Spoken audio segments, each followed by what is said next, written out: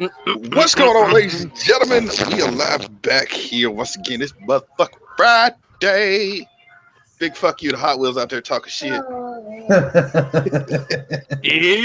it's that time of the week. Yeah, it is. It's that time of the week. I watched that 1.5-minute ad, so Red One gets that monetization money. Oh, yeah. Thank you. Thank you. Thank you. Hey, you know what, man? Oh, shit. I gotta mute my shit. It was echoing. So, Vegas Girl, I actually just did a video from her today. She got me the coolest fucking fan mail gift I've ever fucking seen in my life. Hey, Callie, is that you with the music in the back? Oh, shit, yeah. It's the fucking iPad. Hold on. Yep. Da-da-da-da-da-da. Sorry, back road. Sending you a link here soon. Don't want to get copyrighted. Da-da-da-da-da.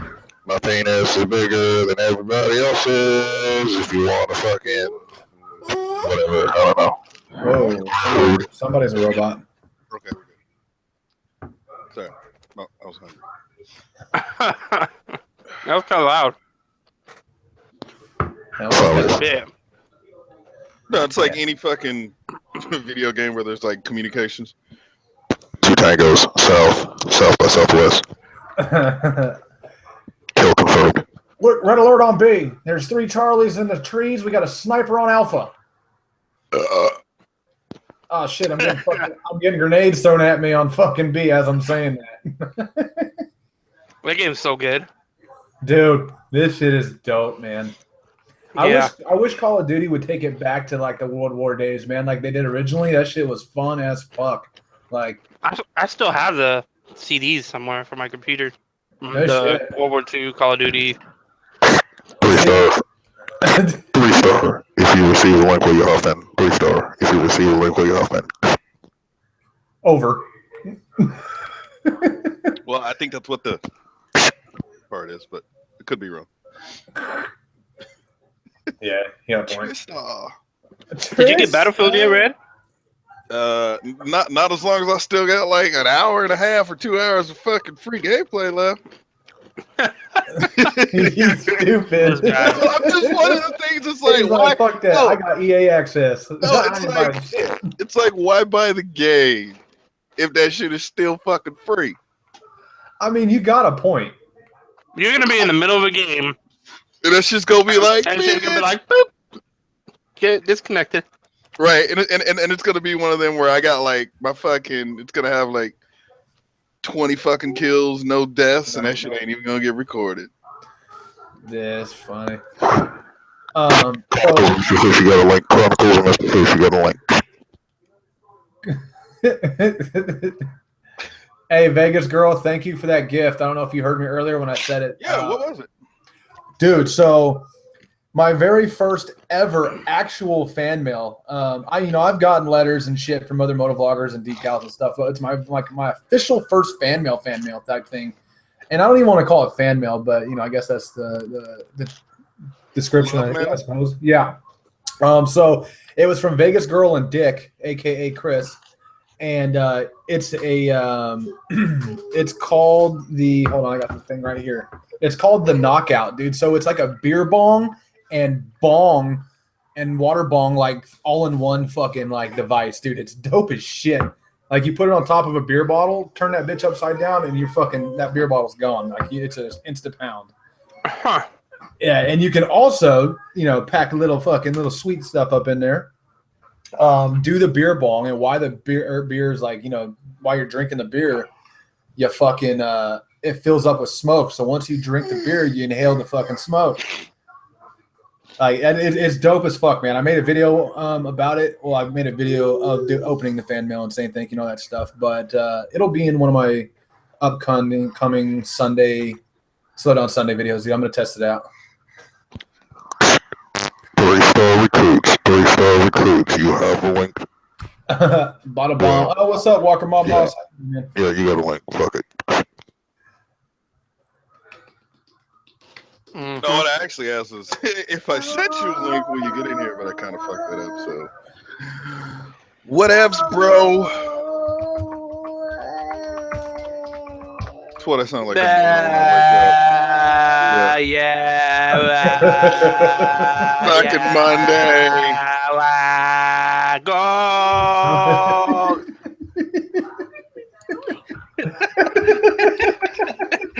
Tell him Yeah, you're like, mocking shut a the fucking 15-year-old or 15-month-year-old.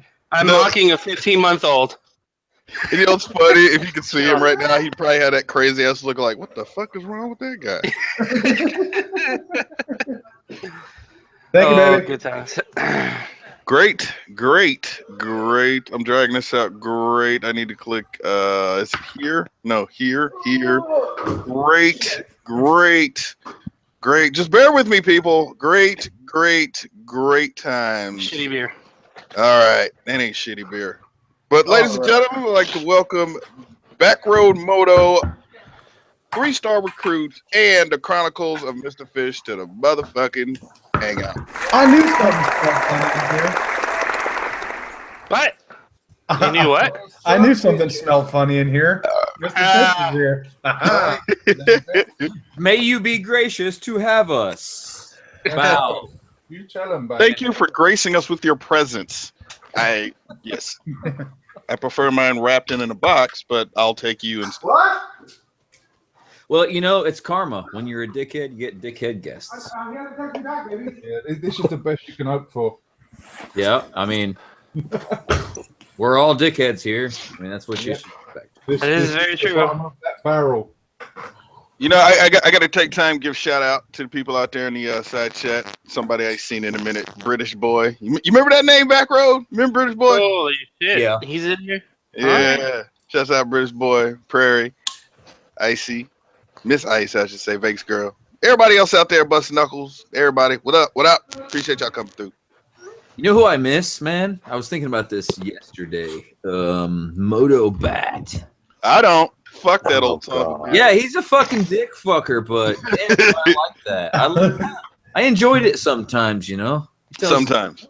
Yeah, sometimes. Yeah. No, you know the honest truth is I have no like legitimate beef with the dude, but just out of left field, he just like it was just this one video he posted and I commented on it. And so like the next video I commented on it, then I went back and like he replied to everybody's fucking comment except mine. Oh. And I was just like, you gotta love when that happens. And like after a couple videos, like gave the benefit of the doubt, right? Because that, like, I'm no bullshit. I went back and saw some video somebody commented on from like 11 months ago. Or no, I'm sorry. They commented now. And then I looked at the comment before that was like 11 months prior. And then I realized like I had missed like 2 or 3 people's comments. And I was like, ooh, shit. So I went ahead and made some like quick comments. They're probably like, what fucking video is this? I ain't even subscribed to this motherfucker no more. I mean, the first fight that Goat and I had, like the first one, that's not much, but the first one we had, he got all pissed at me, never talked to me again. Who? Motobat? Yeah, never again. Yeah, that dude's got shit. That motherfucker sniffed my seat, dude. What the fuck? That was such a good one. I remember that. He owes me $10. You don't remember the whole sneak sniffing? Nah. Yeah, that sneak sniffing. Not yet. Working on it. Yeah. Oh, the Jack Daniels night. I still like the guy. Is that weird? It's like your dad that gets pissed off all the time at you. No, it was cool. Yeah, like we had some funny moments for sure. Like when he came out here, you know, that's what I was just like, what the fuck is this dude's deal? It's like if him and it literally started that night that him and Goat went off, right? And Goat called him redundant and all that shit. But it's like I never did shit to the dude, right? And it's like for you to like act toward a, you know, like an asshole towards me or whatever, I'm like, what the fuck? Because like he came out here to do like some paperwork or some shit or something like out here in LA. So like I drove or rode my little happy ass 40 fucking miles out to go see this motherfucker at his hotel and shit. And because I was like in South Orange County, well, not South Orange, North Orange. That's nice of you. Well, yeah, I went out there and dude, like me, him, and fucking Logically Insane, dude. We fucking, I'm you know, like Logically Insane showed up later, but I spent no bullshit like 3.5, 4 hours talking to this motherfucker, dude. Just, you know, he was just like a cool dude, and for him to just come off like that because I guess him and Gold or whatever. I'm like, what the fuck they got to do with me? And so at that him point, and Goat had fallen out too. yeah, Goat called him redundant. Yeah. Oh, dude, how that's fucked what was that? set He it fucking off. dumps me because I got pissed at Goat one time, which we That- made up later, and then fucking he gets pissed at Goat. What the That's fuck? That's what set it off. That's what changed when 'Cause- Goat called him redundant. It was fucking over. That was it. like the last fucking hangout. Because no, it was one of those things, Billy, where we were having like a true honest discussion, right?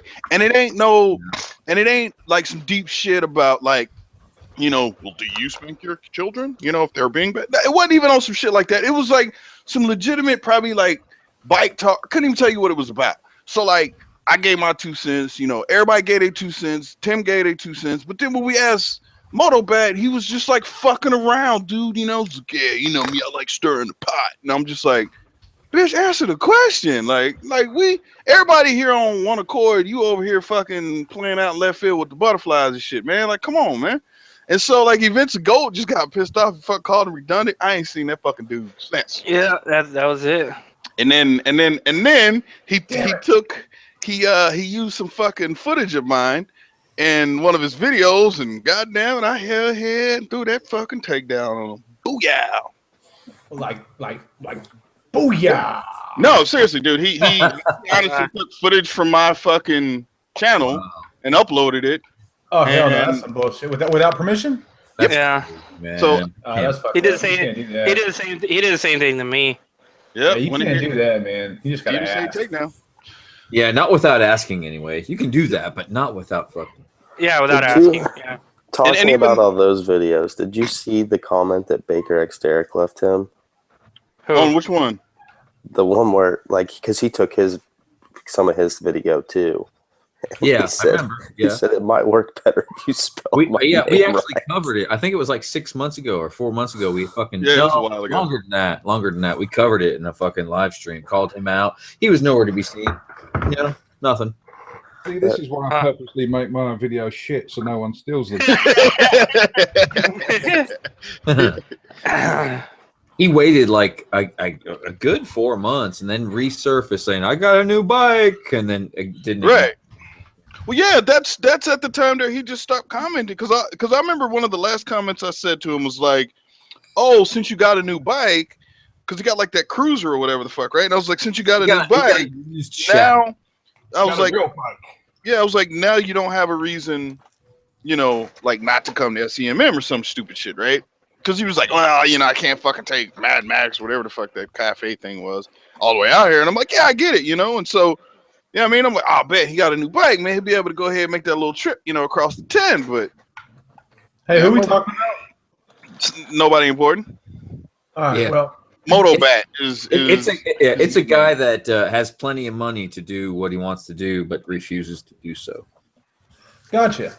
Well, there was somebody asked in the side chat, and I've been sitting here hanging out this whole time, like talking about it with you guys, and I don't know who the fuck we're talking about. I'm not gonna promote that dickhead over here, man. Yeah, we're promoting him a little bit too much. Fuck that.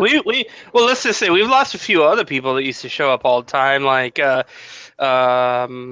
Cow 85, fuck that guy. He's a douche. Chip Hardbody. Chip Hardbody. Chip I'm trying to get Hardbody, that yeah. motherfucker to come back here, but he ain't been able to make it. Life, life. I get life. He and CNR6. I didn't do 2 shits about that dude. Well, once Here's once I realized that motherfucker with the whole Instagram shit, that's when I was like, nope, I'm done. Here's the thing, man. It doesn't take but 10 minutes to check in with the Motovlog community. After you don't hear from somebody for a year, you can fuck off. Well, CNR6 still makes videos, I think, except he's kind of like a loner. He doesn't he don't mix with anybody. Like he just doesn't want to do that. And then the only Yusuf, man, what happened to that fucker? Oh, he kicking and screaming. See, and what's his name? Motherfucking Bird Word gonna fucking come. Guard the word, yeah. Where has he been, dude? I love that guy. All I know is love that name. all I know is that motherfucker ain't said shit. Then he saw the video. He just commented like earlier this week on my high side video, which is a Jixer, which is what he's all about. So Yeah. I was like, bitch, you just come out of the woodworks on the Jixer video or some shit, this and that. And then after that, I was talking shit like usual. Like, bitch, I'll still run laps around your ass. He But- is. And then- I mean, And then That's why I miss him, because that guy can run. I didn't give a fuck, man. He can Yeah, he run. was awesome. Like, he's like, I'm somewhat like him. Just I'm a little more I guess detuned per se. Yeah, you can ride too, but you're real smart. No. about it. I'm talking about the shit talking, not holding your fucking tongue. What about escape behind bars, man? That dude disappeared too, man. No, because I'll ask realists and the guys. I'm like, hey, what's up with escape? And they're like, oh man, just busy, man, doing his thing, this and that. Shit happens, dude. I mean, the honest truth is, like, say if I caught me a job and they fucking paying me like $180 a year. Oh yeah. Like, I mean, I'm gonna be on Instagram, but fuck YouTube at that point. Fucking turn around and sell that shit sell it to somebody. I'd be like, who want to buy the red one Motovlog channel? Go ahead. Let me start off at $3. Let me get 3 to 4 to 5 to 5 to 6. Now, 7 times. And wasn't TikTok's back though? I saw him commenting on something. Well, he's got Well, vlogs out. He's got vlogs out in the past couple of months, so he's back. Well, Sort of. I put a sticker back on my. He's putting vlogs up, which means that his little ordeal he was going through is over, and so I put a sticker back on my shit. I was scared. I was fucking freaked out when he said that shit. He's like, "Yeah, there's people looking at me." No, I mean, so I got freaked out. Wait, man. did I really turn this laptop? Fuck, I turned this laptop off. But he's back, man. Yeah, he's made a couple vlogs, so I'm happy about that. Yeah. Even though if he hates me because I took a sticker off. You know what? See that's what we're doing. We're going full circle here. I kind of like how this is going. Let's see. British boy, what happened to Goatfather? Goatfather is doing Goatfather, man. He's he's enjoying life, enjoying his the new baby. Well, not new anymore, but the baby, he's just riding and fucking, hanging out, man. Goat's I guess experiencing what life is really about, not what an internet life brings from time to time. You know what I mean? He's reality. Yeah, he's really doing the shit that motovloggers portray that they're doing. You know what I'm saying? Yeah. What are you trying to say? That not all of us are about the shit that I be talking. He'll be back real quick. That's why he'll realize that real life is a hell of a lot of work, and he'll cherish his little few seconds that he gets away from that fucking hell. Well, let's say this. That's what the bike's for. Absolutely. The majority of you guys, well, I don't want to say you as in on the panel, but those that I interact with a lot, you guys don't fit that fucking stereotype. But there's a lot who do, and I stay a little distance away from them. You know what I'm saying? I'm cool with them. Hey, buddy, what's up? How you doing? Right? Not one of them smile in your face, talk shit behind your back. I'm just not finna go out of my way and break my neck to do anything for you. You know what I'm saying? Yeah. But so who else we missing? Ghost, it's been a while, dude. Fuck. Oh, you back in the day? When are we meeting up? God damn it! That's a damn good question. It's a very good question. We're fucking 20 miles from each other. No shit, you guys haven't met up yet. Oh, dude, 3. Did I tell you I got 100% okay permission from the wife to bounce the fuck out? Like to get divorced and just leave? Dude, that almost happened yesterday. Not gonna lie, that literally just about happened. We'll put the toilet seat down.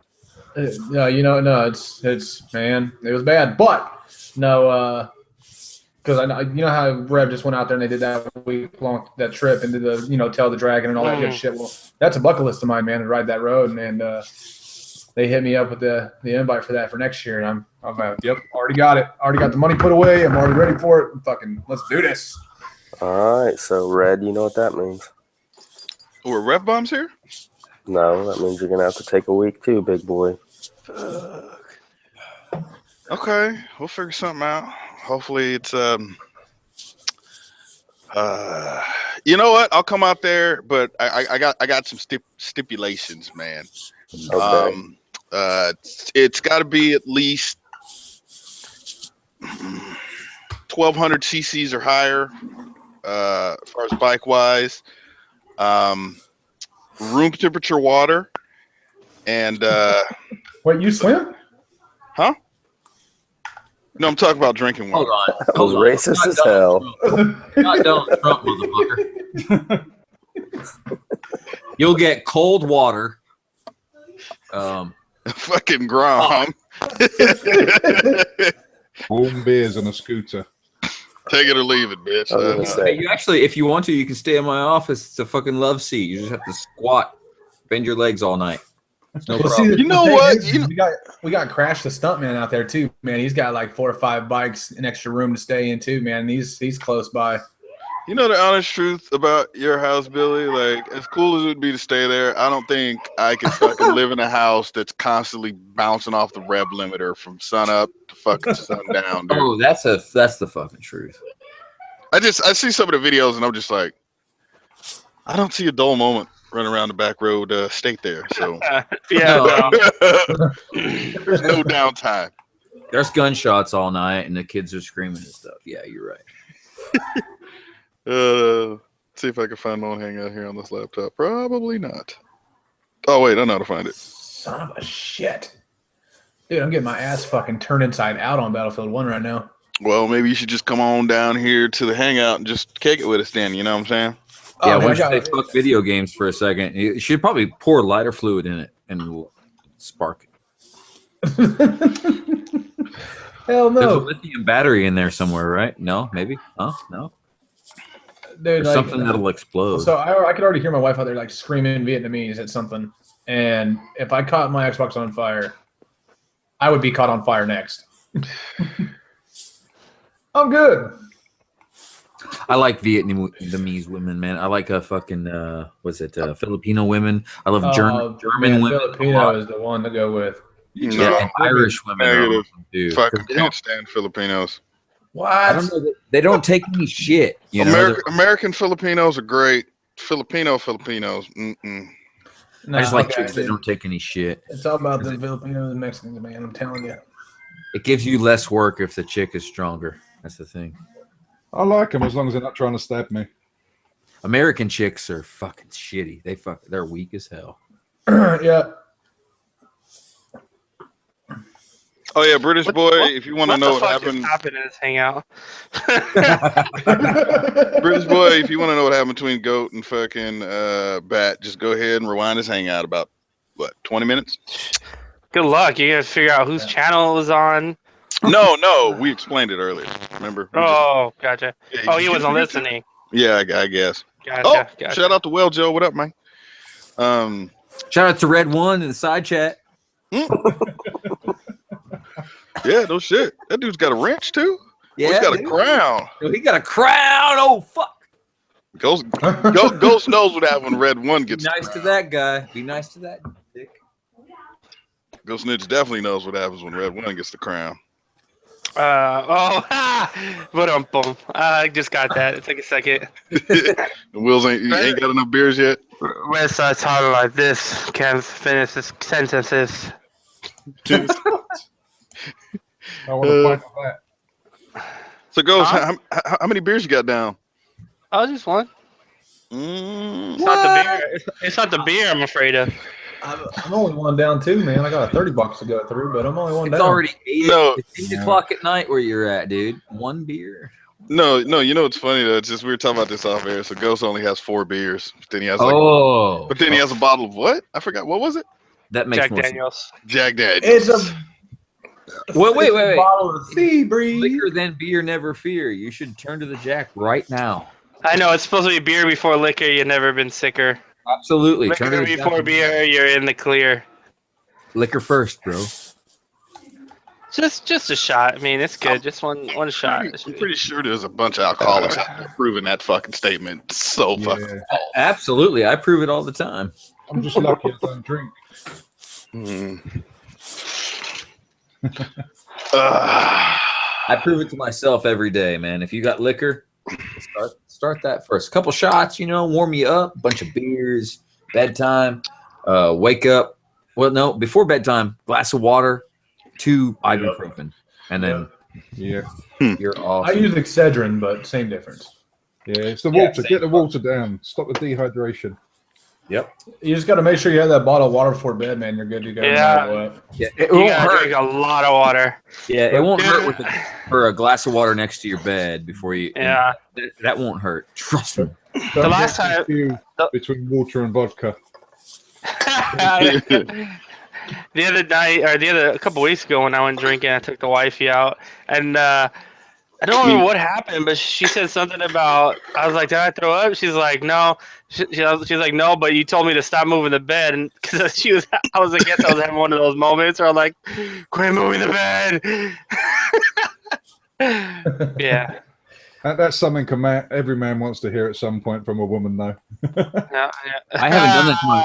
I see what you did there. I haven't even thought about Yeah. that. I need to start fucking making my wife do that when she drinks with me, man. Because when she does, she wakes up horrid. She doesn't. It's like she's never drank a fucking alcohol beverage before. My wife doesn't even drink. Yeah, mine doesn't either. Yeah, so she just takes the mickey out of me. I got one of those wives that shouldn't, but does. Oh, we got Midwest. I'm that guy that my wife's like, "Don't you dare have another drink," and then like I'll have a drink in my hand, and she's like, "Put it down." I'll like, whoop, pound it. There you go. Hey, Midwest, check your email here in a sec. I'm trying to figure all that stuff out. Let's see. Hey, Billy, can you hit up the faggot forces and see if Jake's available? Because I kind of want to get him. No, Jake is not available tonight. Damn it! He's got problems. Kind of want to get his 2 cents on the whole topic for the night, which No, we'll get into. He's extra busy. What is the topic tonight? Bitch, it's in the title. Oh, like I said, I've been on Battlefield. Let's not put any fucking effort into this whatsoever.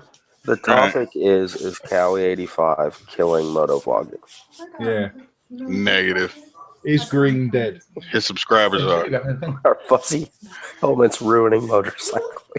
Hey, Everyone. I am not ruining shit. I am all about the motorcycling. Where the fuck is? Okay, Midwest. I don't have your fucking email address. What the fuck? I should. All right, I gotta quit doing peyote. I need to do something. Peyote's a hell of a drug. Tried it once. It was not enjoyable, really. I've never tried peyote. It's like, it's too much. That's the problem with it. It's too much. Oh, yeah, peyote's fun, man. I didn't like it. I just came back and was like, I don't ever want to go back to that place. That's a place I didn't want to be. Did bad things happen? It depends on. All right. Peyote's a lot like. There's two types of mushrooms. There's mescaline and psilocybin, right? Mescaline is kind of harsh, like fucking kind of like LSD. Like, you know, it'll take you fucking further than you want to. Psilocybin is the basic cow shit mushroom. And that shit's fun. You know, the stuff you make. You know, eat some cow shit. But dude, man, and quantities and mescaline, which is the harsher of mushrooms, you can fucking lose your goddamn mind. That's where PCP comes from. It's a derivative. Yes, I read. If you guys ever get a chance to read a book called, what's the name of it? The Doors of Perception by Aldous Huxley. It's a great fucking book about mescaline. Pretty much a scientist takes mescaline and then documents his fucking trip on the shit. Oh, and yeah. pretty much, it just mescaline, it literally breaks down. So you know how your brain puts up these barriers, right, to protect your shit? Like the reason why, I didn't remember my crash and all that other shit, blah, blah, blah, even though I didn't lose consciousness and all that shit. Sure. Mescaline takes all of that bullshit down. So you're able to see things in its raw form or whatever, you know what I'm saying? And like learning all that shit. I was like, wait, what the fuck? Yeah, it's like MDMA. It's not mescaline, but it's kind of similar, but MDMA is a lot cleaner feeling, if that makes sense. Like after PCP or mescaline, you get this fucking spinal feeling, like a spinal pain, whereas MDMA, you don't get that per se. Hey, I'm But told. on LSD, you totally get that shit. And if you want to do LSD, no, I'm not going to say that. Hey, Ghost, can you send a link to Scott? Or is he just not going to show up tonight? Huh, Scott? Huh? I fucking love that guy. That Everyone- guy is so much everyone fun to loves talk Scott. to, dude. He's got a nice beard. Yeah, Well, he's just a smart motherfucker. I got beard envy. ¿Cómo está todos haciendo esta noche? Fuck's that mean, Ghost? And Is he in the side shot? Oh, there he is. it means burritos hold the pico de He gallo. said, how are you guys all doing tonight? Yeah. Bueno. Well, we'd be doing a lot, Yeah. we'd be doing a lot better with Scott in the chat. Mexican pizza, soft taco. nacho. Nacho hold the fucking guacamole. We need the beard in here. Yeah, we'd be doing a lot better with Scott and you. He says, "No me juggin." What the fuck, juggin? He hasn't got big No, breasts. it's just Juzgin. Now he's just making up his own fucking. I think he's retard. trying to say, no me jueguen, don't play with me. I think that's German for sprechen Sie dick. It's American for "Don't jack me off." Oh shit! All right, Scott, you got the. Oh, well, I'm still in that call. You got the invite in your box somewhere. Oh, Don't click it. It's a virus. Hmm. In your butt box. Look at Scott. Look at Scott using Google Translate. Yeah, Hey, why- Three-Star, what are you doing up so late? Total ghost virus, man. Don't jinx me. You know what, dude? Let me knock on wood real quick. Usually, every time someone mentions that up, that all of a sudden you disappear. So I apologize. Wait, hold on. Wait, question. Is that like an IKEA desk? Because that shit ain't wood, dude. I know it sounds like plyboard and shit.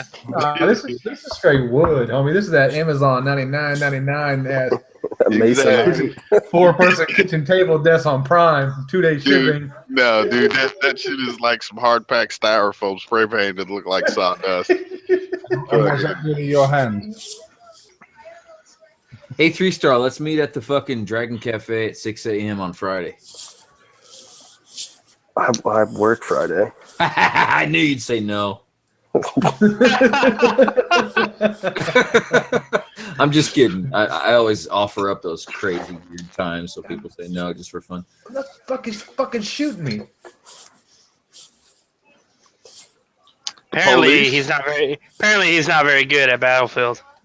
Well, you know how hard it is to play Battlefield on one screen and then pay attention to the side chat on the other screen. Like I'm just running around with a fucking pistol out.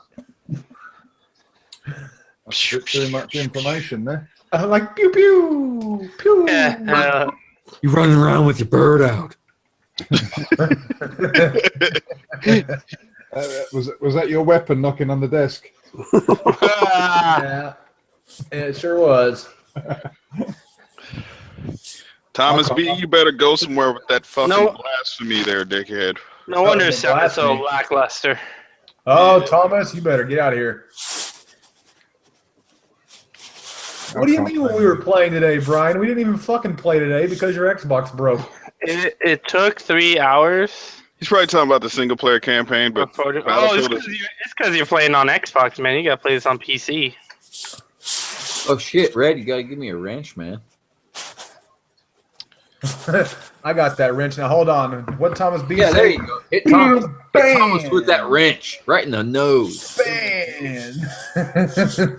Yeah, there you go. Fucking A. Dick. Yeah, I'm always laying on my dick in Battlefield, man. I'll snipe you from across the map. though. Whoa, PC Oh, you're not a is sniper, are gay? you? Bruh. Okay, all I'm gonna say is mod community. All I can say is time out. Time that motherfucker out. That's why I asked for a wrench. I think my kid took a shit. My wife's in there gagging. Man, so we know who the noob fucking gamer is on the side chat there.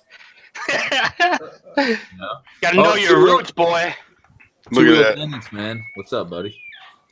Yeah, I'm gonna go ahead and let my PC fanatics. Kylie, Lisa, you need to be over there fucking dropping I the know this shit. right. You know what I'm saying? PC gay. Fuck out of here, dude.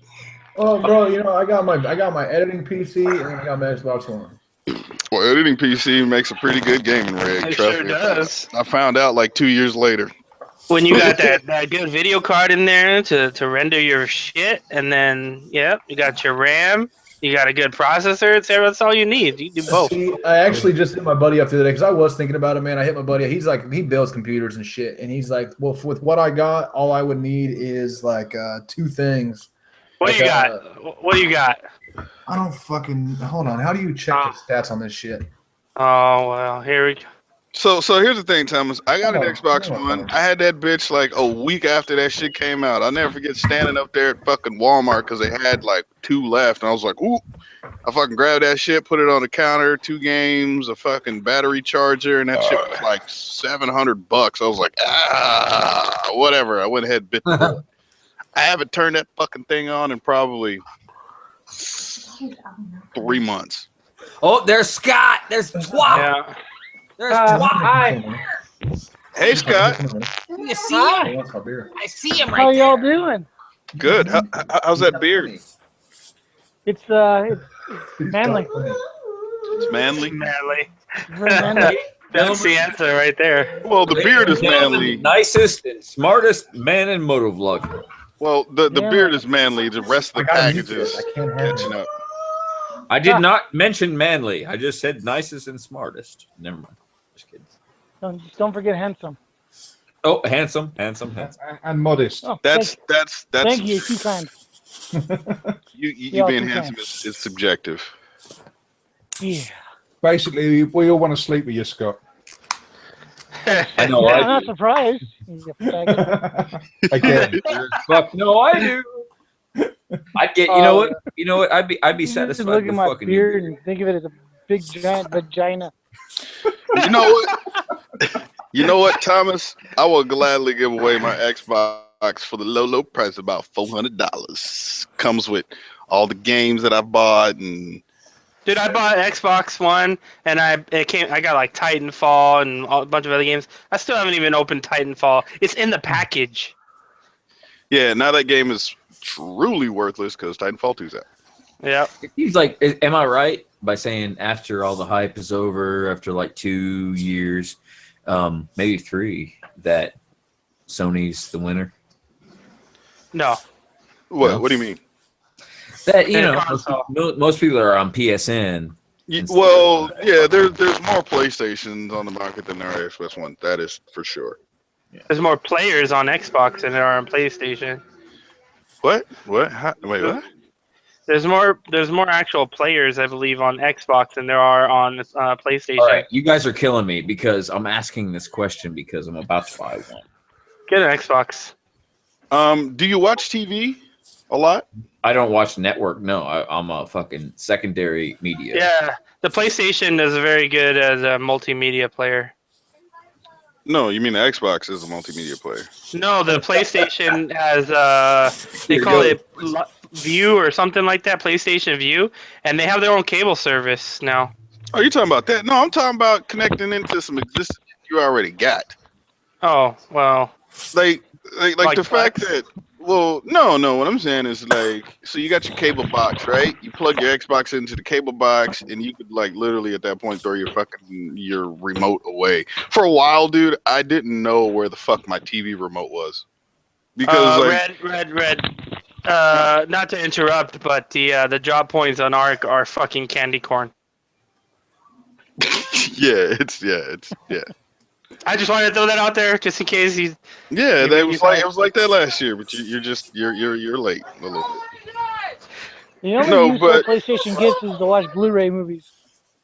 Yeah, you can watch Blu-ray Yeah, movies yeah. on the Xbox too. Ding, ding. No? Yeah, you can.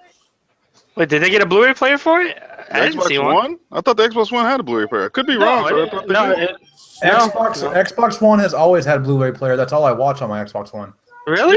Yeah, it's the 360 that Yeah, had since the day one, HD Xbox One had DVD it. bullshit and Who's Yeah. got time for Goddamn, I've games never anyway? tried that. I know. I got too much motovlogging to do. I never had time to edit. I'll have lots of time to play games Was it- soon when it fucking rains It's always for a about struggle. 2 months.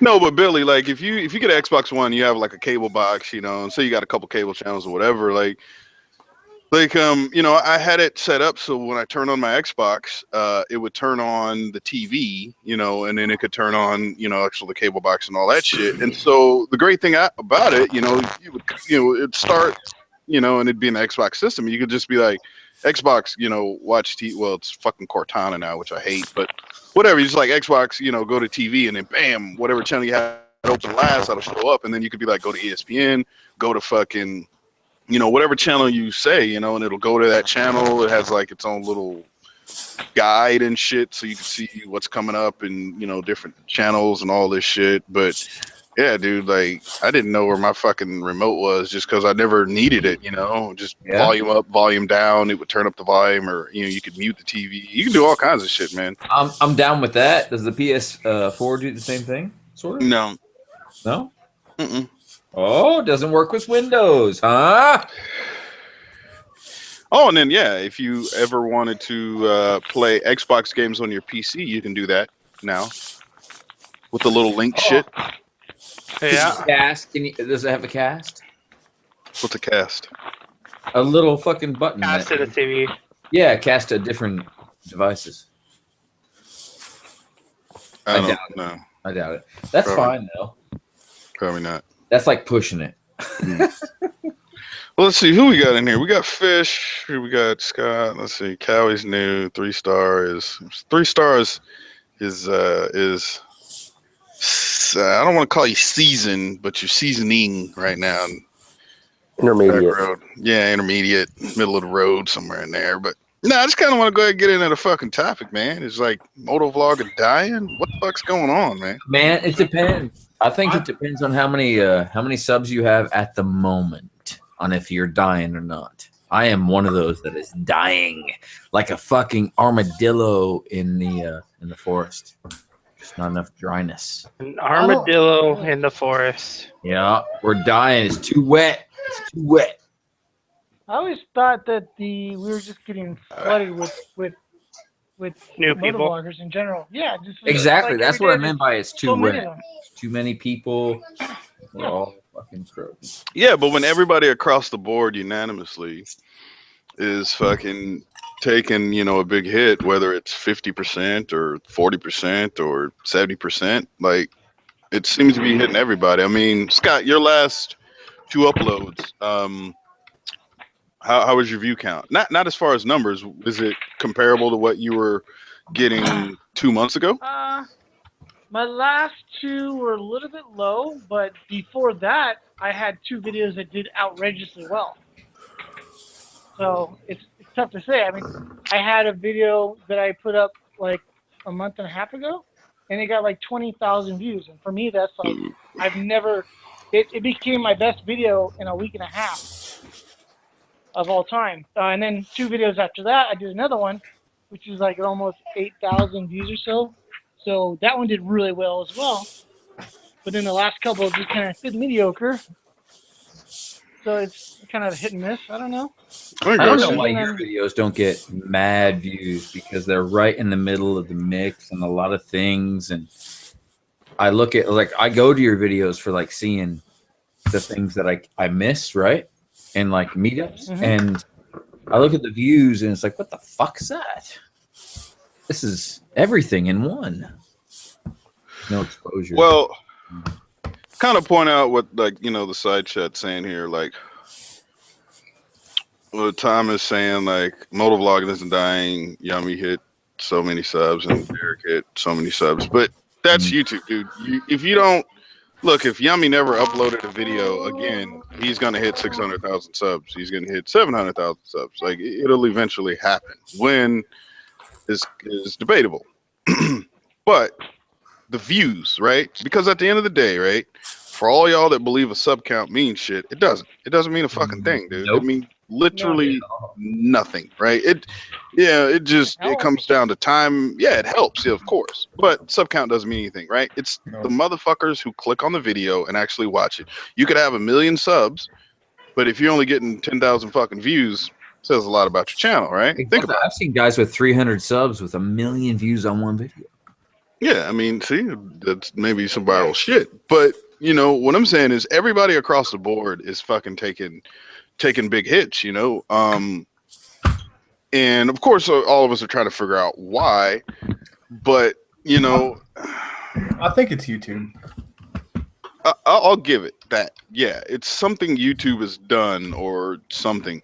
I don't know if they're declassifying maybe auto-related channels, or it could be some of the keywords in which we put motovlog, motovlogging, motovlogger, you know, and this and that. Maybe it could be something to where I've thought about this, like, you know, they're deprioritizing content which say maybe has negative reactions, right? And it's kind of like what Jake was talking about in his last, or not his last video, but the video before, where, you know, he's talking about like the road rage shit, right? I mean, that's not a positive light, no matter how you look at it, right? Sure, some people enjoy it, but then there's the other side that fucking hates it and, you know, talks a bunch of shit. But as far as like companies putting advertisement and all that other shit on it, they probably Not necessarily, ad friendly. Yeah. it's not, you know, ad friendly. Whether or not you get your shit demonetized or whatever, nobody wants to fucking attach their business or, you know, their name or something to something that is considered in a whole as negative, right? Because at the end of the day, there's more people who don't ride than people who do ride. So as a whole, you know, if you're able to get 1 million views on a road rage video, the majority is probably going to say like, you're an asshat, blah, fucking blah, because, you know, like I said, they don't ride and they just think like, oh, whiny bitch, you're a motorcycle rider, you're making motorcyclists look bad and blah, blah, blah, blah, blah, all this bullshit. So, you know, I don't know, but as far as like, I don't know. Like, that's why I asked. Like, is it dying or is it just being deprioritized? You know, I think it's just winter, man. That Period. could be that too. For real. It's just winter. If you think hard enough, think back to all the other beginning winters of your motovlogging career, and I mean, you'll realize that we've been through this. Well, this is gonna be my first one. it's not. No, so yeah, this will be my third winter, right? So it's not about winter. You know, it's not. To see my views take a 60% drop in the average viewers, because, you know, for me, I would post a video and it would have on average so many views by the end of the day, right? And of course you're going to get people that's going to come back the next day that didn't see it the first day or whatever and shit like that. But at the end of the first day, I had a general consensus on what my videos came to, and now that they're like less than half of what I normally get, that indicates something. And it doesn't, for me, I noticed that my subscriber base would drop off when school started, right? So it's like, you know, middle of August or in August, my subscriber number would dip really, really low. And I've even had this talk with like Scene Cycle. And so like the shit would dip, and then all of a sudden after school started, you know, a month or so after it started, then the subscriber count would come up a little bit, you know, but the views were for the most part still there. Sure, they were down a little bit, you know, but that's to be expected. And then it would come back, and then eventually around Christmas time it would come strong, and then once school started back up in January or whatever, I would see like another dip, and then it would come back up in March and then April, and then the summertime, and then bam bam, all right, everything's good, you know, and then you know, we're back to it. But the view count is what's really getting me. So it's like, where the fuck are all these people that used to watch? You know, where are these extra 300 or 400 people that used to watch my videos 2 months ago, you know, on a regular basis? Where did they go, right? And whether they're subscribed or not, it's like, what happened to them? And you know, I think that's what most of us is trying to figure out right now. Well, maybe we as motovloggers all need to just step up our game and make people happy, make people want to watch. Yeah, That's a thought. that's what I need to You're learn in a how to do. hole, Scott. Maybe they're all getting sick of us, and we just need to step up our game and make better content, more interesting content. Maybe people are just getting sick of it. I mean, that could be true. You know, because there's only so much shit you can see, right? You know, like there's only. I think it's evolving. I think people are showing their faces more. I mean, if you look at Cowies, who's on here, obviously. I mean, if you look at yours is sort of like you do the motovlogging plus you add the prankster sort of side things to it as well. Even though he's muted himself now. I'm unwrapping a fruit roll up, and I don't want you guys to hear the fucking crinkling of it. But you know what? There you go. Okay. See, now he's living a good life. That's what I'm saying. Like Cowie's subs and views are coming up quite a lot over the past month. So I think it's evolving into not only motovlogging, but kind of like a personality thing as well, bringing the personalities more into it facially, if that makes sense. That should be a thing anyway. I always thought from the first time I started motovlogging, dude, you fucking be yourself. Just it's about talking to people. I guess you call it. I mean, I just thought you call it motovlogging because you're on a bike, but it's about turning your camera on, and fucking talking to people. I guess. I think it's just about like having fun, man. Like I don't like to consider it vlogging. I just like going out and being a fucking nutcase and talking to myself. Right. And the best part about it is when I upload it and people enjoy that side of you because they know it's real, they know it's authentic, you know. And I've been seeing a lot of people recently that I've talked to. They're giving up on you know making videos, or they're not gaining subs, or they're saying, you know, I'm not getting this or this or this, or yeah, don't say a thing. Just let them fucking think that. We got too many vloggers. Just let them drop it. Well, no, but this is the thing. There's a reason for that. And when people don't realize it, but when you're not yourself and you're not out there having fun and enjoying it and doing it to have fun, other people notice that. And when they notice that, they're not going to care about your channel. Well, that's it. It's about sharing your passion on fucking YouTube. It's not all an act. There's no script. Well, some people have got scripts, but it's not all scripted. And it's just basically you go out, you're having a laugh, you're doing whatever you do on that day, good or bad. And you're putting it on the screen, and people buy into that. I think. Yeah, you can see those guys right away too. They're like, I'm on a bike. You've seen my video. Look at this guy. Like, you know, for example, man, like, I took your advice on this one, Red. I don't know if you watched that video I uploaded today, but it was about my son that just recently passed. I finally just came out about it and did a little video on it, it's a little montage, and dude, I've had the most positive feedback I've ever had in my life on just a 4-minute fucking segment of music in a car wash. Mm-hmm. You know what I mean? Like the love is unreal, but people see, you know what I mean, like who you really are and what you're about. And I think that's where, you know, the plus side of YouTube comes in, man. And that's where your subs continually stay and get your views, and that's why you get people coming back. And when you start falling away from who you really are, you know, I could see, you know, things going downwards. But I mean, none of us guys in here do that. All of us are still pretty fucking positive and everything on our sub count and views. But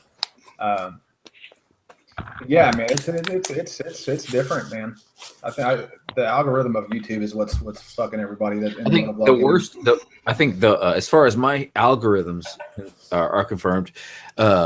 Are concerned. What the fuck? I'm confirmed. Illuminati. Hey, man, the dumber people get, the more subscribers I get. It's awesome. Like the dumber fucking society gets, the more people fucking latch on me, and they're fucking get dumber quick. Well, like you know, one thing like Joe posted earlier. You know, he was saying that most of what did he say? Trying to go back. There it is. Most of the bigger guys appeal to fucking 10-year-olds, right? And you know, like, and you know, Cal, I said this about you, but it has nothing to do with you.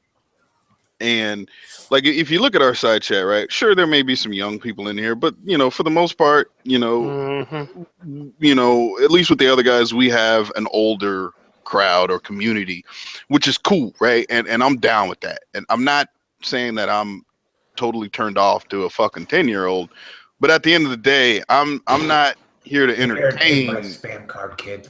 Right. Yeah. Hey, here's my Hey, here's my spam card, kid. Make sure you subscribe to my channel. Hey, tell your buddies too. Tell your Like, 4-year-old brother as well. right. You know, I don't make my content for a younger generation because I'm not a part of that generation. So I'm not here to like whatever add Legos to my fucking helmet or or do Or some wear a green muffin. What the fuck you trying to say, huh? I was waiting for that. no, but You like Sesame Street motherfucker. right. Hey, well, you know what? Most of You them guys probably wanna- wouldn't even know Sesame fucking Street. That's a perfect shirt for you, man. You make a street that just says Sesame But Street. see, you know what, though, dude? It's not even a fucking Sesame Street character, dude. It's not even a Muppet. No, of Like, course it's not. literally just a cover, but everyone Yeah, calls yeah. it fucking Elmo. And I'm like, bitch, Elmo's red. Elmo. Well, you're green Elmo. Bitch, there is no green Elmo. Green Like, Elmo. what the fuck are you talking Jealous, about? jealous Elmo. On a side note, that beer I just opened smelled like butthole. All right, we'll enjoy it. It's not like mine.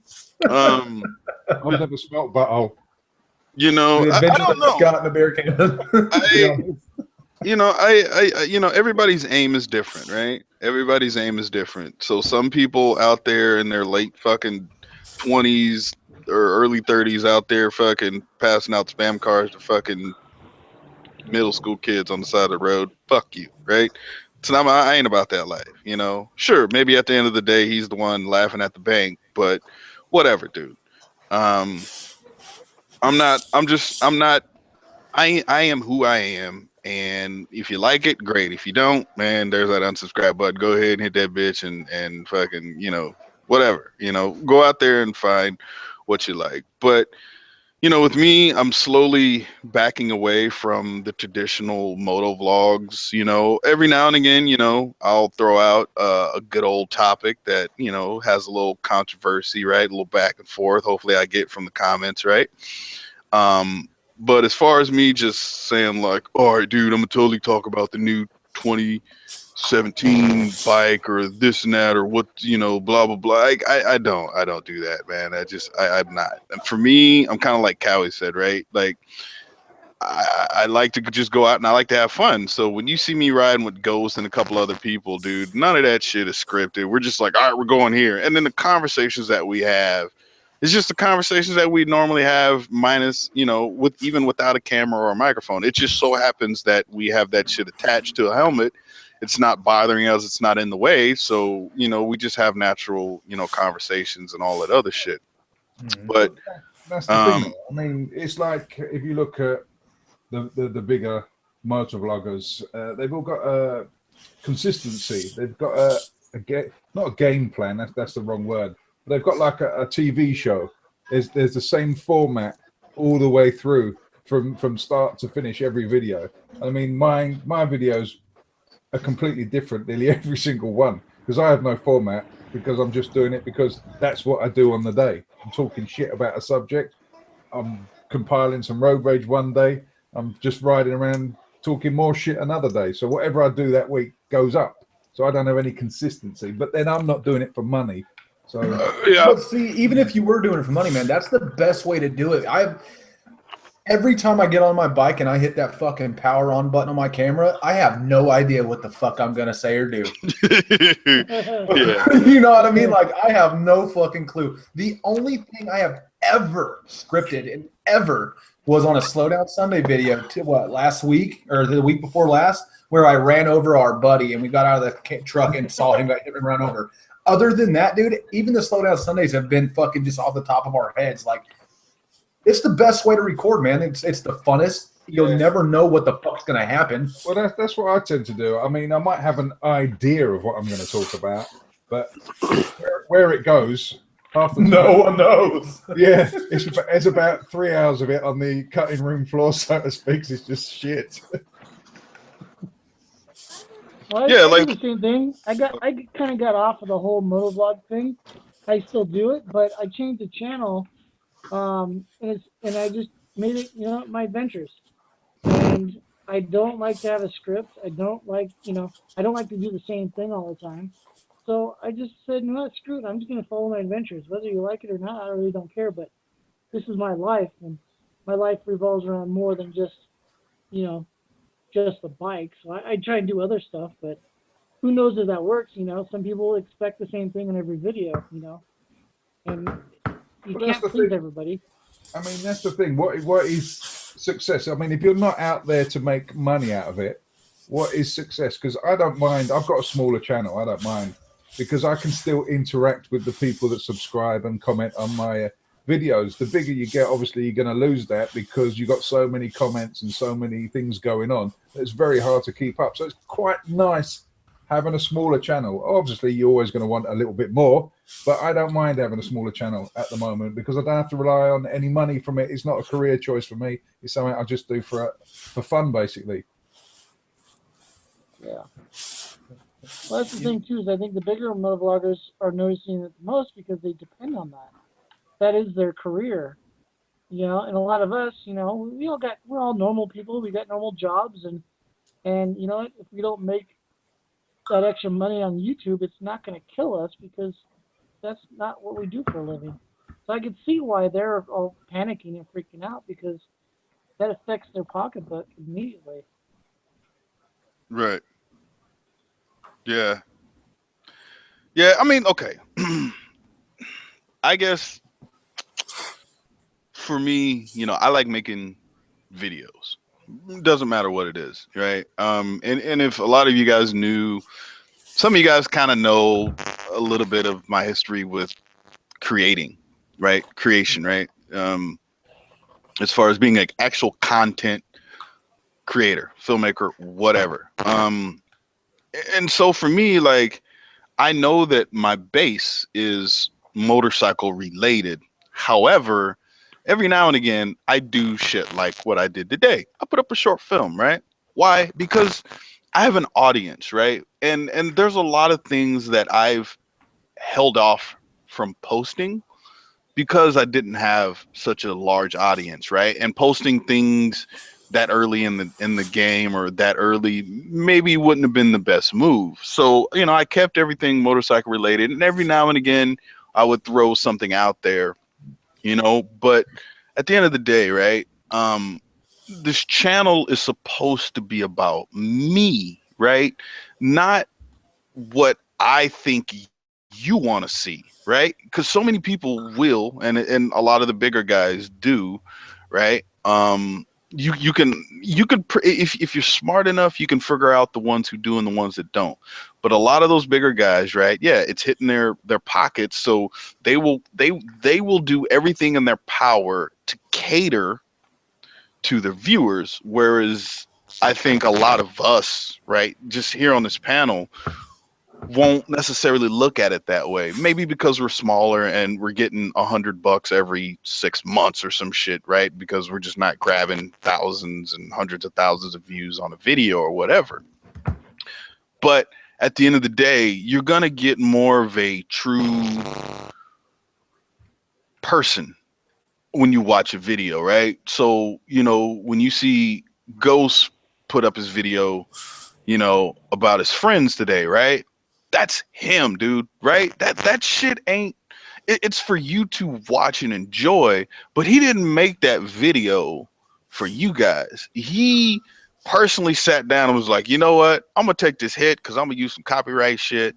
You know what I'm saying? But the song fits the fucking, you know, fits my emotion. Like, these is my dudes. These is my people. This is my journey. These are the people that I've connected with and grow to love, or, you know, enjoy, like, or whatever over the, you know, the years or whatever.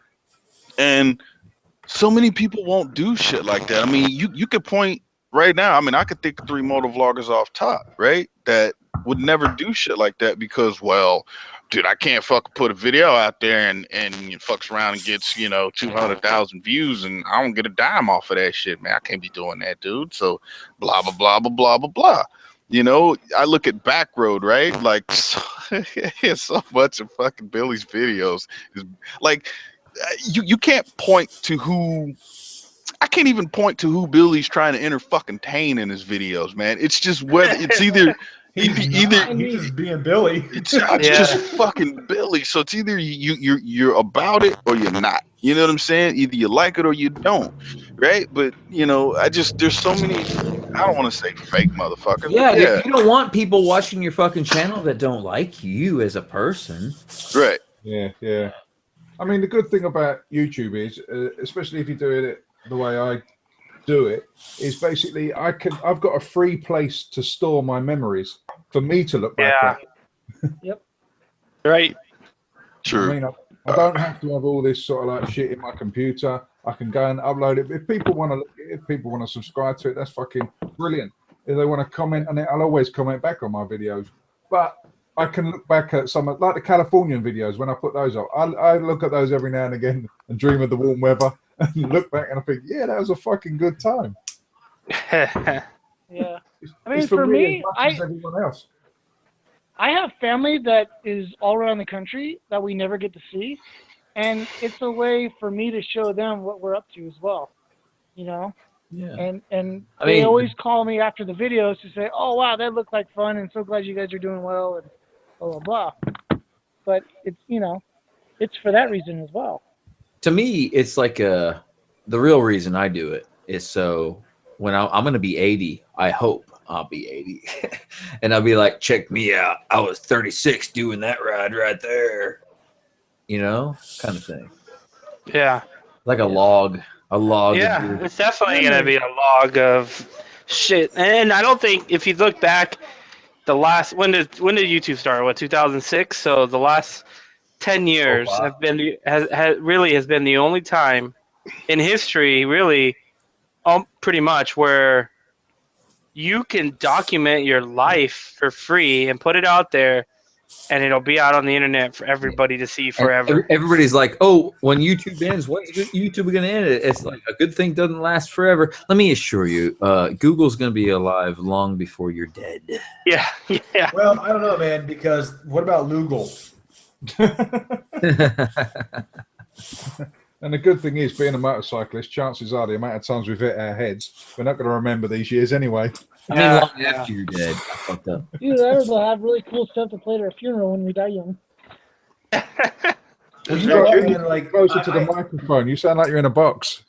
Who, me? Oh, I'm sorry. No, Scott. Are you talking about me? Oh, Yeah. Sorry, I'm in the garage working on my bike right now, so I'm like. Oh, what? Working on one of your 17 oh bikes? man, you're having an install party? What the fuck? Kind of sound like a Muppet. No, my Supermoto, the drain plug got all jacked up, so I just had to get. Oh, I think the skeleton thing appeared. Ghost. We all Sorry, saw that sorry. shit last. Yeah. Fuck you late. Anyways. Huh?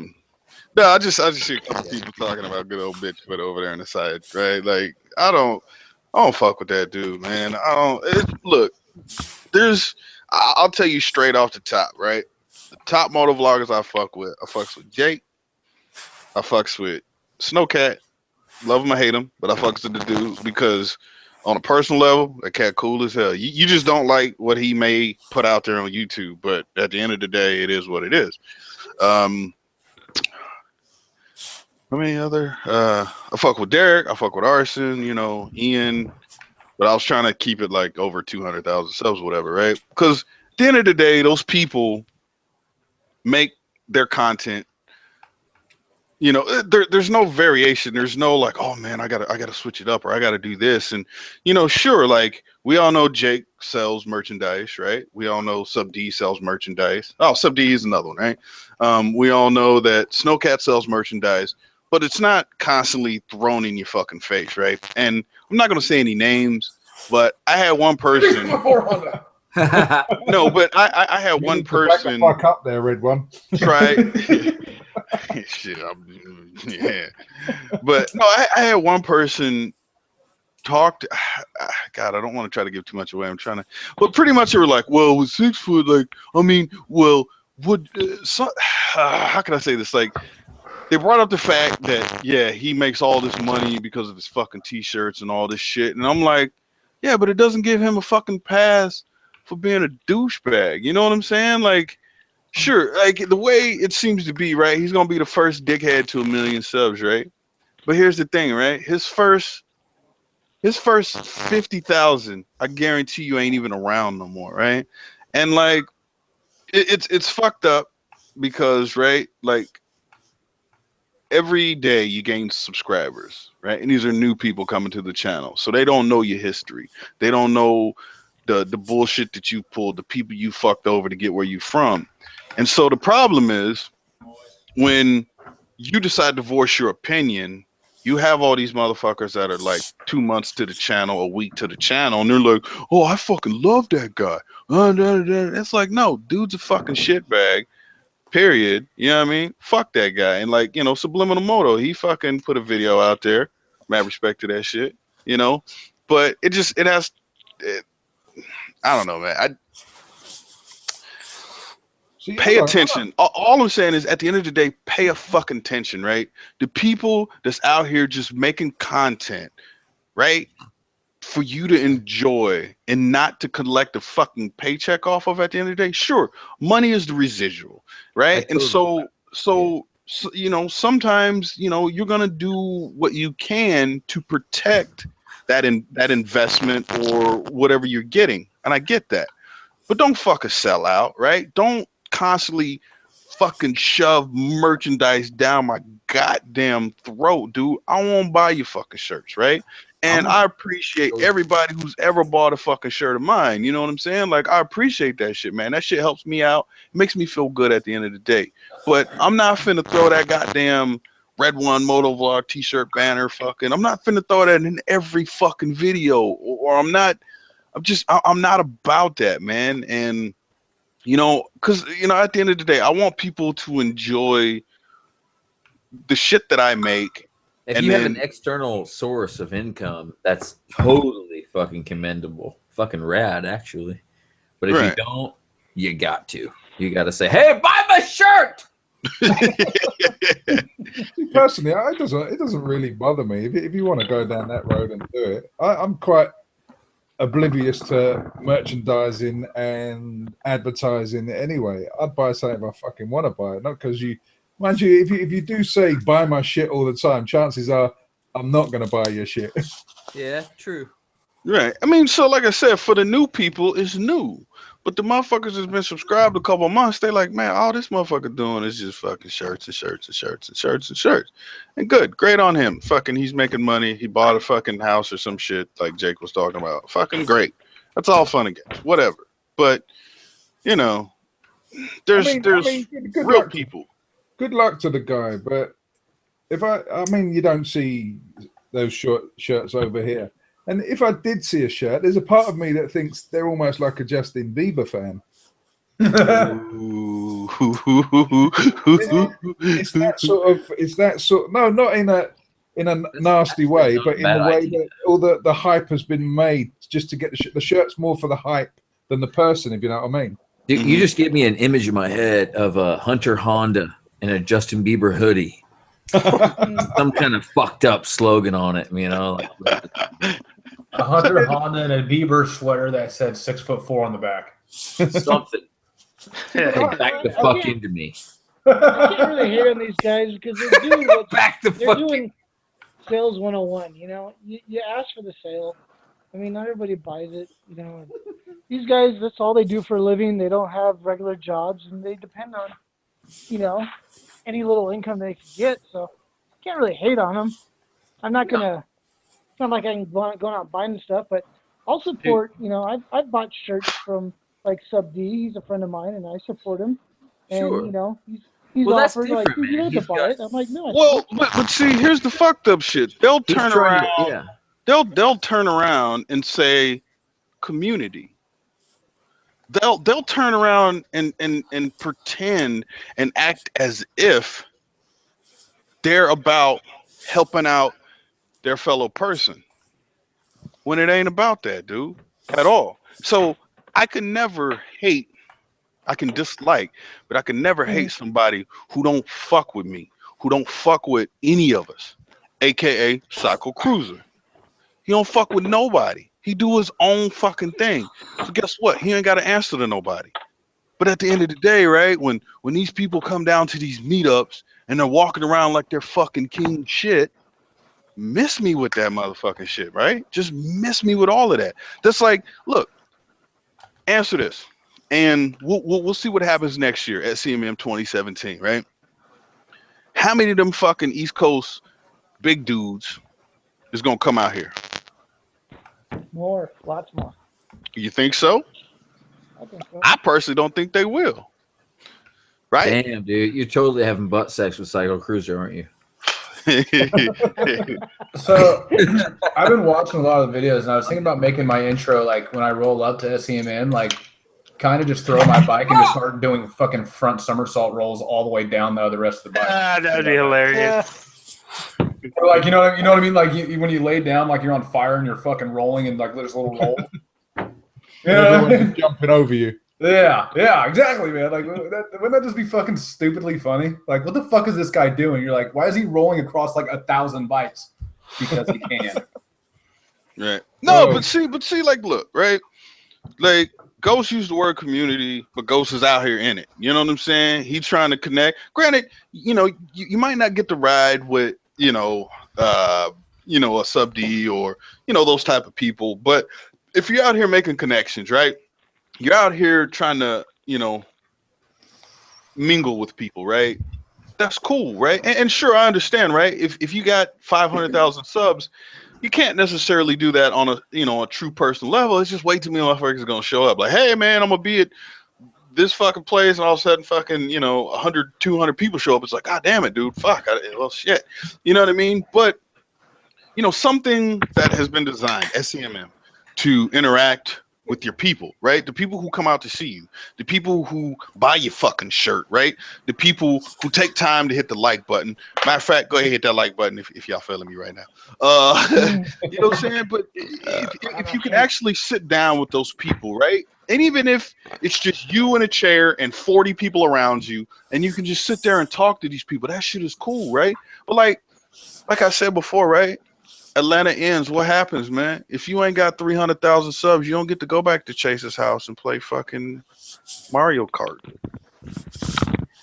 You don't get to do that. You just go back to your hotel, and guess what happens? You meet the real motherfuckers, right? You meet everybody else is in the hotel, and you end up hanging by the pool, drinking some beers, and just kicking it. You know what I'm saying? And then, in the morning, everybody wakes up and goes the fuck home.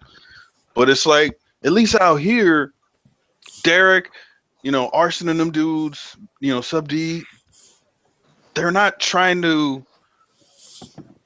create. They're not so, I guess, upper echelons or whatever, to where like they're unobtainable, right? And then it's like, oh, you get to meet them, but it's only for 2 seconds, fucking picture at the dealership and bam, that's it. No, like, hey man, you want to come kick, man? We're gonna be at the hotel for the next fucking 12 hours tonight, drinking, getting fucked up. All right, cool, man. I'm gonna buy some beer. Hey man, you drink fucking Bud Light? Yeah, man. All right, cool, man. I'm gonna get you a beer. All right, man, that's what's up, man. I'll fucking see you out there. Like, come on, man. Like, how the fuck is that not cool as hell, right? But you can't do that out there on the East Coast, man. Yeah. You can't do that shit. You know what I'm saying? And even like somebody like Bash and Rev Bomb come all the way across the fucking country. Bruh, they peons to them, man. So guess what? No love. True. So is that true? What happened? That after the meetup, they all just took off and hung out at somebody's house? No, okay. So what they did was Walterific, Motonosity, Chase, and whoever the fuck else was there. They all went back to Chase's house, and then they all played Mario Kart on fucking Twitch, and was like indirectly asking for money.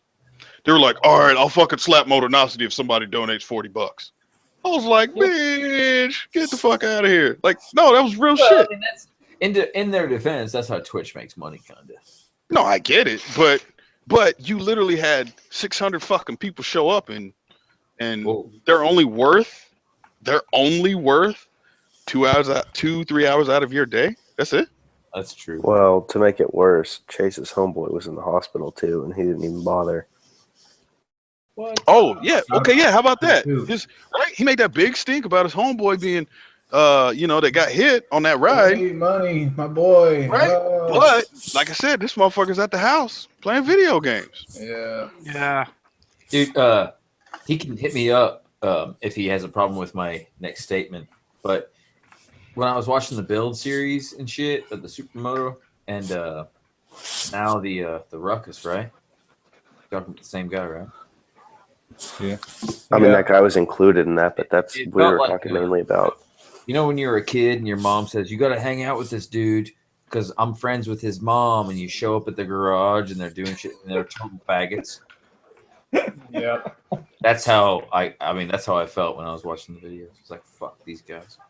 Oh no, in the side chat, guys. This I ain't ranting, dude. I'm just speaking shit that I've noticed over long periods of time. Yeah, dude. Because here's the thing, right? And I've always said this.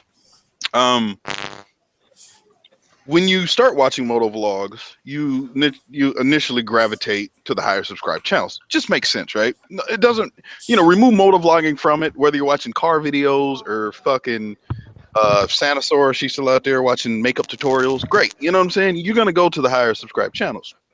But the moment that I became a motovlogger, that's when shit changed, right? Because it's like growing up, right? Or say you're in high school, you're in college, right? And you're a basketball player, and you're like, fuck, dude, LeBron James or Kobe Bryant or this and that, you look up to these people, and all of a sudden you get fucking signed, and next thing you know, you're standing across from fucking LeBron James, right?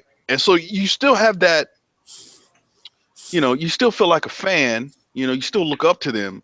But then after a while, you realize that this motherfucker ain't as good as he says he is. They just keep feeding him the rock or blah, blah, blah. Or like at one time you cross him up a little bit and you're like, oh, this motherfucker got a weakness.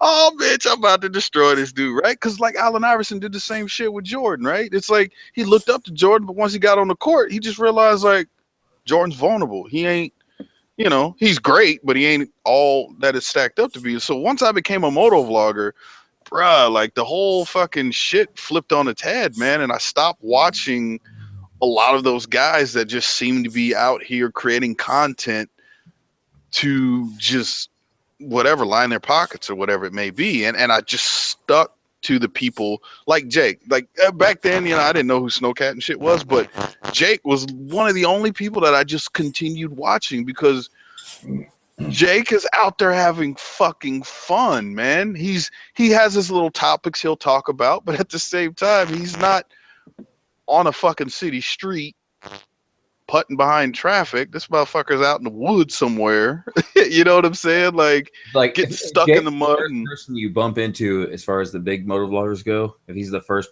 person you bump into and he acknowledges you, that's the biggest score you can have because he's gonna fucking talk.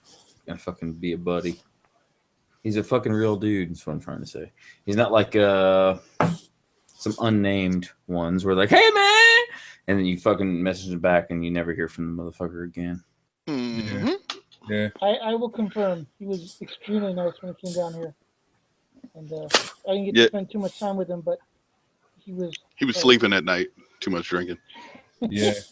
No, actually, I met up with him the night before. Everybody met up with him. It was on a Thursday night for dinner. Oh, okay. And he came right up to me and started talking. I was like, holy shit. He's just a normal dude and super nice. And so for me, somebody like let's just keep Jake under the umbrella, right? Sure. Fucking somebody like Jake, I would help Jake out, even though I know that he's well off as far as the YouTube game.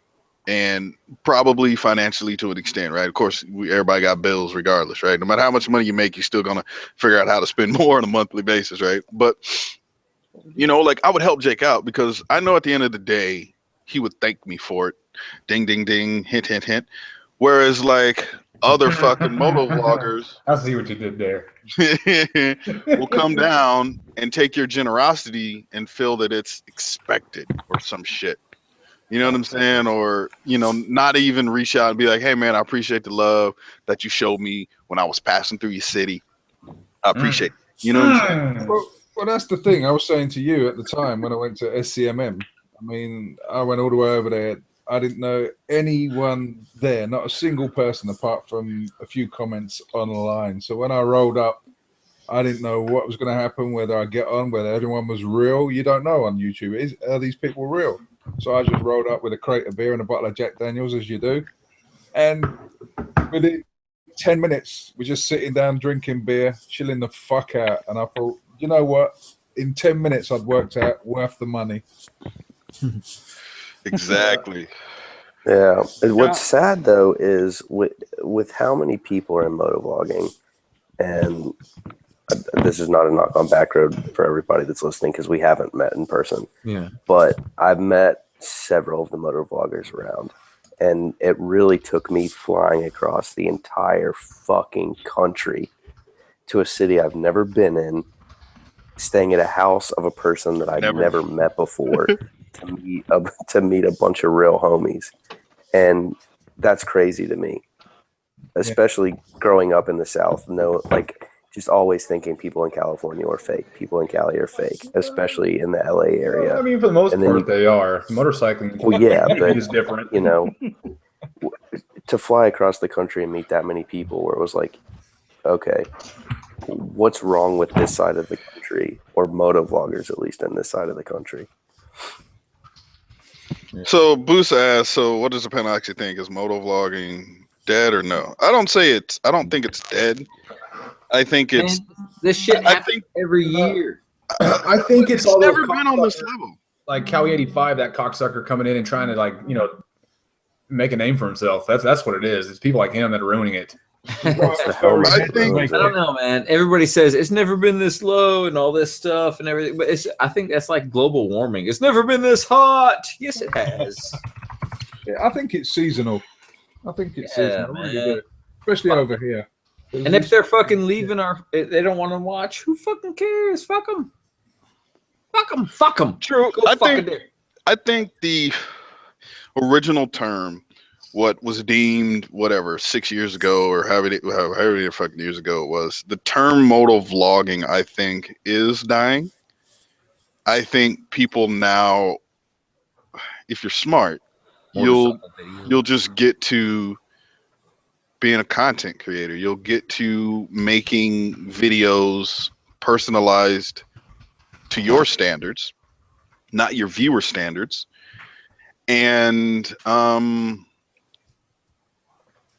just sit back and hope that, people outside of the motovlogging or I guess moto world will come and enjoy this shit. I think, because like I said, to me, because what did everybody think the first time they found a fucking motovlogger? Like, what was the first thing that came to your mind, right? For me, it was, what the fuck is this dude do? Like, why is he talking to his fucking self right down the street? Like, I didn't get it. I remember what I thought. I thought, how the fuck is this guy talking and I can hear him while he's riding? I didn't even know you could do that. My tattoo artist, one of my sponsors is a tattoo artist. And he said to me, he's like, man, your dubbing is really good. What microphone do you have to dub over that? It's like, dude, I'm talking in my helmet. He's like, what? It couldn't fathom that he's like, how do you do that? He just did not fucking get the point. Even when I showed him the helmet with the microphone in it, he was just like, so how do you fucking talk into it? What the fuck? People don't get it, man. Well, these people don't get it. The Bible Belt is surprisingly dumb. Yeah. I see you out there, Kevin. Kevin in the back. Kevin Bacon? Well, yeah, kind of. No, I'm trying to keep up with the side chat, but I get sidetracked sometimes. Some of the shit around in the Bible Belt will surprise you so much. Oh my God. So much dumb. Not your God, is our God. Oh, yeah, totally. I told the guy when I was at the Trailer Park Boys, I went up to the bar and this guy was ordering 3 gin and tonics and like a Miller Lite, right? And it's like, we can only serve you 2 drinks. And I said to the fucking waitress and the guy's like, well, all you have to do is get saved, get reborn, get saved by Jesus. You can get some extra drinks in this town. They fucking didn't like that at all. They fucking shut the fuck up. Just proves to me, man. It's straight up like Vatican shit around here, man. It's awful. They're not like that in the Vatican. I've been there. They don't like it here either. No, I said they're not like that in the Vatican. They're pretty chilled out. No? They're pretty chilled out. I mean, they've got guns, but they're pretty chilled out. So you can say, like, fuck Jesus and shit? Well, you can say, yeah, because they speak Italian. A bibbidi bobbsy? You can say it quietly. No, you won't even be seen again, probably in the Vatican. You just disappear. I don't understand, man. Like a lot of people around here that they just don't get it. I mean, it's like, oh, we worship something that is obviously mystical. It's obviously bullshit. It's like we love ghosts. I don't understand how people like. I hope so. I don't get it, man. I know it's political. Oh shit, that's a religious topic. I quit. Well, I want to ask you guys this. Whoa, we don't want to get too PC. Yeah, totally. If you change it to it's Mic drop. Yeah. No, I want to ask you guys this though. Like, what's been, I don't know, one of the greatest things about, being on YouTube and doing this writing thing, Motovlogging. Friends. That's What was easy. the question? Yeah. Friends is a big thing. Yeah, friends, man. Yeah. Yeah, easy. I'll back that up. Yes. SCMM for me. If it wasn't for this shit, I would never have come out there. Yeah. It's interesting because a lot of I had friends before I started riding or whatever, but I don't talk to any of those fuckers anymore. Everyone I talk to rides a motorcycle, and it's pretty much all on YouTube, which is kind of weird, But most of the friendships that I've made are like really, like legit friendships, So. I think it's like good. other communities, YouTube communities is like fucking fucked up. I mean, there's some stalkers and shit, but in the biker community, I don't think there are. There are none. I saw this post on, I don't know, somewhere on Facebook where someone, I don't remember who it was, and maybe you guys saw it, where someone was saying that they went and they joined other creator communities, like vloggers and blah blah blah blah blah and whatever, and they were like, you think that like motovloggers and motovlogging like Facebook groups are crazy? They were saying that like all you see in the other creator groups are about numbers, about making money, about subscribers, bitching about not having subscribers, and there's no like talking or anything like that. And I don't necessarily want to say that motovlogging is a community, because it's a far stretch. There's pockets of groups of people that I would say are a community. Like if you look at SoCal motovloggers, I think in SoCal there's definitely somewhat of a community between all the SoCal riders, but I don't know. Motovlogging or not, yeah. Yeah. Yeah, we're a little different. We're a little unique, I think we're always out there, looking for somebody that can relate to you. And then I think also, people are out there looking for other riders who are on a similar skill level, like with Snowcat, right? He knows out of like the day that me, him, Rev Bomb, and fucking Kevin in the back, is he still in the side chat? Probably. We all went out riding. He's like, hey, Red, get up here. And I'm just like, okay. Because I know he wants to go rip it, but he knows that, like, I don't think he knows Cali Girl's riding level. Like, I don't think he knows that Cali Girl could, like, really, really keep up, but in a way he expects me to. But he knows, like, at the end of the day, Red Bomb ain't about that life. Like, Red Bomb likes canyons, but Red Bomb, like, check shit out. Red Bomb ain't in there trying to drag his fucking stunt cage and shit, right? That's not what he's trying to do. But not after hitting fucking scraping pipe, man. After that, nope. Right? But at the same time, when Snowcat, he comes down here, he's looking for somebody that's gonna, go out there and really ride, or ride somewhat maybe to close to his level, right? And so for me, I've I guess done that to an extent. Like I know, at the end of the day, like if I go throwing you under the bus here, Hot Wheels. If I go out and ride with Hot Wheels, Hot Wheels ain't going to the canyon. That ain't it ain't a thing. Because maybe I want to break off and go out and busting fucking leaning over and all that other shit. And Hot Wheels ain't really gonna be able to keep up because it's just, you know, it's where he's at and in his riding levels, skill set. Oh, so is Hot Wheels a fellow putter? Yes, Hot Wheels is a very good putter at that. Cool, He's man. very good. A putter. Yeah, I'm a putter too. I know, I heard that. Okay, but it makes sense. Putt around, yeah. You know what I'm saying? And you know, it just look, he's smart enough to understand that, hey man, that's where he's at. You know what I'm saying? Like Sure. he ain't out there be like, all right, I gotta keep up with these fucking dudes, right? You know? Same here. I'm not gonna fucking die for you. I got a daughter that's gorgeous. I had to fucking shoot some guys in the kneecaps for in 10 years. Right. Yeah, I got some bullets with their names on it. Yeah. You know, Boris, you got a link. You already know what it is. You know what to do. You know, it's I don't know, dude. I look, I guess at the end of the day, man, I love the people that I've met. And even if maybe me and that person are not so much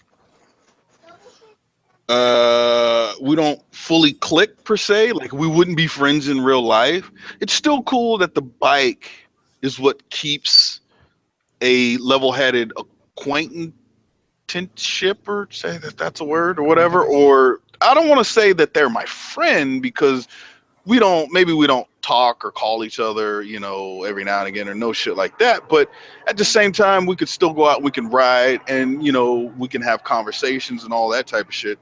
It looks like somebody probably got shot in Long Beach tonight because there goes a helicopter.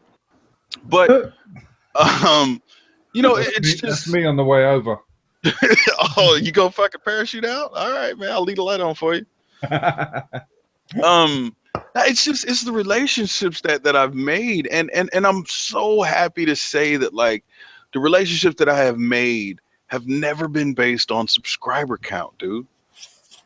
Right? Like you'll see the people I ride with, you know, not everybody is out there 20,000, 50, 100,000 subscribers. Like that's not the case. I'm not in it to just only, you know, link up with this person because they got a fuck ton of subs, right? That's not what I'm about. But ooh, that's a low flying jet. God damn. Oh yeah, I heard that Some shit. kind of computer fuck up. You know, like, cause like even Hot Wheels, man, Hot Wheels is still like sub 300 subs. You know what I mean? He's still under 300 subs. But you know what? That's my motherfucker, man. I fucks with the dude. He cool as hell. You know what I'm saying? His kids got goddamn birthday party. My ass is headed 90, 100 miles up the fucking road to go kick it with the motherfucker. You know what I'm saying? Like that type of shit. That's my motherfucker, man. I fucks with. Uh-oh. Is that Boris? Hello. Hey. Hello. Sorry. Boris. Sorry to interrupt. Go ahead, keep talking. My bad. And you know, so a lot of times, you know, what's kind of fucked to me too is like some people will hit me up, you know, hey Red, fuck, hey, let's go out ride. I'm like, dude, I don't know who you are. I'm sorry, unfortunately, I can't do that for my safety and this and that. But here's the thing, right? Like I've met, you know, people at like you know, like the Icon Stunt Show or something like that, and they're like, oh God, are you Red One? Hey, what's up, bro? And like we'll sit there and talk. And then I'll judge that person from the conversations that we have. And if I feel like this person is cool, you know what I'm saying, then we'll meet up and go ride. But like I'm not finna just meet up with somebody, you know, that just hits me up in the motherfucking side chat or whatever. Hey Red, let's go out and ride, this and that, you know. Like even Kevin over there, Mr. White Ranger 33, you know, dude has a YouTube channel, but he ain't a moto vlogger. But at the same time, like he came out, he met up with us, and we all went for a little rip, dude. And like he's cool as hell, you know what I'm saying? Invited me out to his house, had a little barbecue, shit was on point, you know. Hung out with the I dude. ain't get no invite. Bitch, cause you wasn't on the ride, motherfucker. Oh, that's all okay. I'm saying. Yeah. And plus, your ass ain't finna come all the way up. Look, I'll be there soon enough. I'll be all the way down from San Diego. I'll be up there during Thanksgiving sometime. Fuck you, how was on love your monkey ass. you cool and all, but I don't hey, man, I ain't with that gay shit now. But no, I mean, look, I just think so many people look at these bigger channels, right, and they think that they have to do what they do or they have to be the way that they are. But you know, when do you ever see them stepping outside of their box or comfort zone to just, hang out with people? Later, 3-star. Shit. See you later.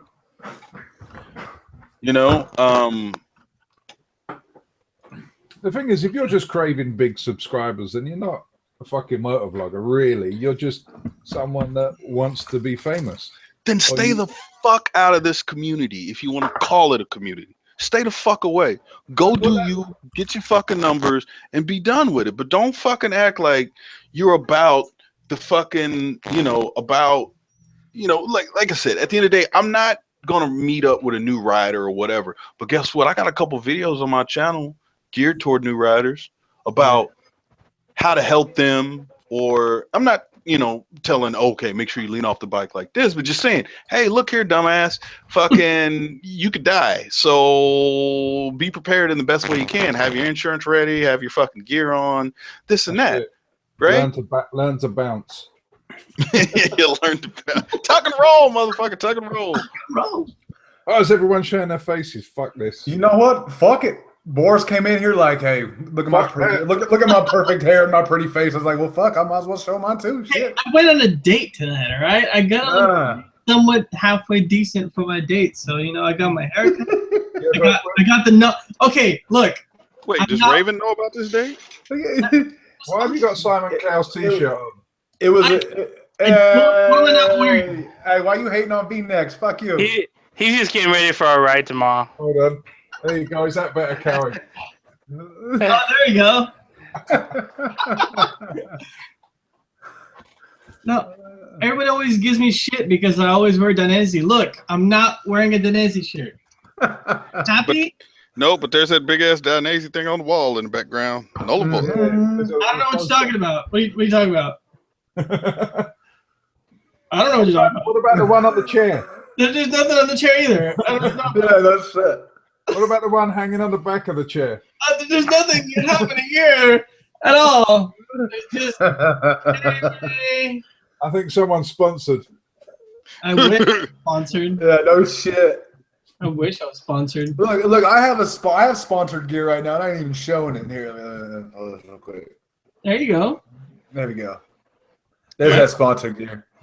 But we'll go back to the real way to wear it. Snap back. We'll go from bike life to thug life. All right. Going all breakdance. All right, I'm back to the side chat again. Sorry, I had to leave the side chat for a minute. Reading the side chat. Well, vagina. You must live in Saint Diego. Whoa.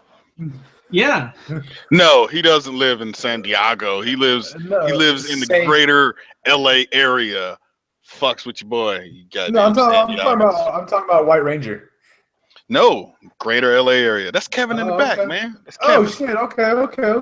Well, you know what? This is the first time I've met with Kevin. So you know what's funny about Kevin though? Like, this motherfucker was on a 690 on knobbies, and like, I literally thought he'd have been like 4 or 5 miles behind us. But like, we pull over and stop, and within like 30 seconds. Wait, ride knobbies on the street?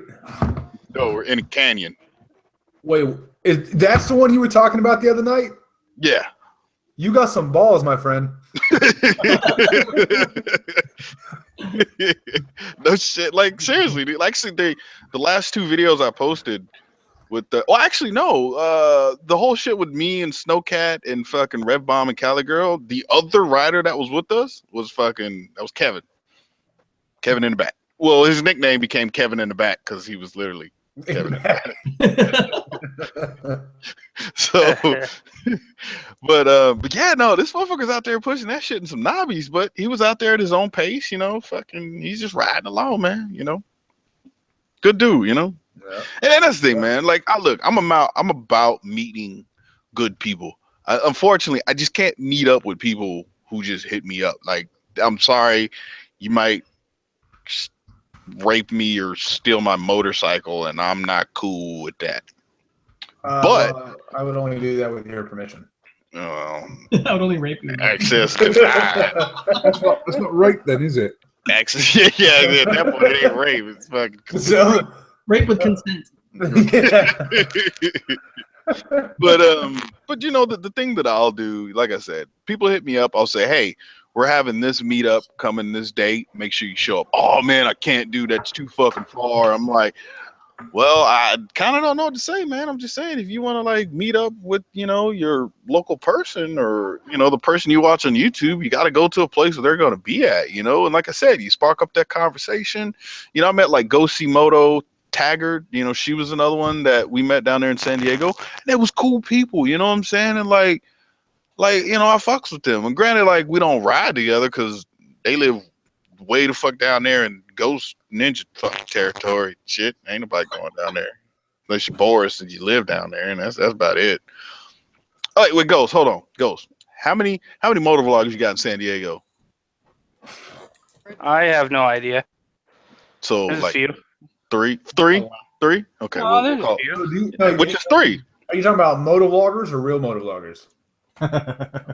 Yeah. There's a lot of people that have a camera on their helmet and they have a channel that I know of. I mean, they contacted me and they're like, "Yeah, bro, let's go ride." But there's a decent amount. But do they have one of these? Ooh, what's that? This is something I wish I could use right now. Dude, you know what? When I first opened it, I was like, "What is this? It's something I put in my mouth. Do I put this somewhere?" Like a dildo? What do with this shit? But this. Wait, hold on. I got to answer a question in the side chat. Truly Clutch, I would be glad to go ahead and knock the dust off of that if you would like. You just go ahead and send me a DM with the deets or the details, and yeah, man, we can go ahead and make that happen. So funny. you put this on a beer bottle, not a can, a bottle, right? You shove it in a beer bottle. You tip that bitch upside down, instant shotgun, dude. It gets better. Well, let's do it live. Dude, I don't have a fucking beer bottle. All I got is fucking cans. Let me go see if I got one. Duct tape. No, dude, but hold on. It gets better, dude. It gets better. So you take the top piece off. You do the same thing with the beer bottle. You flip it upside down. See this little stem? You pack a bowl into that. You light it as you're chugging the fucking beer. And once the beer's clear, you take the fucking hit from the bottle. That sounds dangerous. I don't smoke anymore. It's been like 9 years since I smoked. But I mean, if I did, this would be the coolest fucking thing I've ever had in my life. And I owe it all to Vegas girl in the side chat. Her and Dick, aka Chris, are the ones that got it for me. I got this in the mail today. So thank you guys. Yeah. It's fucking dope though, dude. Let me go see if I got a bottle. I want to see this live. This would be quite interesting to see a full bottle chug live. This would be the first drowning on the hangout. No, it wouldn't. No. Well, over the years we've had tasers. We've had what else have we had? Ghosts. Tasers. Put down the fucking controller. Guns out the back of the door. Thanks to Billy. We've had drunk people so drunk that we had to give them instructions on so that their buddy doesn't die. Holy crap! We had that one guy that was talking about kill his girlfriend. Nice. Some shit. What? Yeah. We've had some interesting people on here. So, what was the advice? How to do it, or don't do it? That was what's his name? What would we call him? I forgot. He was like there's fuck. What is his name? I don't remember. He's single now. Huh? I'm guessing he's single now. Yeah, I don't know. Oh, shout out right quick to Mr. Adam NDJ. What up, man? Came all the way down from somewhere northeast of us for SEMM. Cool dude. Oh. It's just a walk in the park, that is. Well, considering like you had to fly over like a big pond and a bunch of little ponds It's trying to get here. 5,500 miles, I think. That's it? Oh, that's it? Yeah. No, it's got to be more than that because it's like fucking 3 to the East Coast. 6,000 miles? I don't know. That's it. That's I walked half of it. Oh, okay. Yeah, so I don't know how long it was, but it was worth it for the beer. Well, no, that's a lie. Not for the beer. Beer was shit. For the Jack Daniels. That I didn't get. Sorry, we don't have that 10-point beer and shit or whatever the fuck y'all drinking over there. Nah, five's enough. Five's enough. But Yeah, you guys, especially for Ghost. You know, he drinks too many, he gets sleepy. yeah, but you guys drink our beer over here, but it's all the stuff that no one in London drinks. It's all the people up north drink it. That weird shit. IPA and stuff like that. Oh, that fucking tree bark? Yeah, that's what I call that shit. IPAs are fucking disgusting. Yeah, we don't Delicious. drink London. Delicious. Disgusting, dude. Fucking yeah, that shit is horrible, son. I'm sorry, Ghost. You can have that piss water or whatever the fuck it is. That slow roasted fucking asshole. Like, I'm good, dude. The thing is, you should never have to chew a beer.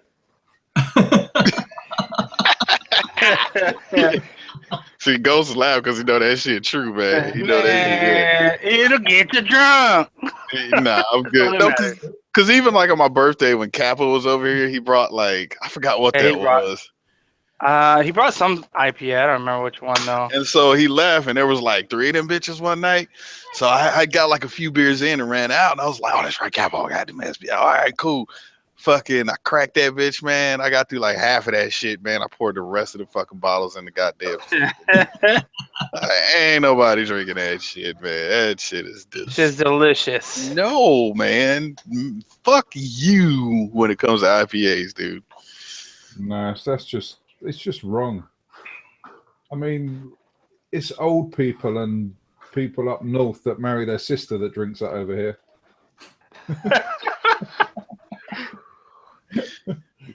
Is that what they do in San Diego, Ghost? Gotta hear that shit.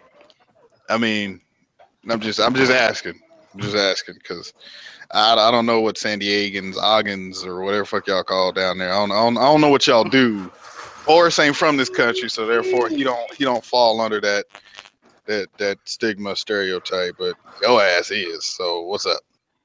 This is good stuff, man. Good stuff. Nah. Fuck. It's all about that. He's back.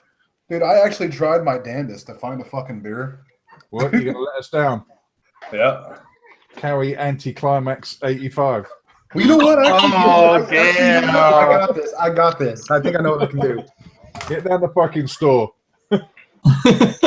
Right, you live in Oklahoma. There should be one on the fucking corner somewhere. A 7-Block or 7-Eleven. Sorry, 7-Eleven, or I don't even know what. Yeah, the fucking Phillips. But that shit is 3.2. Ooh, that shit headache medicine. Yeah, don't do it. Yeah, just do it next week on Ghost Channel. When I was a kid, man. Hey, welcome back, Billy. Hey, sorry. Where the fuck did you go? I went to cook some chicken. Ooh. Oh. Was it baked, fried, or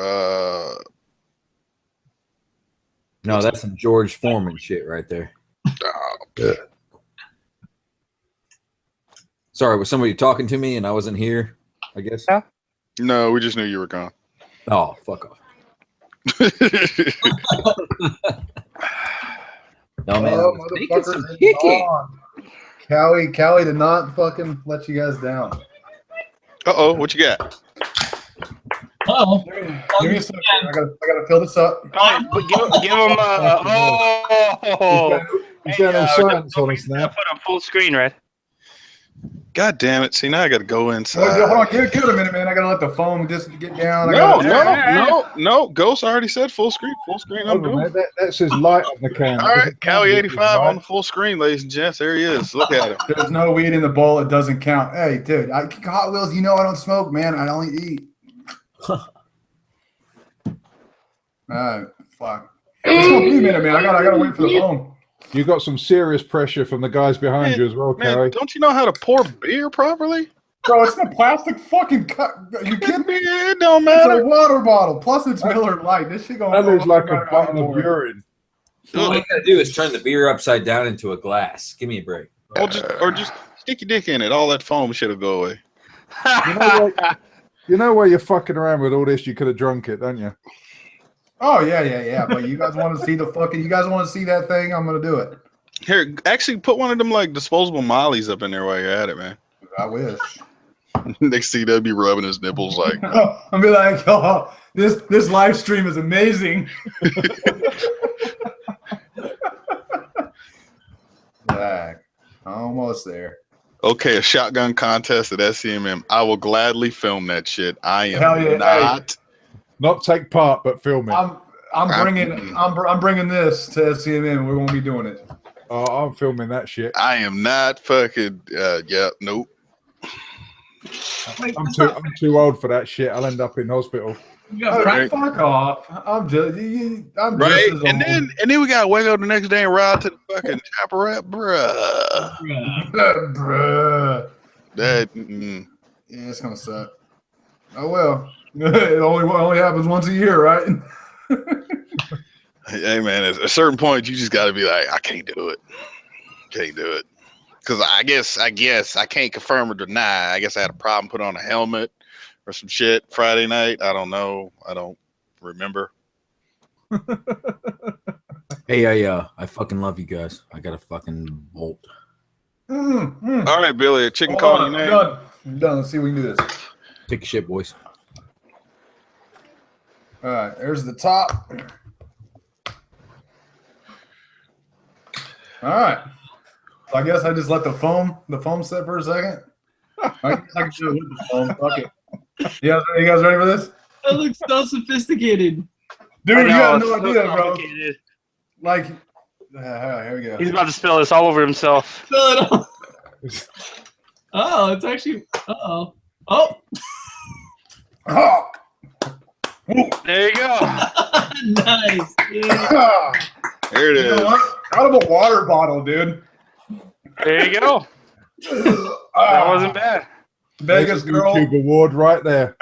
Yeah, right. Vegas girl, Dick. Thank you guys for this. That was awesome. Woo. Dude, I haven't even shotgunned a beer in like fucking 5 years. You know she found that in a dumpster, don't you? You know what's funny, dude? I actually played with the bubble wrap it came in with for like 20 hours. That's the law, though. That's the law. There's no more fucking poppers left. Dude, have you ever? I used to work at a spot that had like that shit was maybe 3 feet wide, like a big roll of fucking bubble wrap. That's fuck, dude. Hours and hours of entertainment on the company. Like I would literally just go out there, I'd roll the shit out for like a good 10 feet, and I'd cut it. Yeah, I'd just go running across it. Oh, dude, it was great. It was fucking great. Bubble wrap is probably one of the greatest inventions. Oh yeah, definitely. Yeah, I mean, I have to send the kids to bed so I can play with it. Give me the bubble wrap. Get upstairs. Bubble wrap's mine. You shouldn't be playing with plastic. Oh wait, Yeah, that's right. still got Callie full screen. Go ahead and get rid of that. Let me go ahead and make Boris full screen. See that, Dionysus people? See that right there? And then he's got the Dionysus jacket right there on the chair. And then he's got another Dionysus jacket on his chair. I just came home. This is my house messy. All right, give me a break. You know what? You Boris might even get the has Dionysus factory. Boris probably has fucking Happy? Did that fall on your Dan Easy rug? His He has a Dionysi welcome mat. oh shit. Oh, He's like, hold on, I'll be right back. Camera's gonna go off. He's gonna pick his jacket back up, dust it off. Like, there you Go go. rub some leather softener on it. Don't let it get too dry. All right, you want to see something that very, very few people have? What you got? What you got? Worrying. All right, this He is pushes that button and Dionysi comes to him. right. With our powers combined. it's called the Dionysi Expert 2016. Oh, for fuck's sake. It's a little pin. You push that button and Dionysi can come and save you at any time, at any point. So what is Like it? life alert, but for Dionysus. He's got one of those things in the garden, like a big light, like Batman and Thundercat. Pulls down. He just presses the button. You said life alert, and I saw Boris falling over in his chair on the couch, on the floor, and he's not pressing the button. No. For Boris, it would be in the transition of falling but not hitting the ground yet. He reaches for it. Oh, he pushes the button. Then all of a sudden, you see like 3 techs jump out. And like a good neighbor, Dionysius is there. Right. They put out like a fucking crash pad, so the shit, bang, we got you. And all of a sudden, they just disappear into thin air. Oh, man. Look, man, ain't nothing wrong with Dionysius, man. Like, it's better than Bill. Oh, this is true. Dionysius is good stuff. It's real good stuff. Yeah, it is if it just fit properly. I just can't afford it right now. See, You're you do it in man sizes. good man sizes. Well, look, Fish, not everybody walking around is 6'7", 275 and shit. I'm just saying, dude. Fish is walking around with like the calf of an ox.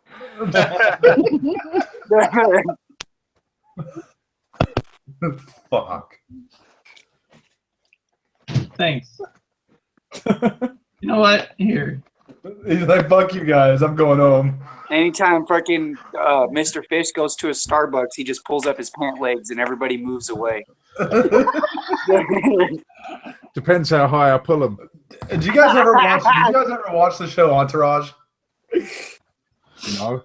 Wait, hold on. Fuck, man. Well, there's Johnny Drama is like the older brother of the fucking main character or main guy, right? Well, he has this obsession with fucking calves. So if you walked in with a calf like an ox, man, well, Johnny Drama would be all over you. What? Wow. You're going to say that one to me. So I got to answer a question real quick. I just happened to see it. Also, if you guys want to talk directly to me, write in red 1, not like RED and the number 1. Write in like REDONE, all one word, and the shit comes highlighted, and I can just easily spot it. But Mr. J-Man Riders, what's up, man? Appreciate you coming out, hanging with us. How many people don't live in the U.S.? Currently, just one. Chronicles of Mr. Fish. He is he's this guy right there, see him? Yeah. For him, it's like, wait, what time is it there, Fish? He's in London, by the way. 5:35 in the morning. 5:35 in the morning. Everybody else, minus Midwest. Hey, how you doing? Hey. Everybody else lives in California. SoCal. Well, no, I'm sorry, Cowie 85. No, I say Cowie doesn't. Yeah, Cowie. Empty That chair boy's right there. more Midwest than I am. Well, no, he's more, no. Cowie's more California than fucking. Oh, it's true. Yeah. Yeah. Howie will be everybody California else. soon. Trust me, he'll be moving here soon. He better fucking out there in Oklahoma. Bitch, I left Oklahoma and he moved there. What the fuck wrong with you, man? He's coming back. See? He's coming back. No, he can't even hear it. Hey, man. Look, Cowie. How? I saw it.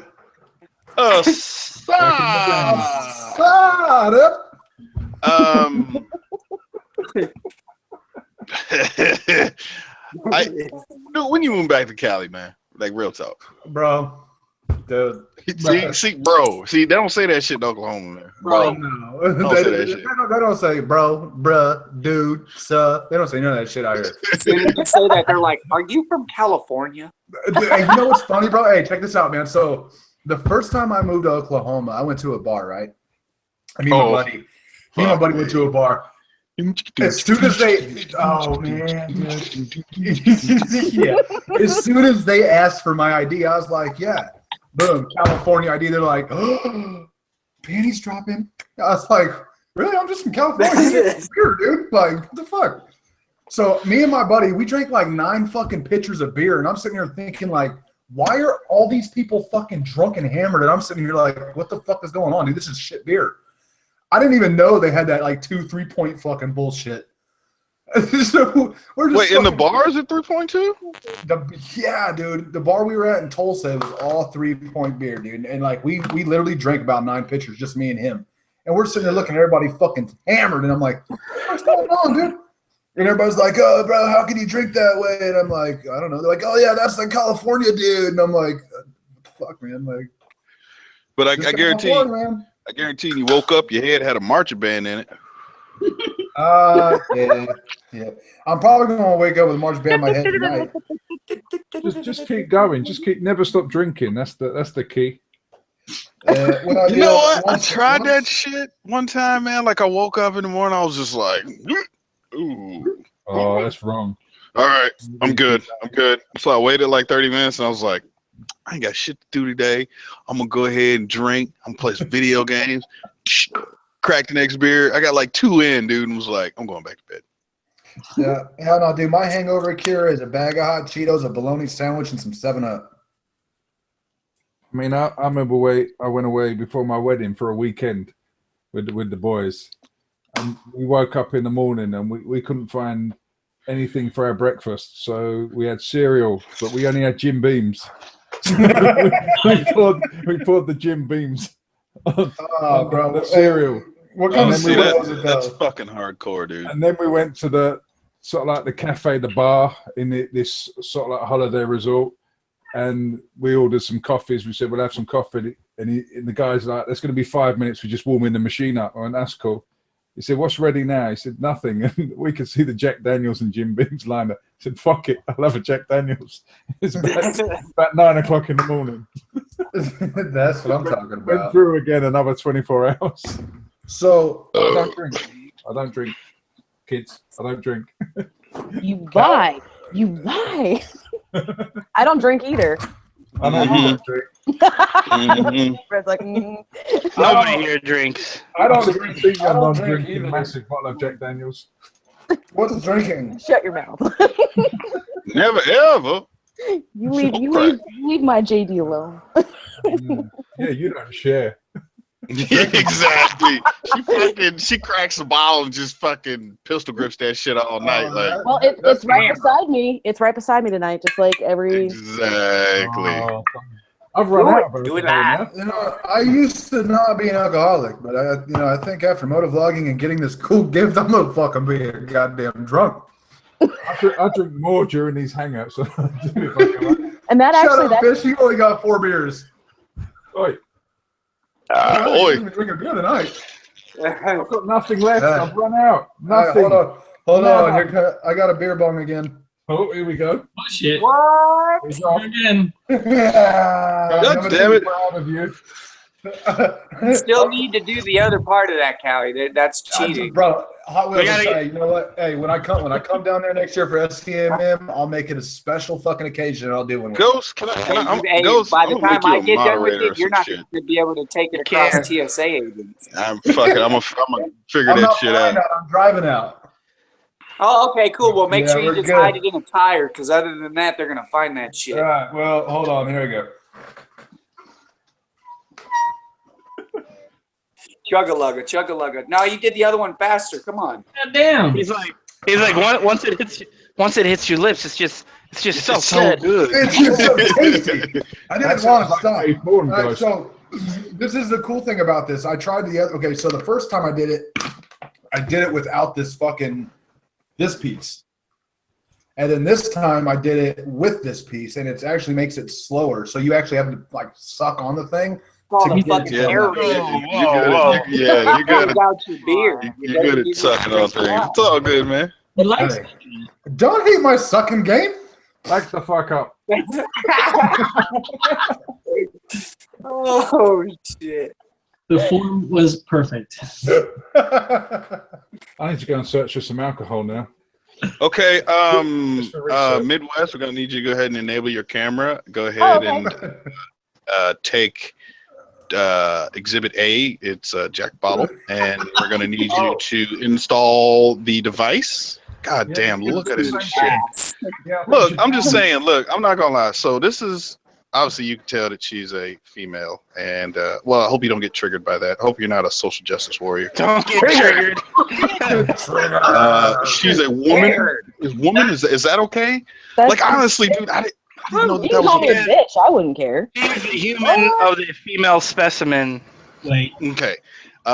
So not gonna lie, I wouldn't do this shit, but Midwest, take it away. Wait, is that a compound down the back? I've got something got a california bow. I got. Oh my god! Oh my god! That's crazy.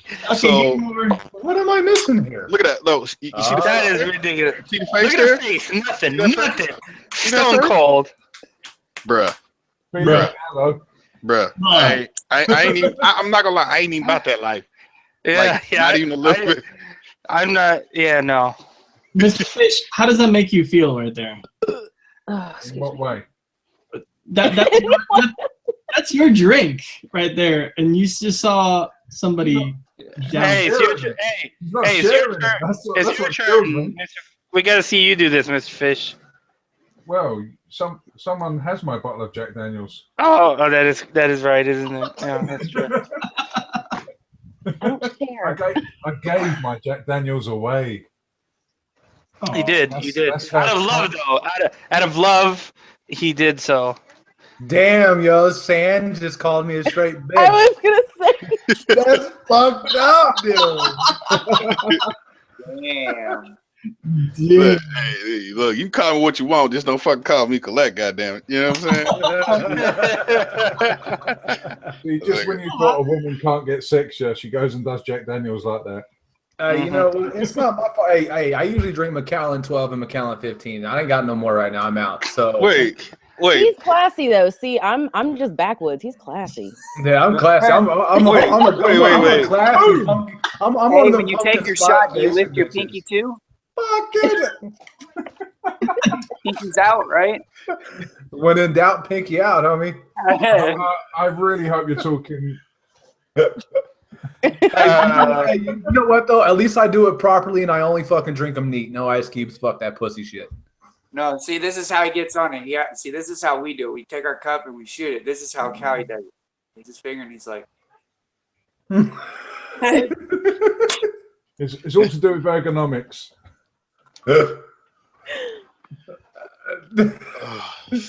Cowie's classy. Classy Cowie.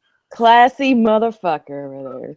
Yeah, how am I classy with a bunch of fucking like masks and costume shit behind me? Like that's still classy. No one else does it. It's not classy, Cowie. IKEA is kind of classy. IKEA is classy. Give me a break. Oh, look at that man beard again. Bring Mr. it back. Scott. Give it to me. Hey, Give it guys. to me. Give it to me. What you want? Come on, I need to. Oh my god, that is epic. Woo! Look Holy at that. shit. Look at that. God. Cause Scott, you know it's funny. Like John's got the long beard, but it's kind of thin. You know, it's not woolly. Like I'm pretty sure, like in the wintertime, you're good. You know, you're that dude that just got a little beanie on. Yeah, you know what I'm saying? Where it's like John, he's like, it looks like he's a little fan there, so he ain't. I think Ain't my really hanging in. beard. Whoa. Yeah, I got a nice beard. Holy shit. Yes. That's hot. Who's going to SCMM next year? This guy. Oh my god. I need a beer bong in this shit. Yeah.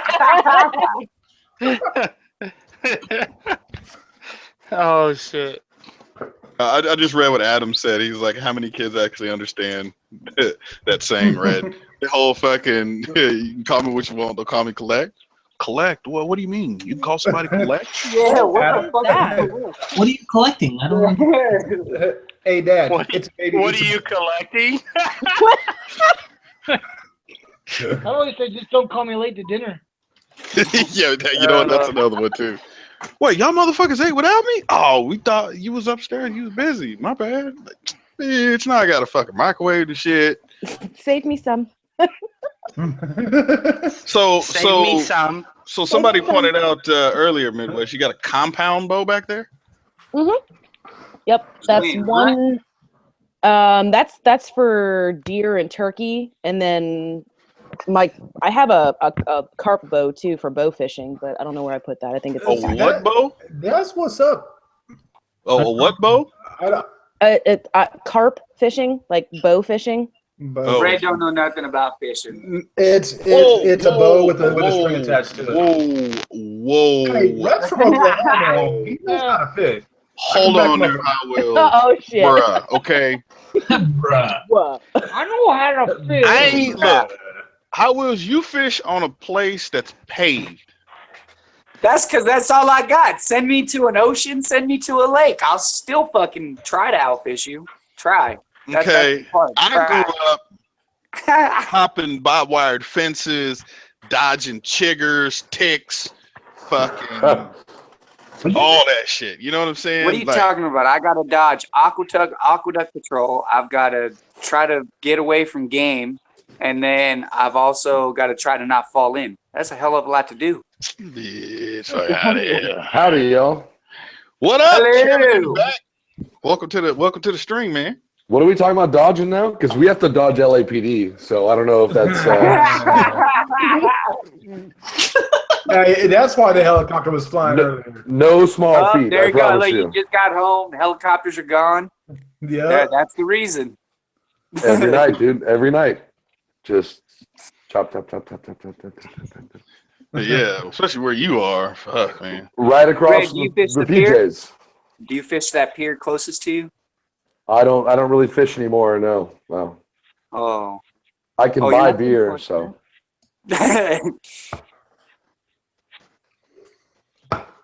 Hi, everybody. By the way, I'm Kevin in the back. Hello, Kevin in the back. What's up, dude? Big balls riding knobby tires through the hills. There Yeah. you go. Hey, see, you got your screen name now. You're Kevin in the back. I know, You but I gotta like. change it. I'm a Power Ranger fan. I can't help it. I look like the White Ranger. I have the same helmet as Snowcat, which was I never thought I'd meet him, but I sent him a message. And I worked for Lamborghini Beverly Hills as a mechanic, and I said, hey, I'll maybe take you for a ride in a Lambo, and so he's like, hey, let's hang out. Okay, that's how I met Red One, and I met Caligo Rider, Rev Bomb, all those guys. And I never thought it would happen, so I was like, yeah, I'll buy the same helmet as this guy. He knows what he's talking about. He's a Motovlogger, And so I show up, and, I look like an asshole because I got the same helmet as Snowcat. So. Don't listen to motovloggers. They're full of shit. Yeah. Yeah, Hey, give me a ride in the Lambo, and I'll give you a ride in this. Maybe. Come on, you know I'll ride in my Sentra. Like Give me some ride money, and we'll talk about it. Well, it's a very special event. I happened to have a car that was not a customer car that I could do that with. So anyway, we'll see. Maybe you come out and ride with me and Red and whoever else wants to go out, and then we'll talk. Huh? Yeah, Ghost Ghost owes me. So Ghost Ninja down in San Diego, he lost a bet. We had a race to 3,000 subs or followers. I'm sorry, followers on Instagram, and I won by a landslide. Ghost, you even at 3,000 yet? Man, they don't want to hear it. Like, what you at? Like 2,200 still? Something like that? Don't worry about it. Don't worry about it. Well, hold on. I would check, but I ain't trying to throw you under the bus. Was it 2,400? Anyways, so he lost a bet, and the bet was whoever loses has to ride to that other person's city. So he's gonna be coming up here, and I figured we'll take him as far north as fucking possible. That's all. So instead of here cutting the trip off of Long Beach, fuck no, we're gonna ride. Ghost, let's go to Neptune's Net. You wanna go way out there? Man, this fucking asshole. Hey, you can bring them out here. I got some good canyons out here. That's far north of LA you can get. Where are you at? I'm in Antelope Valley. Antelope. That sounds familiar. What's a Antelope good Valley, ride, Lancaster, Palmdale, Metro Okay. Yeah. Go hit up that back road to Ojai to fucking Koyama. Ooh, yes, Ghost, Boris, are you coming with him? You're probably coming with him, aren't you, Boris? If I get an invite, I'll come. I'm not. So you'll come all the way to Antelope Valley then. No, I figured let's go to Ojai. Ojai would be good. Hey, well, coming from where you're at, Red Man, go hit up Ventura, go hit up the mall, grab some grub, check the scenery, then hit Ojai, go all the way down to Koyama, man, on that back highway, dude. Like, yeah, Ghost, fucking ride. Ghost, are you down to go to Ojai? I am. I've never even heard of Ojai. Okay. You'll drive through it and you won't even know you went through it. But exactly. The road from Ohio, it's like going through Buttonwillow. Once you go through Buttonwillow, you didn't know you went through Buttonwillow. Hey, I was born right. I will say though, Hot Wheels. I sorry to not know where you guys are from, but I'm from the Bay Area, so my whole thing is like You guys talking about the beer up in the Bay Area? Yeah, okay. You know. So when you mentioned like Stockton, Citrus Heights, Yeah, freaking all that, you know about that. I'm from a place called Danville, which is right at the foothills of Mount Diablo. We had some gnarly ass mountain roads to ride. Everything's one lane each way, and like, you know, granted, I did it on a mountain bike and a pedal bicycle most of the time, but you know, illegally sometimes on dirt bikes is what we kind of did back in the day. So Fish. That's why I like my knobbies in the canyons. Fish. He was referring to a push bike, I believe. Yeah. Push bike. Yeah. By the way, I like British people. You guys are all right. I'm having an accent. By the way, you're already on the top. Just all right. Yeah, well, you have an accent, all right? We don't. So they're okay until they put milk in their fucking tea. I don't drink tea. So, I don't drink tea. Well, then you should come to America then if you don't drink tea. I've fucking been to America. You met me. I know. You should come and stay and have a full-time job, work 40 hours, and let Uncle Sam fuck you. Hey, I will tell you what, though. I was just in England for training. I'm also an Aston Martin mechanic, and I was just up there, and we stayed at a dairy farm by Stonehenge. I rented an Audi diesel turbo, and I beat the shit out of the roads up there. And the roads there are amazing out in the country. I didn't know that England had so much country. I thought it was all like here, California, where it's like people from one end to the other. It's nice out there. I like it. We got some dangerous roads. It was good fun though. It really was. I went up to Birmingham. I went to Stratford upon Avon, where Shakespeare's from, was where the factory is, and I beat up the roads all around there. It was good fun. I'll apologize now for Birmingham. It's a shithole. You know what though? I was walking through it. My girl was like, "It looks dangerous." I'm like, "We know they don't have any guns or knives, so what are we worried about? You got me." They insert the bullets manually with their thumbs. Birmingham's just shit, basically. Well, I went to the KTM dealer there to get the blinkers, the LED blinkers for me and Snowcat there. Yeah, I mean, our roads are not suited to big muscle power cars. They're suited to small, nippy, really fast, sort of like tiny things. Like supermotos are perfect over here. Yeah, well, but they're smooth. Here in LA, the roads are shit. There's potholes everywhere. There, they're nice and smooth. There's no potholes, you know. Yeah. I mean, in LA, you have to have the concrete roads, and I fucking hate the concrete. I prefer tarmac to concrete. Yeah. Dude, walking my bus over there talking about Birmingham sucks. Who the fuck says tarmac? Not Alabama, England, or UK, rather. Yeah. Right. The original Birmingham. Right. Yeah, the first one. Not the imposter. But yo, no, Kevin, let's see. We have Boris on Bikes, which is the AGV turtle helmet. He's from a different country, but he lives in San Diego. He's from Wales vagina. Croatia? Yeah, he's Croatian. Brap just joined in. Brap is from Canada. America's hat. Canadian. You're Canada. Canada, eh? Ghost Ninja's from Mexico. I know Ghost Ninja. I've seen his stuff. Cowie 85 I saw it. originally. Bitch, you from? Come on, Ghost. Cowie's You know you from from Sesame fucking. Street. You know you from Mexico. Ghost. Let me ask you this. Ghost. Wait, hold on. Let me ask you this. Does your cell phone connect to Canada? I mean, to Canada, to Mexican towers. Does your cell phone connect to Mexican cell phone towers? Huh? I plead the fifth. All right, then. His Cowie service 85. always gets misdirected. He always has to call his service provider and say, "Excuse me, can you take me off my Mexican connection because I'm not American." Yeah, I was gonna say he's always roaming, right? Always roaming. Yeah. Cowie 85 is originally from California, but he's living out in fucking Oklahoma City. Why? Dying to get back.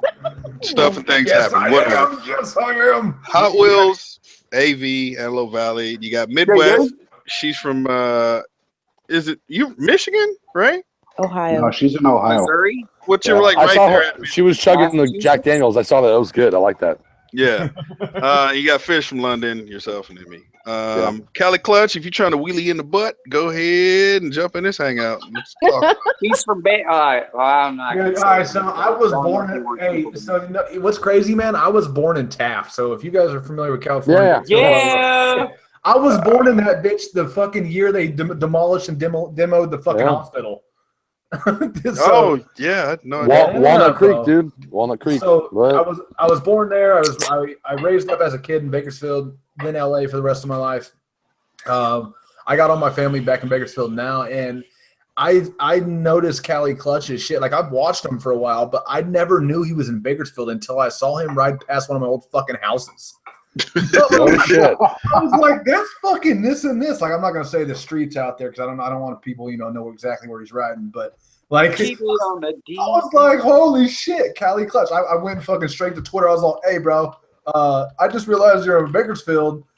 I'm from there. What's up? And then, dude, Cali Clutch is the homie. But it's funny, ain't shit going on in Bakersfield, dude. Hell no. The only thing going on in Bakersfield is if you don't know if I got a gun, you don't know if I got a gun. That's it. I got both. That's what. We got the aqueduct too. So if I lived in Bakersfield, I'd be hitting that aqueduct.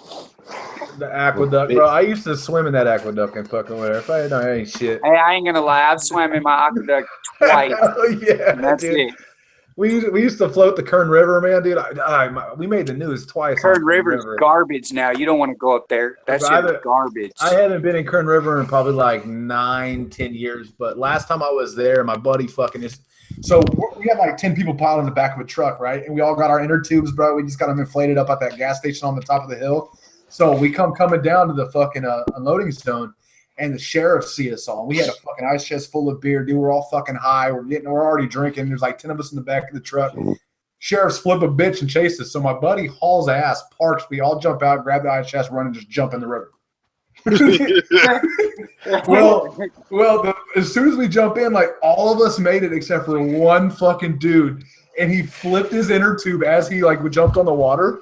And he straight got sucked under a fucking current and pulled up under a tree, held on for dear life for 3 fucking hours, dude. We were almost at the end, and we heard ambulances and shit going like, oh man, what happened? Come to find out, my good fucking friend was almost dead, just hanging on by fucking twigs, butt ass naked for 3 hours, dude, like getting beat by current. Fuck. Kern River's shitty, dude. Like. But it was fun. It was fun. Good times. Bakersfield. Gotta love Bakersfield. Yeah, fuck that. Those fucking rocks up under that current will fucking bust your tailbone in a quick. Yeah, true that. True that. I got sucked under once, man, and it fucking spun me in a circle, and then it spit me out like probably 50 feet from where it sucked me under. Luckily, nothing happened. Hey, you're lucky that's not under the ice pack, dude. Like, come on. It spits you up 50 feet away. You don't have your breathing hole anymore. Yeah, no shit, right? Ladies and gentlemen, Cali Clutch, wheelie in your butt. Wait, were you guys talking about the Kern River? Yeah, bro. There's no more water left in it. It's dry. It's garbage now. It looks like Antelope Valley.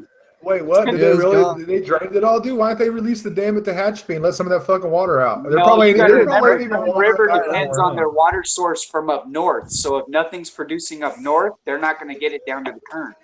Well, I'm pretty sure fucking Lake Isabella's dry as fucking bone too. So. Oh, dude, there's like, oh man, when you look at that lake, you'll be like, wow, that's pathetic as fuck. Dude, I used to fish there, man. I used to stay up there all the time, man. That's crazy.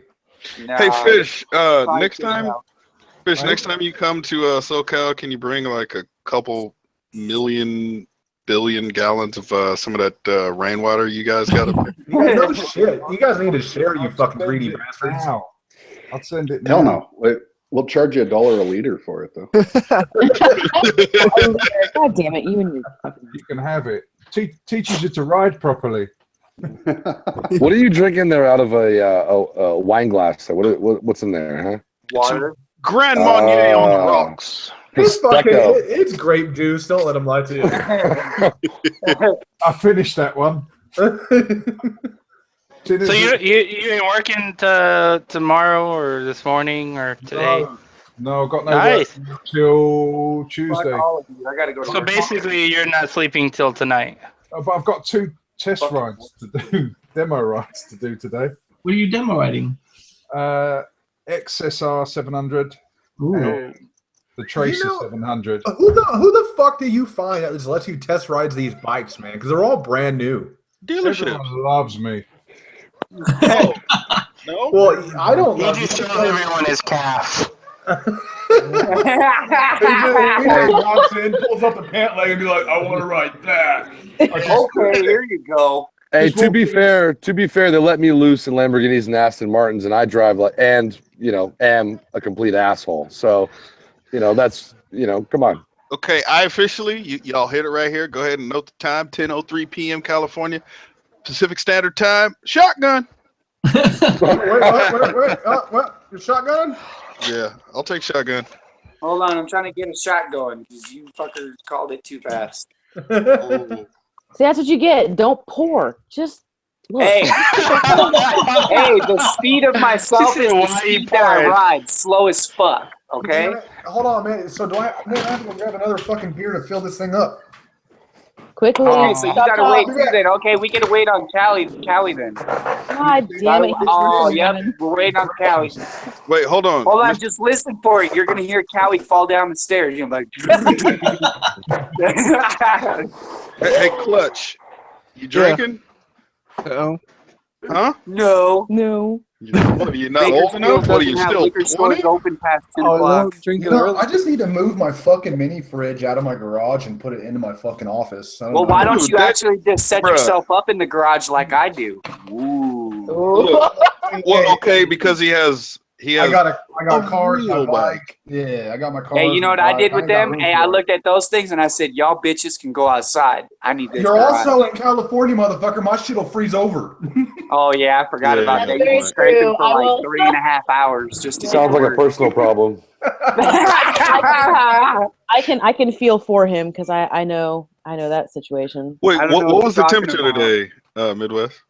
It actually got up into the the upper 50s, lower 60s today.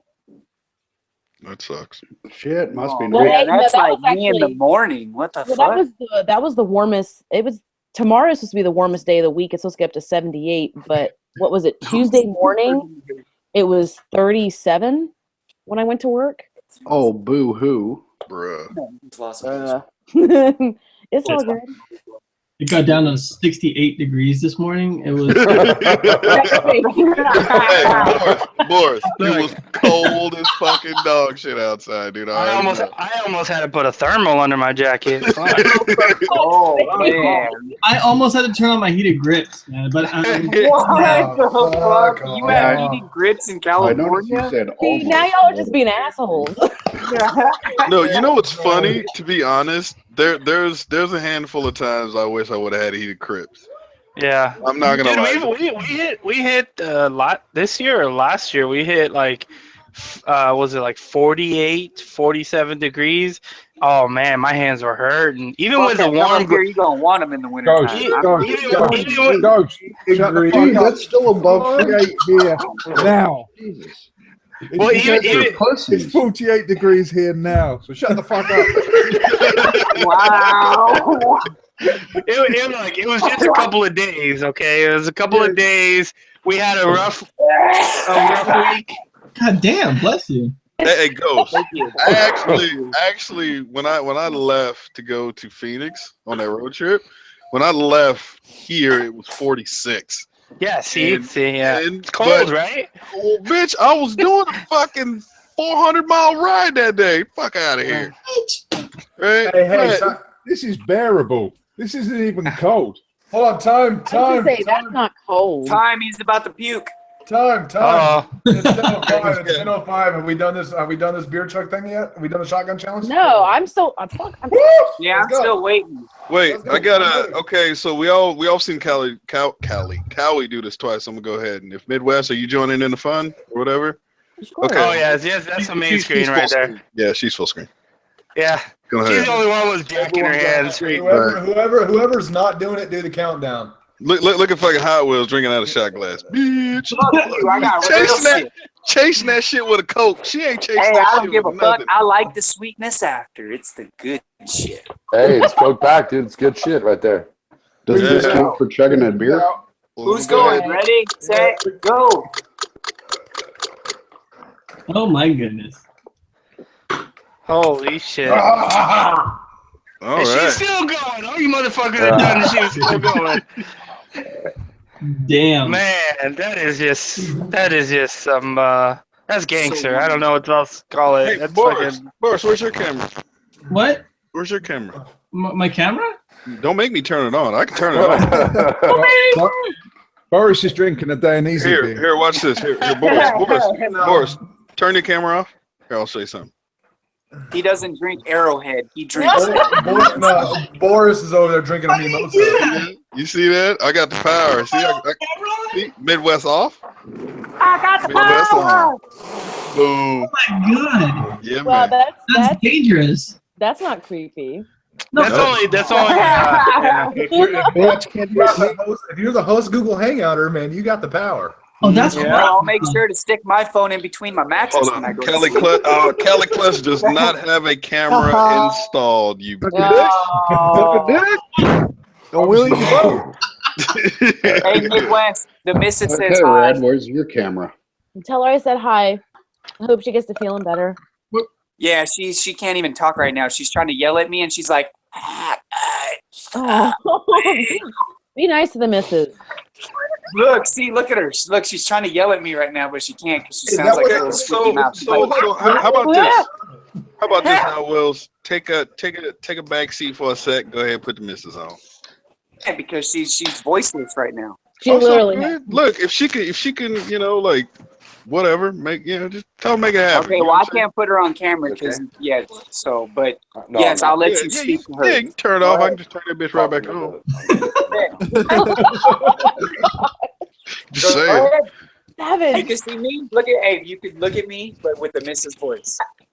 I don't have a voice, guys. I have a laryngitis. I can't talk. No, don't lie. Hot Wheels doing some stupid shit. You was yelling at them all fucking day. I already know. You ain't gotta lie. You ain't gotta lie, Craig. You ain't gotta lie. I wish that was the case. I really wish that was the case. Yeah, me too, but I can't understand you, so bye, Felicia. Well, I hope you feel better. Make sure you go ahead and get a couple hot totties in you and some. Hot toddies. And don't forget to subscribe to Red One. All y'all for making fun of me. Fuck all y'all for making fun of me. But we love you, Miss Hot Wheels. You good? Oh, that sucks, but that's funny at the same time. Damn. Yeah, you know what? I've never had I ain't even. Well, hold on. That's actual wood. I've never had strep throat or anything. He's like, that's actual wood. Howie, Yo, look at your monitor. fuck my monitor. Ooh, you rocking that green though. Oh, fuck you. I knew there was a reason why you did that. Kevin over there with the green. Kevin over there on, with too. the green too. You know what? Well, Hey, you know what? I got the green, but I got the tacos hat, the Fresno tacos. Hey, bro, I wheeled you for tacos. What's up? No, the Fresno tacos. Man, you don't want to know what I do. See that? For tacos. Fresno, it's a baseball team. You go there like once a month. They're the It's like the Triple Fresno A. tacos. Like Yeah, AAA?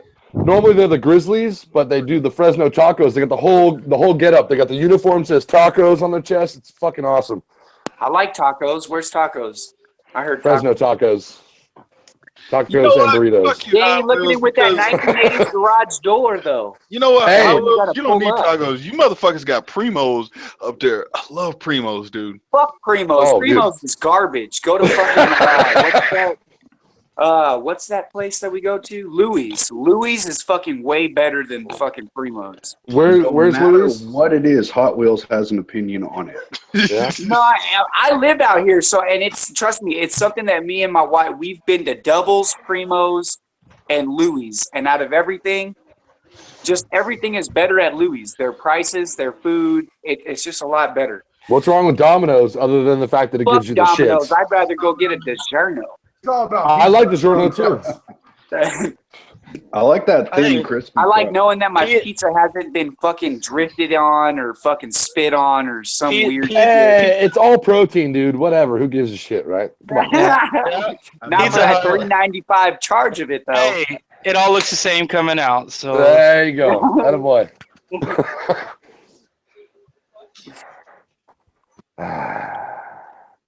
Look, Cowie, you see that? You see how he's chilling in his garage? You got to be like him right now. You see how he's just Man. chilling? I should pull out a cigar. Is what I'm talking about. I got my own space though. What do I need a garage for? I got my garage to work on shit. I got my office to fucking do my own shit. Yeah, but the garage is where you just kick it. The office is where you take care of business. No, the bedroom is where I take care of business. Okay, let's say on a fucking daily 9 to 5, you're in your office doing business, but you're in your garage from 5 till fucking 1 in the morning. But see, I'm usually in my garage all fucking week. So that's where you need to be throwing your shit at. Well, see, it's about to get cold though, dude. So I like staying in my Hey, heated get a space office. heater, or if I it gets got really one. cold over there, get like 4 or 5 and put them around you in like a circular shape. I already got them in the garage. I slept in the garage the other night because I'm a psycho, and when I get drunk, I get kind of rowdy. And the girl and I weren't getting along, so I busted out the sleeping bag, which is somewhere over there, and I slept in the garage. And you know what? That's because what's cold? I live in California. I don't know what cold is. So. Well, that's kind of a fault. You live in. What the fuck? Stop mentioning the heat. No, you live in Southern California, okay? Hey, that's where you got to come in and you got to do a snowcat trip where you come down here during the winter to enjoy our winter, which is like your summer. Just stay away from San Francisco. Snowcat can ride down there in February, then leaving out of Calgary in February, then we'll see something. No, he doesn't. No, I don't think he can. Wait, no, he did ride back in fucking February. No, he didn't. He left in July, right? No, he flew back in February. Yeah, he flew back. Yeah, he came down here. Fuck, when was that? It was July. Yeah. Was it? No, I'm talking about the time before that. Oh, okay. It was before December. It was like early November, October. No. I think it was like mid-November to December is when he came out here. We already got snow up here where I'm at, and I'm about 3 hours north of Snowcat. So, well, Mammoth. You're north of him? You got snow. Yeah, I'm north of Snowcat. Well, Mammoth got fucking snow, and I can't wait to hit them slopes, man. I can't. Ooh, the snowboard season gonna be on voice. I can't wait. Fuck that. I'm not about the cold, dude. Not about the cold. If I have to wake up 3 hours early to fucking dig my car out of snow, fuck that. You know what I mean? Like, no, I'll feel you. If I wake up and I look out the window and my car is under snow, I'm not going to work that day. Hey, sorry, Steve, I'm coming in today. Why? I don't know which one's my car. I hit the little alarm button. I hear the noise, but I don't see shit. So yeah, I got a buddy I work with. This guy Andrew I work with. He's a mechanic as well with me, and he lives out in Riverside, which, if you're not familiar, is quite a trek to Santa Monica for a daily drive. It's about 90 miles. And when it rains, he just doesn't come in. I don't blame him. The what? I don't blame him at all. Well, but it's just rain, you know? Come on. Yeah, you got a point there. It's Southern California. I mean, when there's sorry, all right. Too many miles, too much stress. I've done 8 hours on the road just trying to get to work. Sorry. And I mean, let's be honest, it is only like 20 days a year it rains here in Southern California. So if that. Yeah. And half of them fall on the weekend. So that's 10 days. That means he's got, 6 days, thanks to Obama, of sick, paid sick days. So that only leaves 4 days vacation pay or 4 days of no pay. So, hey, it might be worth it, right? Hey, I'll take 4 days off in a year with no pay. I'm good with that. Yeah. Yeah, good old Southern California. But no, like seriously though, I'm about. Look, I don't like driving in snow. I don't like per se playing in snow off a snowboard. But you put me on a mountain, on a board, I'm gonna tear it up. So what if someone gave you a fucking ATV, not a dirt bike, but somebody gave you an ATV? Would you go fuck it up in the snow? Yes, but no, dude, give me a snow machine. Give me a snow machine. No, dude, a motherfucker could give me a goddamn motorized bicycle in the snow. I'm gonna have a whole bunch of goddamn fun. But Okay, so it doesn't. It's as long as you're playing in the snow with something other than just standing there throwing shit around throwing your head. snowballs and Yeah. Pass. No, I'm Hey, good. there's a big I'm being difference house. between playing in the snow and working in the snow. Oh yeah. I got no problem playing in the snow. I fucking hate working in it.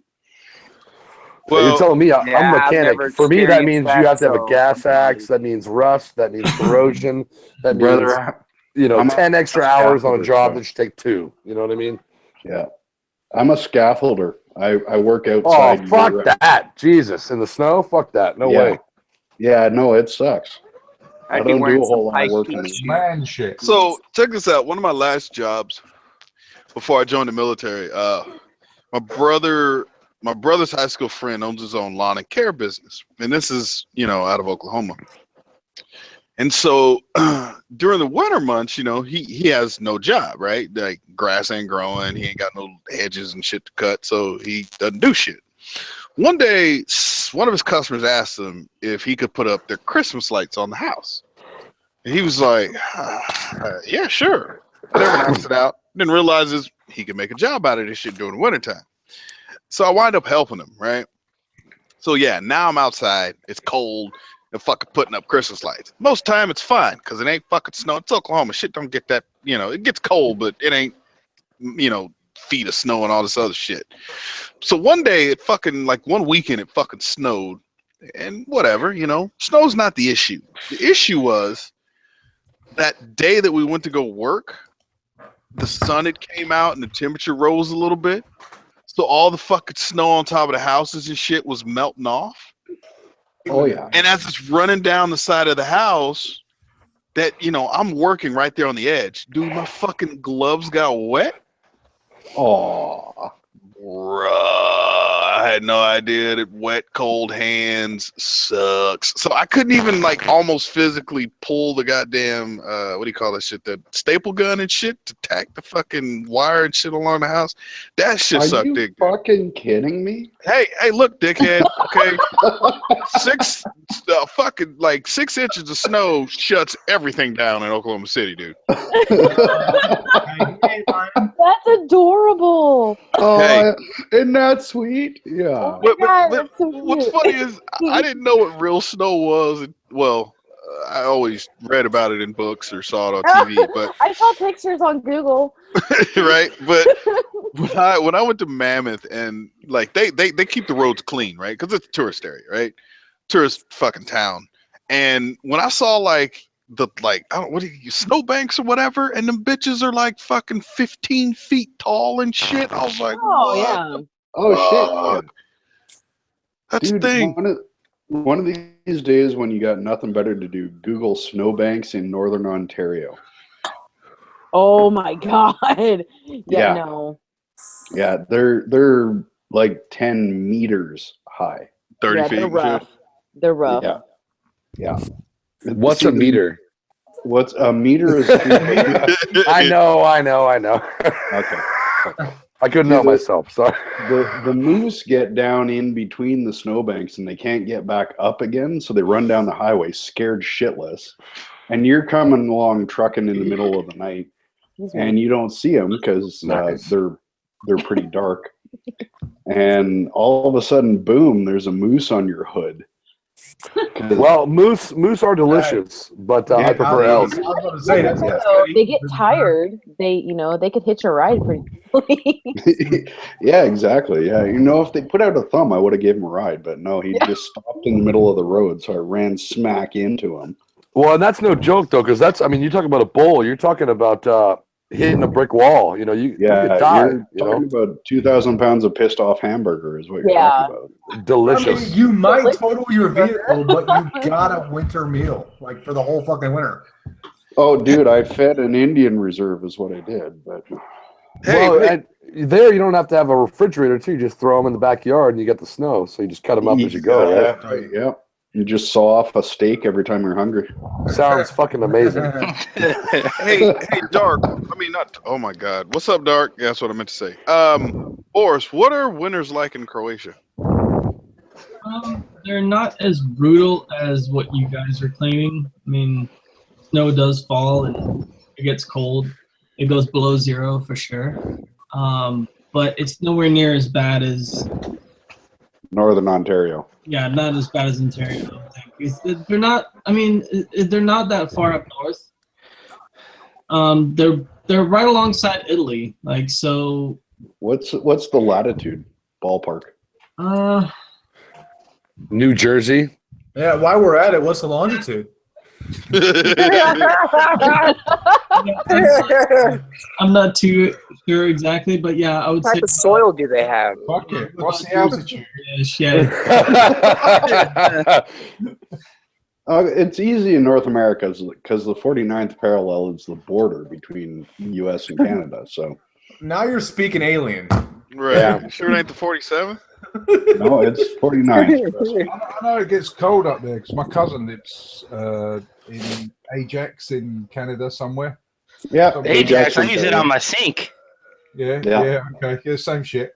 But Okay. they get down to our temperatures, which are the proper temperatures, minus I think 30. Well, minus 40 is where they both collide, Celsius and Fahrenheit. Minus 40 is where they're the same. Yeah, So, yeah, minus 40, they're equal. But what he says he does is, because I've been to Canada before, and everyone seems to move down to the basement for the winter, because it's and then keep the top of the house ticking over with the heating, but fully heat the basement, and they all live in the basement like a self-contained apartment. So what they do is the back door, because it snows to about I think they're saying 15 feet, so it's above the door. So they open the back door and they channel out like a larder, and they keep all their food and their frozen stuff in the snow, so it saves them a load of money. Dude, I don't live in a freaking igloo.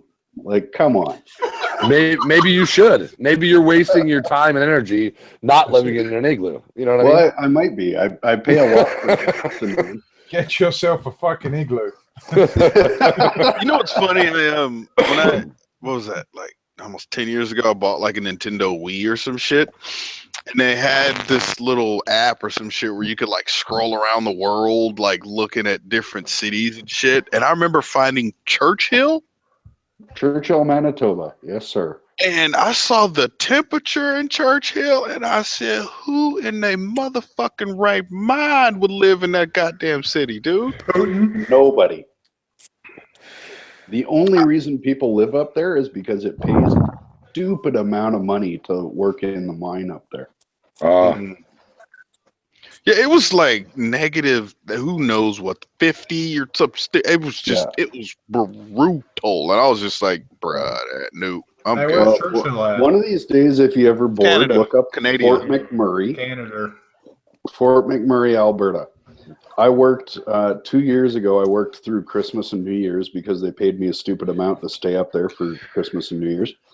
And it was minus 52 before the wind chill. Fuck. What? But why? Why would you do that? That doesn't. Because they probably paying some me a stupid like amount of money. $100,000 a week or some shit. They just I would be like, go fuck yourself. You know what I mean? Like, no thanks. Fuck yourself, Faye. My regular rate is $42 an hour. They paid me triple time to stay up there through Christmas and New Year's. So all right, that buys a lot of long johns. Yeah, it does. That buys a lot of hell hands and shit. Hey, by the way, Brap, thanks for hockey. I appreciate that. That's what we're here for, man. Hockey and poutine. Oh my god, dude, fucking poutine. I've never had that shit. It doesn't look appealing, but I'm so down to try that shit. No, dude, I don't give a fuck how it looks, man. That is probably the best shit in the fuck world. Put it this way: when I go to the Warren Theater, I get fucking French fries and gravy every goddamn time. What's the Warren Theater? Not even close to poutine. Did you say gravy? Yeah, gravy on fries.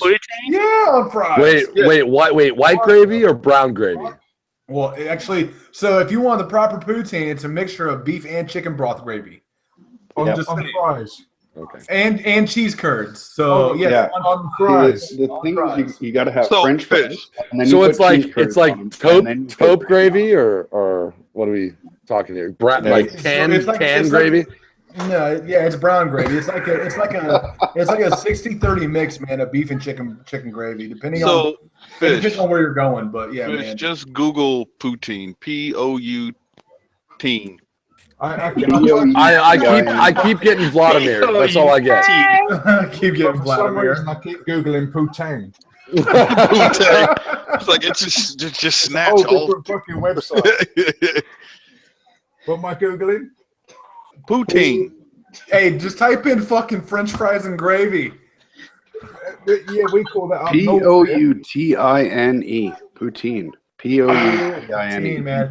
It's the best shit in the fucking world. I swear. to Wait, God. I want to hear what the Brit that he said. We call it this. What do you call it? What's that? Sorry. Poutine. You call it gravy and French fries. You call it like shits and mash or something weird. No, it's what fucking people up north have. We don't have that in London. You fuckers.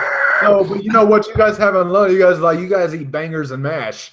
That's good shit, though. That's good What the shit. fuck is bangers and mash? What? It's sausages and mashed potatoes.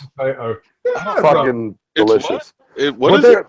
They're like Cowie. they're albino sausages. It's like eating an albino dick. And It's like a white bratwurst. Yeah. But it's fucking amazing, man. It's good. I eat a lot of foreign food, dude. Have you guys ever heard of Cinnamon Toast Crunch?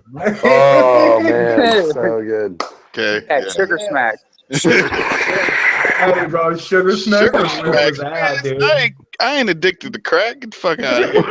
Ain't that shit smack, dude. Fuck Heaven out of here. cereal. Fuck you.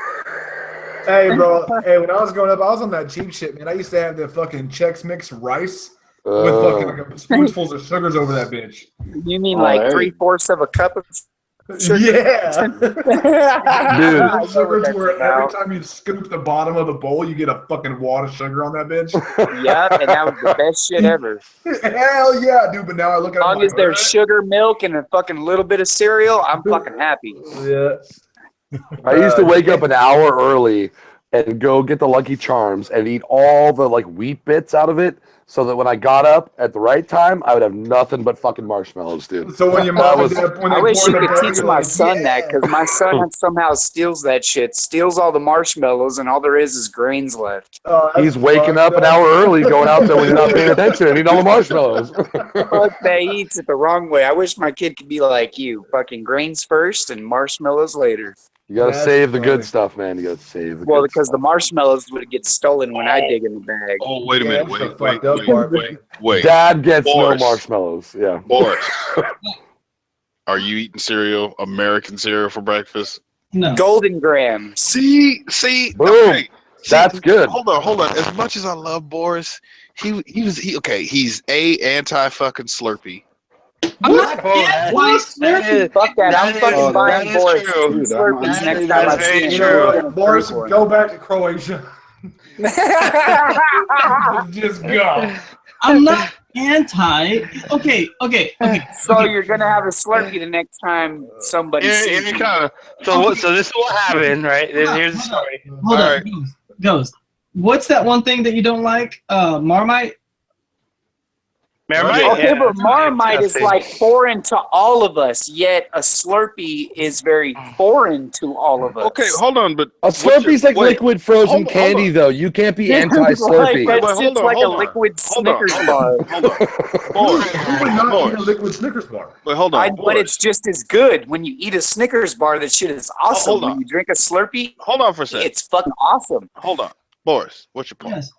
Why is it always got to be a pick 'em Boris fucking session, dude? Because you don't talk much, so I got to pick on you to get you back. And we don't involved in the understand conversation. Croatians because Croatia is a very small country, and we're like, And you guys America. need to like Slurpees, damn it. So, Boris, are you saying you indulge in the Mermite? No, I don't. I've never even tried Marmite. And this is the don't. thing. Shit. It's not that I'm anti Slurpee. I tried it with Ghost Ninja and I wasn't a fan. It's just like I'm not like anti. Screw everybody that drinks that shit.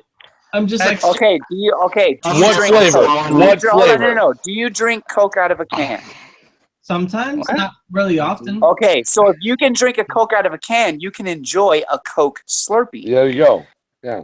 Well, that's the Slurpee that I had. I had like cherry Coke, and which is No. No, just get No, Coke all the yeah. way through it, and it's gonna taste like a iced Coca-Cola. Hot Wheels is right. You gotta have just Coca-Cola Slurpee and just be like, boom. Don't fall into that fucking what is that shit? Yeah, that like 7-Eleven when I has go, now? It's I like, get well, no, it's like what is it? The fucking like Sour Patch Kid. Yeah. Sour Patch Kid. Hey, that shit is Swing bomb. ball Dog. or some It shit. is pretty good. I'm not gonna lie. It's that pretty shit's fucking bomb as fuck, dude. Fucking Warheads mystery flavor. Like, I don't that do all shit's that. bomb I as go fuck, in there, too. I get 75% Coke and I get 25% cherry Coke. That's what's in my fucking Slurpee. Okay. Is that one of those Colombian Slurpees? Might as well be. I go on a hunt for every 7-Eleven in the fucking nation to find that one 7-Eleven that has the Mountain Dew Slurpee.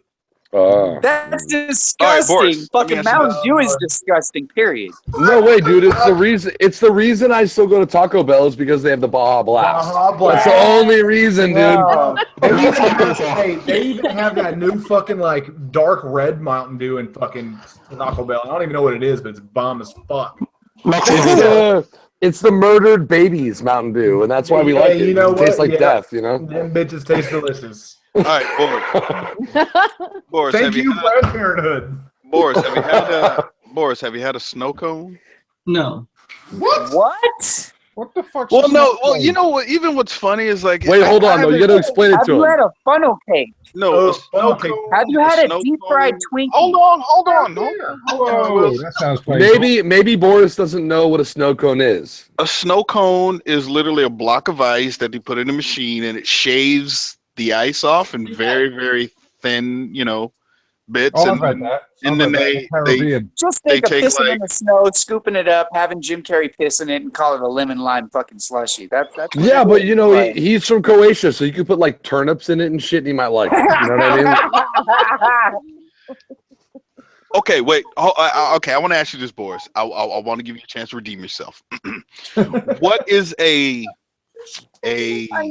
sweet delicacy that you prefer? Period. How about that? Or whether it's candy or some kind of sweet drink, something sweet. Whether it's a drink, a cake, a fucking snack. What would it be? Pussy. How about baklava? I really like. Oh my god! Telephone crepes. Crepes. Okay, yeah. Crepes go ham. Hey, I dude. can make you crepes. Just don't put them on there too long. Or basically pancakes. You put 2 or 3 of them together, you got a pancake. You put one, you got a crepe. No, but it's more like let's spread some deliciousness on it, like some raspberry something or other, and then Some you roll it up. raspberries, And, some whipped cream, maybe a little bit of Yeah. peaches and cobbler syrup. Not the whole See, cobbler cake. I Although you get could have Boris fun though. with I get Boris because I'm Serbian. Okay, and in Serbia, one of the things they do is they cut up beef into cubes, like small cubes, like a centimeter by a centimeter, like a and they put it on a bed. And they put it on a bed of onions, and that's it. It's not cooked. It's raw beef on fucking raw onions, and that's dinner. Yeah. Hell yeah, that sounds bomb. That sounds No bomb. wonder my wife likes it. So Get my Boris, wife to get on board with that. so Boris, what I'm hearing from you is you prefer something a little more el natural, right? You like authentic fruits, right? No, whatever the bullshit we put in, whatever the fuck we call it strawberry, but that shit ain't really strawberry. No preservatives. It's got fucking dye 1, yellow dye, red dye, blue dye, fucking all that shit in it. Well, that's what I'm saying, Hot Wheels. When I came over, I had a piece of allegedly strawberry cake. Oh, no, that shit was cancer on a plate. It's like they've given me 17 fucking Red Bulls. The amount of shit that was in that cake. Yeah. I was bouncing off the fucking walls. Sometimes, because what's funny is like Japanese, right? They like sweet stuff, but then I eat it, I'm like, that's not that sweet. But then like so like when I was in Japan, right, I was military. So you would go on base and you would get like a birthday cake or whatever because it's hella cheap compared to what they're selling off base, right? Like you can get a half or like a quarter sheet or something for maybe just say $20. Whereas like a Japanese cake like an eighth of that size would be like $40. But at the end of the day, there'd be like real fruit and shit on top. But anyways, you would give them a piece of like American cake, and the moment that they would take that first bite, it was like bitter beer face, but with way too sweet. They're just like, oh my, and like they couldn't eat another bite, or they try to finish it because, you know, it's like they're Japanese, so they're trying to be respectful, right? But yeah, Japanese don't fuck. But the thing that Japanese will fuck with is fucking M&Ms, dude. They fucks with M&Ms, but that's probably about as far as they'll go. I think everybody, especially Americans, they have the biggest diabetes. But seriously, all that shit is just like overly sweet. I don't understand. When I keep hearing, like, everything's way too sweet. Well, here's the fucked up shit, right? Even shit that you wouldn't think would have sugar in it, like a McDonald's hamburger, has some sort of fucking sugar in it, dude. Of course it does. Baby fingers. Every fucking thing has fucking sugar in it. Over here. High fructose corn syrup. Well, hey, Red. Okay, so here's the thing. I think that's why you and I are both drawn to barbecue, is because you and I can take a slab of meat, rub some spices on that sumbitch, cook it for 6 to fucking 12 hours, and it's wonderful. You know what I mean? Like, you and I, we smoke our meats, we barbecue, we do all that. And that's kind of where that comes from, is like simplicity. It's about cooking it slow and steady and right. And then all of a sudden you have this gorgeous piece of meat that you cut up and people froth the mouth over. And all it is the smoke of cooking it slow. It's salt and pepper and cooking it right. You know what I mean? Like, that's all it is. Yeah, you give me the three main ingredients: SPG, salt, pepper, and garlic. Right? A little bit of that. Fucking coat that shit, yeah. Cook it. It is funny, dude. Like, what's here? I'll tell you this, man. I love the way Ghost always says this shit, dude. Fucking Ghost. What was the appetizer at my birthday party? Smoked chicken. Ghost Ninja. Ghost. He's asleep. You know he is. Did he pass out? Yeah. Come on, Ghost. Come on. Seriously. Sleepy time. What time is it in San Diego? Turn on his camera. No, cause no, he doesn't have one. He doesn't have one attached to his computer. I looked, it's red. Can I just point out it's 6:40 in the morning here. I was gonna say it's 20 till 2 in the morning here. Yeah, so. It's Ghost Ninja. Yeah, it's like past 10, so he's probably asleep. It's sleepy time. But anyways, so Kevin, like literally, dude, I took my top rack in the offset that I have. I lined it with bacon, and I walked around. I was like, bacon? And Ghost was like, who the fuck hands out strips of bacon? I was like, smoked strips of bacon, bitch. And he was like, yeah. So I was just walking around handing out bacon as far as like an appetizer. He was that's the best there is. And by the way, the Chronicles, you guys don't have real bacon. You have like fucking Canadian bacon, which is stupid. It's not real bacon. Bacon. Bacon is where it's at. No, well, yeah, no, because I remember in Japan, I bought it's sliced ham. It's not bacon. It's sliced ham. It's just ham is thin sliced off the bone. Bacon's different. Yes, because now hold on. Now you take some. I love Gordon Ramsay. Okay, he's from Scotland and he lived in Stratford-upon-Avon and he's a great chef and he likes to do like Parma ham instead of bacon, which I'm all for because Parma ham that's fried is fucking ridiculously delicious. All right, but hold on a minute? Did you say fried? So is it? Well, not fried, but like in a pan with some oil. No, fuck you. You're not Italian. My wife's Italian. You never fry Parma fucking ham. I'll tell you what. You put on you take Parma ham. You put it on an English muffin. You take some prosciutto. You put it on an English muffin. You do hollandaise eggs. It's fucking delicious. Big legs, Dad. Well, no. Shadow or what? Oh, now you're back. Oh, there you go. Apparently, Ghost Ninja likes the Parma ham in the fucking oil. Someone woke up from their power nap. Oh, shit. Oh, shout out to E-Heart and shout out to fucking Realist Rod in the side chat. But, no. Realist is in the side chat. G'day, Cobber. So I remember when I bought bacon, like I went to a Japanese supermarket, got some bacon. I was like, hell yeah, I'm gonna have me some bacon and eggs in the morning. Man, I threw that little strip. Well, it wasn't little, but I threw that strip in the motherfucking pan. Bro, about 35 minutes later, that bitch ain't shrunk, curl, ain't done none of that shit. And I was like, wait, what the fuck kind of bacon is this? Then I realized it's what does bacon come from? Is it pork butt? Is that what it is? It's pork something.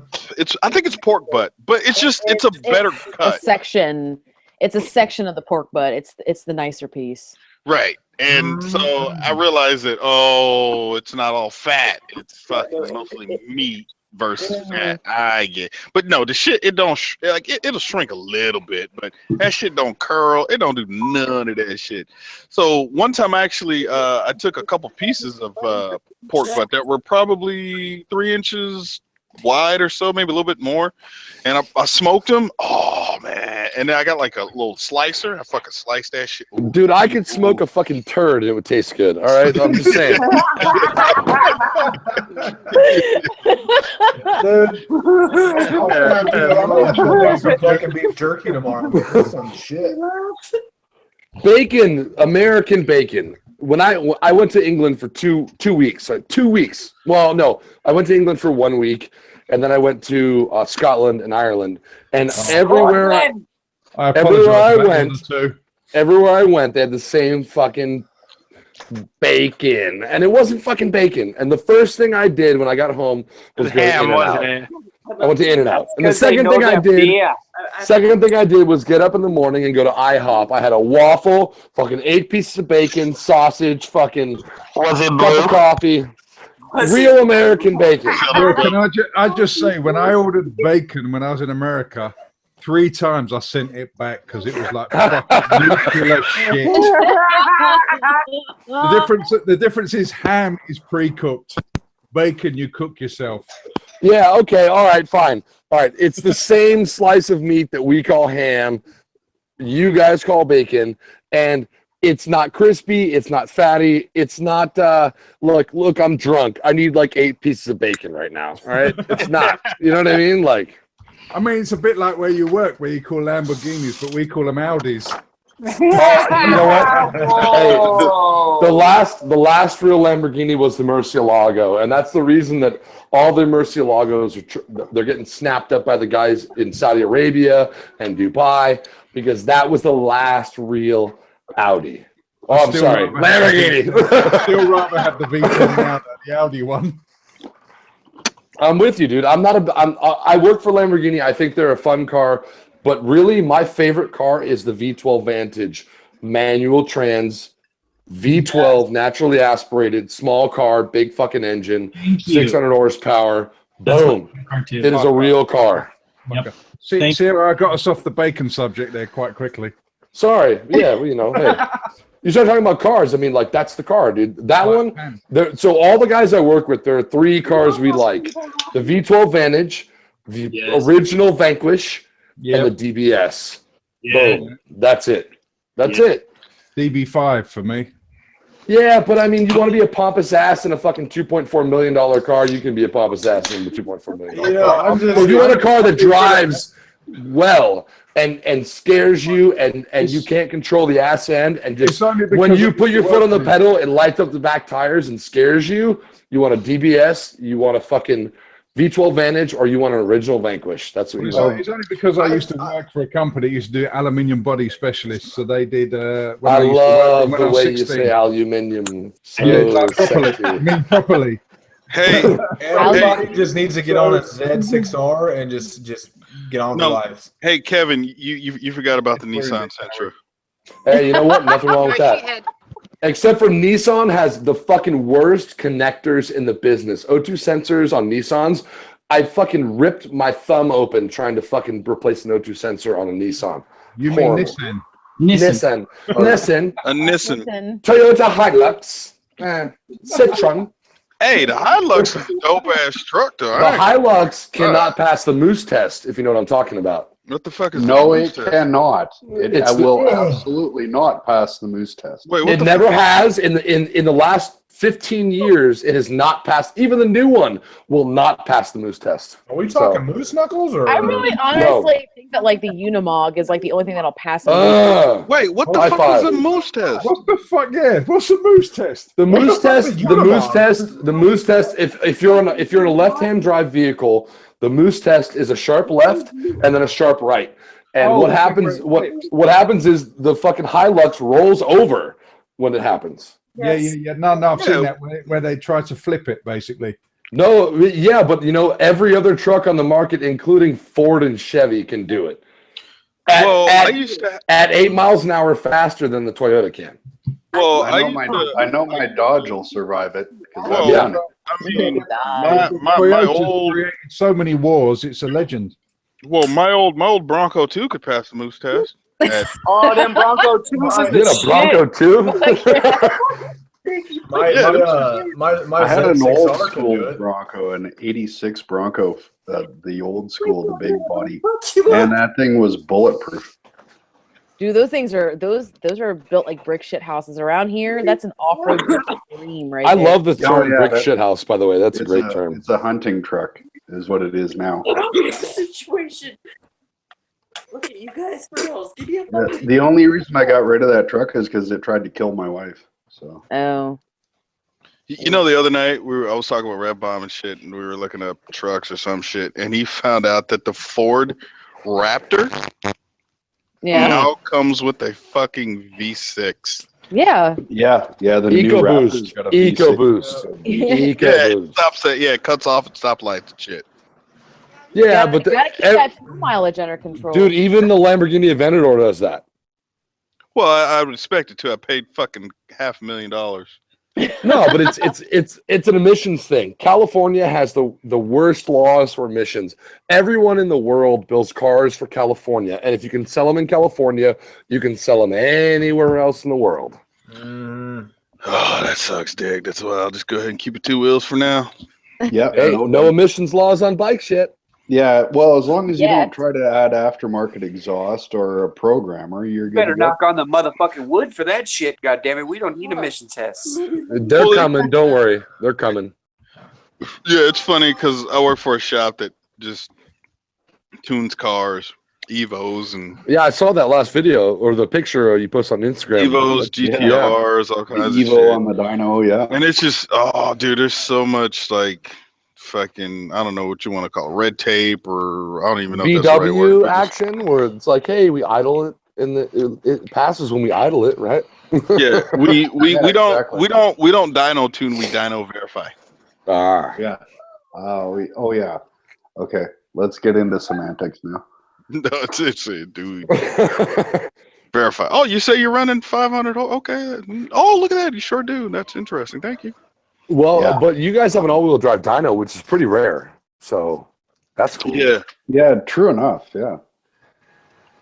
Don't see too many. Kind of have to, because everything that gets up on it is fuck. And you know what pisses me off? I'm mad because I left, and like 20 minutes after I left, a real R34 GTR, like the two-door four-wheel drive joint showed up, and I was just like, seriously, like sex a real in a honest to box. God. yeah, it's a real four. Are they legal in the U.S.? A handful are, because they made the cut back in the day and then they cut them off. But yes, there's a handful of actual like 34s that are legal in the U.S. Because hey, fuck it, show and display. Thank you, Bill Gates. What do you mean? Any car that's illegal in the U.S. because it hasn't been crash tested or whatever, you can get a show and display for it, which means you get 2,500 miles or 2,000 or 1,500 miles a year to drive the car on the streets. So all these fancy cars that have never been crash tested, for example, the 177 that Aston Martin made, or the Lamborghini Veneno, the company said, "Fuck you, we're not crashing one." So we can't sell it in America, but you can. Bill Gates had a Porsche that he wanted to import. It was a 966 or whatever the fuck it was. And so he petitioned the government and they said, look, you can bring it in on a show and display, limited miles, and you can register it and drive it on the streets. So thank you, Bill Gates. For drive like 2,000 miles a year or something like that. Well, someone who has 85 cars. Okay, yeah. You got a point. Like someone who drives the $1.5 million 177 or the $4.3 million Lamborghini Veneno Roadster. Take it back. Yeah, but if somebody's spending their life savings on trying to get an R34 legalized, you know. Nope. Well, it's just an easy way for them to get into the country and drive it occasionally on the weekends. Okay, you got a point there. No different than driving a '68 Camaro, you know. Yeah, it's let's go pound fucking Mulholland in the R34 on the weekend. Hell yeah. You know what I mean? Like, yeah, you got a point there. You know, I've got a friend who has a '62 Chevy pickup that he might put 500 miles a year on it. The rest of the time it sits in the garage. So, Midwest, what you drive out there for them snowy days? I have a Jeep.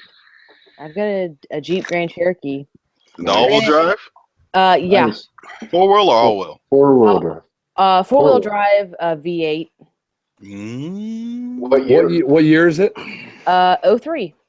Nice. Quadratrack 2, I believe. Yes. That's all-wheel drive and low range. Yeah, it is actually. Yeah, so it is all-wheel drive. Yeah. Atta girl. I'm a Jeeper myself. I drive a TJ 04. Nice. Had a YJ before that and an XJ before that. My mom drives a Commander. She had a ZJ, two ZJs actually, a 5.9 and the 5.2 TSI. Nice. Hey, Kevin, you know what's funny? Fucking Red Bomb didn't know the difference between all-wheel drive and four-wheel drive. What? He was like, "Wait, what the fuck's the difference?" I was like, "Okay." Well, you guys don't have to worry about that kind of shit. Actually, Well, I mean, Red Bomb understands one-wheel drive. That's all that matters. Yeah. Put it in first, shift it to second, third, fourth, fifth. There you go. Okay. I was like, no, dude, your Subaru's all-wheel drive, okay? Like your average, like say Chevy truck that's four-wheel drive, like you got to switch. Oh, like he really didn't know. But don't get me wrong, dude, I didn't know that shit either until like.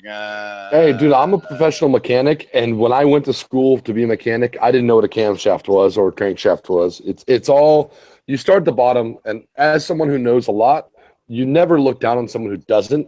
It's their attitude. If they try and pretend, then you're like, yeah, go fuck yourself. But if they're like, look, I don't know. Well, let me ask you this: how do you feel about people who don't change their own oil on their motorcycle? Oh my god, this gonna happen every fucking Well, hold on. I own my KTM. I've had my oil change, and I didn't do it. So. Well, yeah, because there's warranty issues, and it was a new bike and break-in period. Mine is a new, and it's fucking got a warranty still. Yeah. Oh, I hear it. Okay. At the same time, look at it like this too. Like I fix cars for a living, all fucking day long, every day. I fix other people's fucking dream cars. And now I come home. What do I want to do? Do I want to get dirty and fucking change oil? No, fuck that. Sometimes it's worth it to spend the money. And even if your bike isn't in warranty, if you go to the dealership and you flip them the $250 and they change your oil and look over your bike, guess what? If anything goes wrong, it's on them. You change your own oil and blow your motor, it's on you. You know what I mean? So I took my old my cruiser in, and I had a tire changed, I had the oil changed, I had the chain tightened and lubed, and had the whole thing gone over. And they told me I'm going to need a new rear tire soon. So I had the whole thing inspected. It cost me $150, and I went and had a taco while I was waiting. So that's what I'm talking about. But Ghost, it's just it's the way I don't want to say bank account, more or less the way your life is set up and how you do things. It don't make sense for you to not change your oil, because I'm just saying, dude, like you could have had that i7, but you were with AMD. But if you would have did a couple oil changes, you could have had that i7 though. You know what I'm saying? I'm fine with my i7, my AMD, man. I'm good. Hey, Johnny Blaze, can you look at the face? What? Hey, you know what? Bottom line is that is the face of disappointment right there. Bottom line is somebody like. So the best riders in the world, right? The guys who are on the racetrack every day, they all don't day. change their own oil. You know what I mean? They don't change their own oil. They never fucking have. They don't even know what a wrench looks like. All right. So it doesn't. At the end of the day, it doesn't really matter if you change your own oil or not. If you Man, are we gotta have you on more often, man. That's all I'm gonna say. if you're mechanically inclined, if it's something you enjoy doing and you're mechanically inclined, by all means. But if you can't do it, don't feel ashamed that you can't do it. Not everyone knows everything. Just because you don't know how to change your oil doesn't mean you don't know how to ride. You know what I mean? But see, you don't know how to ride either. At the end of the day, Yeah, shut the fuck up, man. I'm just saying, Ghost. Whenever we do that track day, I'm gonna go ahead and make sure I mount a camera to the rear tail to catch you. But You we all upload videos on YouTube, right? So I mean, if you don't know how to do something, YouTube that shit. That's right. I get that. Hey, but you know what though? At the same time, if I were to say, you know what, I have a YouTube video, or not a YouTube video, but I have a video of me taking the whole powertrain out of an Aston Martin. All right. Now, if you watch that video, would any of you be comfortable in dropping the entire powertrain out of a $500,000 Vanquish first try? Seriously, I get my butler to do that. But that's what I'm saying. Is that, look, experience matters. I can have a tray of bolts. I can have 100 bolts in front of me, and I can tell you where every single one of them goes. That's experience. That's experience. That's experience, and I mean that's also something that comes natural with some people. Like, because I can take my whole bike apart right now and put that bitch back together.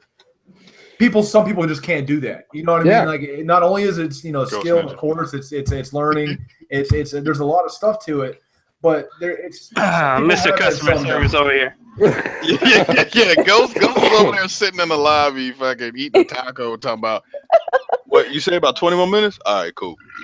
No, at the same time, when you buy a bike or you have a bike, right? Let's say, even if you don't have a bike, you don't have a brand new bike, and you don't have an owner's manual, you can go on a website called Helms Publications or booksforcars.com, and you can download your owner's manual. And in that owner's manual, it gives you a service schedule of what they should do to your bike when you take it to a dealer. Take notes. And when you do that, like, for example, okay, I'm a big fan of Del Amo Motorsports here in Southern California. I went there, I bought the bike there. I had my first service done there, my first checkup done there. But after I left at my first service, they said, in 6 months, bring it back and we'll adjust the valves. And I told them, go fuck yourself. The valves adjustment is due at 6,000 miles. My bike is not going to, my valves are not going to be unadjusted because it's sitting in my garage and riding to work 4 miles and back home, and then on the weekends 100 miles. No fucking way. At 6 months, we're going to do a fucking oil change, and at 6,000 miles, you can hit me up for that $1,000 service for the valve adjustment. Don't let them fuck you. Go buy your owner's manual on Helms Publications for $50. If you don't have a brand new bike, it's worth it. Look through the service schedule. Look what the recommended mileages are and times are by the manufacturer, and then spend the money. Don't let them fuck you, because they're gonna try. Wait. So what I'm getting is that dealerships will fuck you, correct? They're gonna try, and it depends on your knowledge on whether or not they're gonna succeed. So, I have a good way to avoid all this. So if you're like me, you got your bike, you got your bike, right? I'm laughing already. Because Fish, no. No, he's not laughing at you, Ken. No, he's not laughing at you. He's laughing at the situation. I'm just saying. Come on. So you get your bike, right? It's brand new, it's nice. You got all your shit. You got your full coverage insurance on it. Love you, Ghost.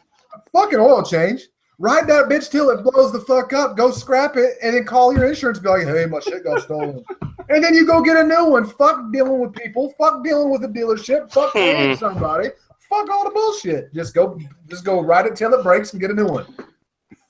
Yeah. No, and I understand where you're coming from, but at the same time, when now you're talking to a professional mechanic, you're talking to somebody who. I just want to point out. Let's take a look at Red's bike, who does it on oil. Right. How's your bike running? Oh well, I have.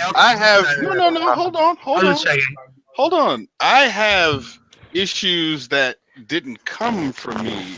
Engine issues. It still runs though. I'm just saying.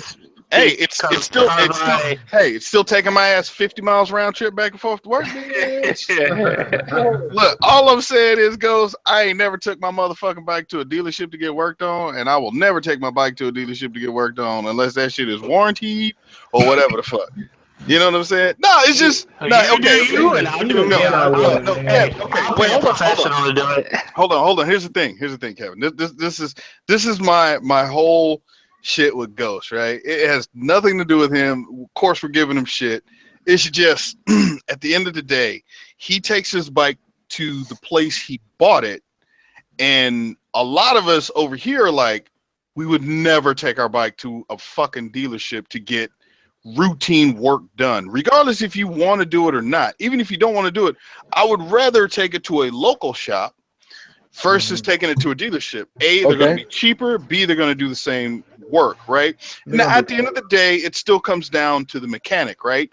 But, you know, Ghost says like, okay, I take my bike in, they tighten my chain, they tighten bolts, they do all this bullshit and blah, blah, blah. And we're all over here like, And see, and I look at it like you do too, man. Because I mean, what I said earlier, I mean that's half bullshit. Because I do all the work on my own bike, but I would trust myself than dropping my bike off somewhere and picking it up later. Exactly. Yeah. I mean, I get that. Don't get me wrong, I get that. But here's okay. So Ghost Ninja. All right. So here's one thing about what you're doing that is really good, and what people don't get is that if you service your bike or your car, it doesn't matter what it is, at the same place, and you go to the same service advisor and you request the same mechanic. You find a mechanic you like when you get the bike. You go and you shake his hand, you introduce yourself, and you do something like, remember Half Baked, where like, hey, black ass, like, why you don't do that before? Do something where they remember you, right? Bodegas. There you go.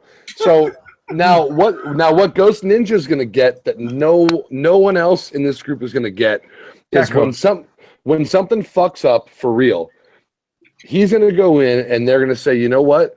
You're such a good customer. You come here all the time. You pay for the parts. We'll pay for the labor. And that's what you're going to get by doing that. And that's the assurance you get. And I've seen it time and time again. The customer that comes to me for 10 years is going to get the labor for free and only have to pay for the parts. And the factory will pay for all kinds of shit for free every time I go there. No, that's the thing. Hold on. You build a rapport with these people, okay? And myself included, as a mechanic, when someone comes in that I like, that I know, that I talk to, I'm going to do shit for free for them because I know he's a good customer. I want him to keep coming back. In fact, when I take my bike in, I'm a professional mechanic. When I take my bike in, you know what I do? I put a $20 bill under the saddle, and I go to the same guy at Del Amo, Freddie, every time, and he knows there's a $20 bill under the saddle for him every time. It gets me in and out 10 times as fast and ensures that the same guy who's seen my bike since it's brand new sees my bike every time. And this is a trick I learned at Toyota when I'm a master Toyota mechanic as well. So when I was at Toyota Santa Monica, bring my shit to you, man. I'm just saying. If you want to get the best out of a service shop or a dealership, doesn't matter. You tip, you go to the same person every time, and you shake their hand, and you make them know who you are, and they'll remember you, and they'll treat you fairly. If you're an asshole who shows up and said, "I want it fucking fast," guess what? You're getting the shit service. Yeah, and that's probably why you all have a bad taste in your mouth. But okay, Fish, what were you trying to say there for a sec, Fish? I was just saying that I've just done my own valve clearance. I've done my own oil change, and I am to mechanics what Trump is to politics, basically. An asshole? A douche? Yeah, basically. you grab basically what I do is the shop will do my servicing and everything while I'm under warranty. If I'm going to keep the bike, what I think forever, which I never fucking do, I will service it myself. But if I think it's a bike that I'm going to pass on, I would rather have the shop service it so I can get that bit of extra money at the end of it, because people perceive a shop as a better service than a home mechanic. Sure. Okay, I'll give you that.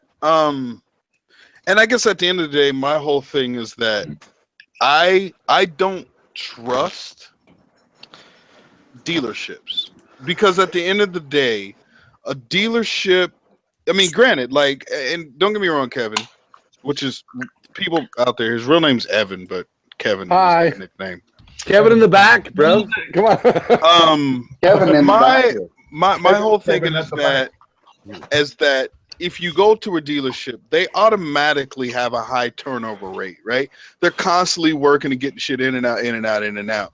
You are just a nobody to them, right? It's the same reason why your dollar means more to the local guy who sells Icon gear versus a motherfucking Revzilla, right? Yeah. But the problem is, if people at Revzilla talking about, oh, dude, I'm gonna hook you up, I'm gonna take care of you, are they really? Fucking liars. Right? Whereas, like, the dude who only gets 10 customers a day, whereas, like, this fucking mega company, right, is getting 100 customers a day, why would they even give two shits whether you... Granted, they want your business, and they're going to say whatever they want to keep you there or keep you coming back. But I don't think at the end of the day, they're going to either break MSRP rules or map rules or whatever the fuck you want to call it to ensure that you're happy, to know for at the end of the day that you're coming back. Because why? Because here's at the end of the day, right? They're a business, right? Yeah. And it's the business that does. I mean, at the end of the day, if Ghost never shows up, they don't give two fucks. Yeah, I agree with you. I mean, that's true. That's true, and it's not okay. And I can go on and on about this, but let me tell you how I feel about it personally as a mechanic, as someone who started $8.25 an hour at Toyota and now makes quite a bit more working for a dealer of Lamborghini and Aston Martin.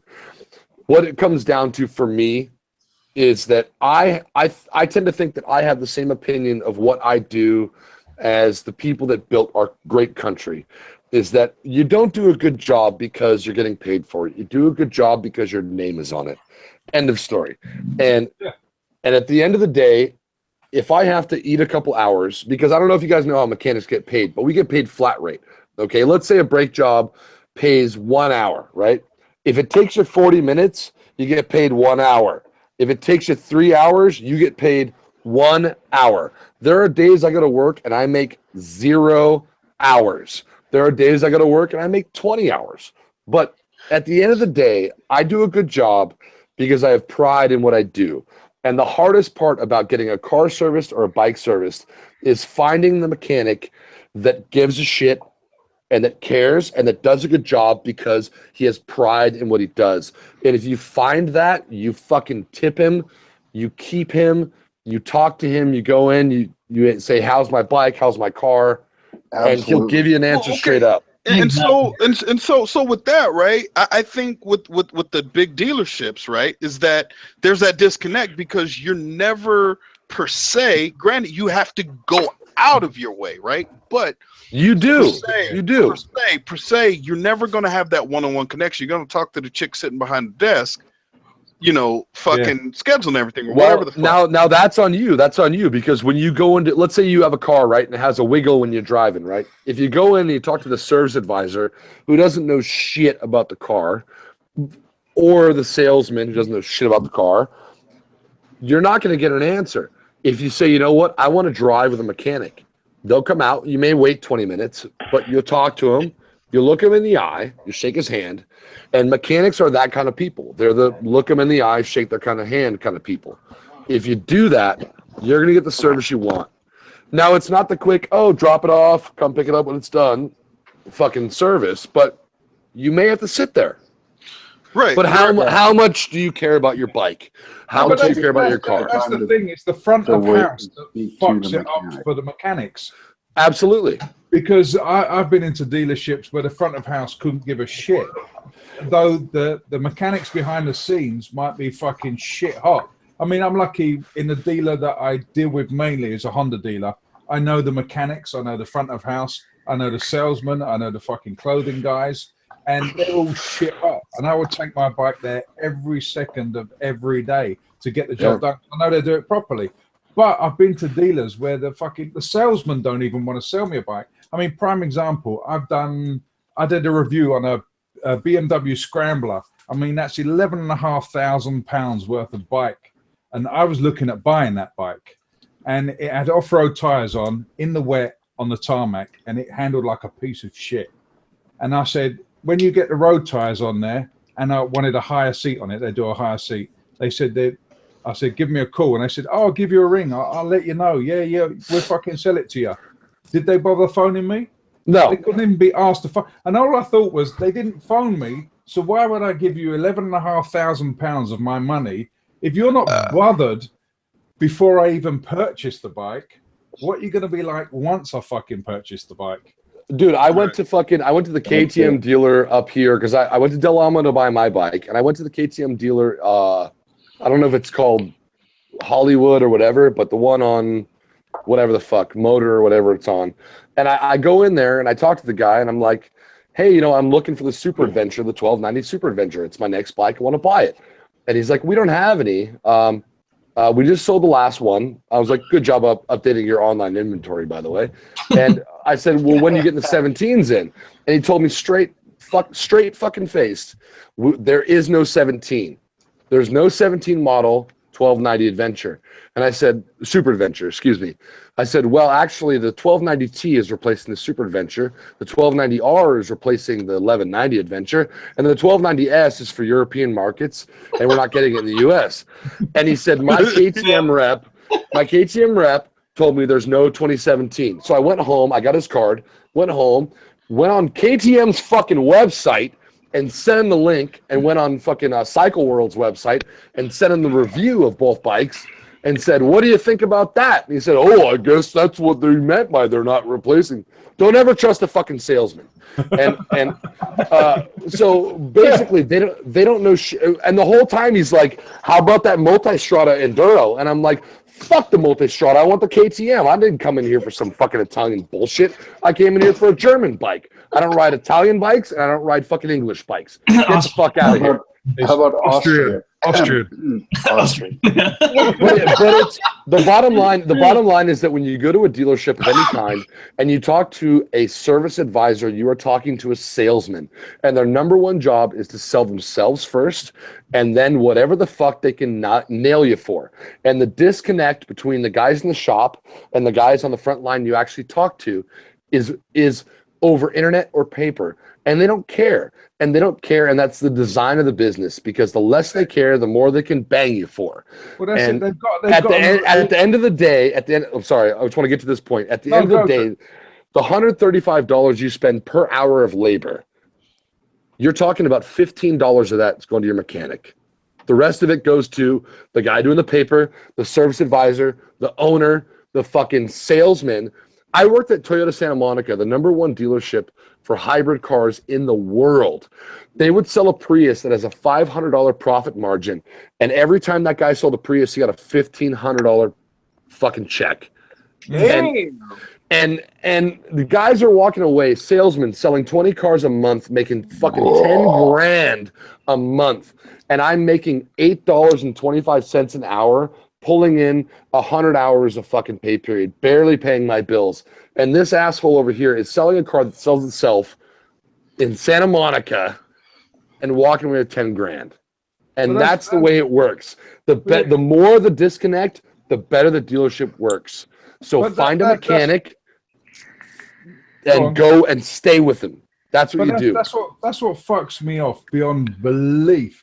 You've got to want, not desperately, but you've got to want to sell me a product. If you don't give a fuck, I will go elsewhere and buy that product. Absolutely. There's plenty of, there's a dealership here that's a Yamaha delership. I'm just going to sit here and eat my Mexican pizza while you guys continue to... Of course! That foot in your ass is real big right now. Nah. It's all love, though. No, what I was saying was there's a dealership here that I must have been in since I was in the industry of, I used to sell motorcycles and clothing and everything like that. I used to run a few shops. And I went in a few times, and I've probably been in this shop 50 times. and it's a local shop in the last 13 years. And 3 times have they wanted to sell me something in those times I've been in there. And I just think, are you fucking billionaires? Are you multi-millionaires that you can't afford to even talk to a customer? And I mean, I'm going to test ride there tomorrow because I like their product. And I had to go and find someone to offer me a demo ride. That's fucked up. Well, like me walking into the KTM dealer, I'm trying to buy a $20,000, $21,000, $22,000 bike US. I told you what I wanted. I know the product, and you're offering me a fucking Multistrada.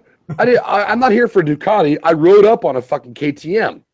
Like, are you retarded? I mean, I'm sorry, but come on, dude. Like, give me what I want. Like he just wants to sell you what's in stock. Yeah. Absolutely. So that's how he gets paid. So yeah, that's and that dealership is more of a Ducati dealership than a KTM dealership, and that's the problem. Is they push the fucking Ducatis. Every fucking douche, no offense if anyone rides Ducati, but every fucking douchebag in LA wants Ducati because it says Ducati on the side. I don't want a Ducati. It's like riding a Harley as an American. I'd rather ride a fucking Yamaha. You know what I mean? Like, no offense, but it's a better bike. I want what I want. I don't want what you fucking tell me I want. Well, I'm not a moron. And so, well, no, so like I got a Yamaha and a Suzuki. So. My whole thing at the end of the day, right, is that when I go to these smaller shops, right, and I'm getting something as simple as tire changes, oil changes, before I bought a torque wrench, I, used to get my fucking chain and shit tightened, at these little shops or whatever.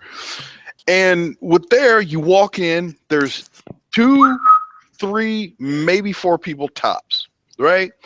And so when you walk in, immediately you have to deal with somebody that's either 90%, 95% is going to be working on your bike or a bike or something. Yeah. And you have more of a personal connection. And so, like, I've learned a lot of information by going into these shops. Granted, I'm just dropping the bike off, but I'm like, hey, man, I was told about this or this and that, or hey man, fucking speed wobbles, right? Like when you get speed wobbles, do you chop the throttle? Do you stay in the power?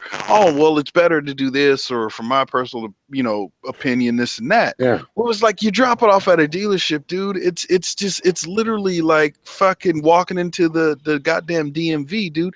Take a number, have a seat. How far are you gonna bend over? Let me see how far you're gonna bend over before I tell you anything. And so for me, when I see Ghost, he's like, oh, I go to this place because they quote unquote hook him up. But I'm like, dude, no fucking dealership is gonna break their back for you, dude. They're not. That's gonna not true. Risk. Well, that's I mean, true. to an extent. Not true. Mine does. I've seen. When I worked for Toyota, I saw Toyota cover the labor and the cost of a hybrid battery for a Prius owner. And you're talking $6,000, and they covered it, no questions asked. Well, let me ask you this. Well, I want to ask Ghost this. Ghost, when you drop your bike off, do you just literally drop it off and walk the fuck out, and that's it? Or are you doing any? You're not doing anything that, say, Kevin has brought up tonight, like finding out. I know the mechanics. The mechanic that works on my bike he owns a fucking Daytona, same as the salesman. I've gone to fucking. I mean, I know all these guys. We're always in there. The thing is, Red. The thing is, I've got a good relationship with the Honda dealer because I used to work with some of the guys that now work there. Not the guy that owns it, but he sees I've bought 7 bikes off him in 12 years, so he knows I'm a good customer. So he literally hooks me up. He gives me a better deal on my part exchange than the book says. I get a few £100 over here than the book says. I get percentages off all my parts, percentages off all my services, and it becomes comparable. You know what I mean? But look, it's end of the day, it's a relationship. It is. Okay. It's a relationship. Boris. Boris, what you got? What you got, Boris? Oh, sorry. I was gonna say I had the same thing with GP motorcycles here. I've bought I forgot how many bikes from them, and each time I buy a bike, they hook it up. They give me like a bigger discount. And but are they small though? Are they big or are they small? GP? GP motorcycles, I don't know if you... I mean, are there 20 people working or are there like 10 or are there 30 or 50? They got like 3 salesmen. They got like I think 5 people in the shop. Then they got like 3 people for parts and like I don't know. It's got a few people working. It's not as big as Ghost's little posse down south. Is it as big as God dang it, that place in Covina, Bert's Mega Mall? Are they as big as that? I don't know what Bert's.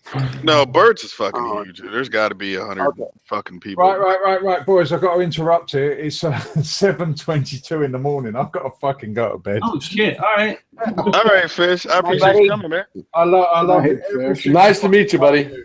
Have a good nap, bud. Good night, Fish. Good Take morning. it easy. I love you. Yeah, good morning. Later, Fishy Fish.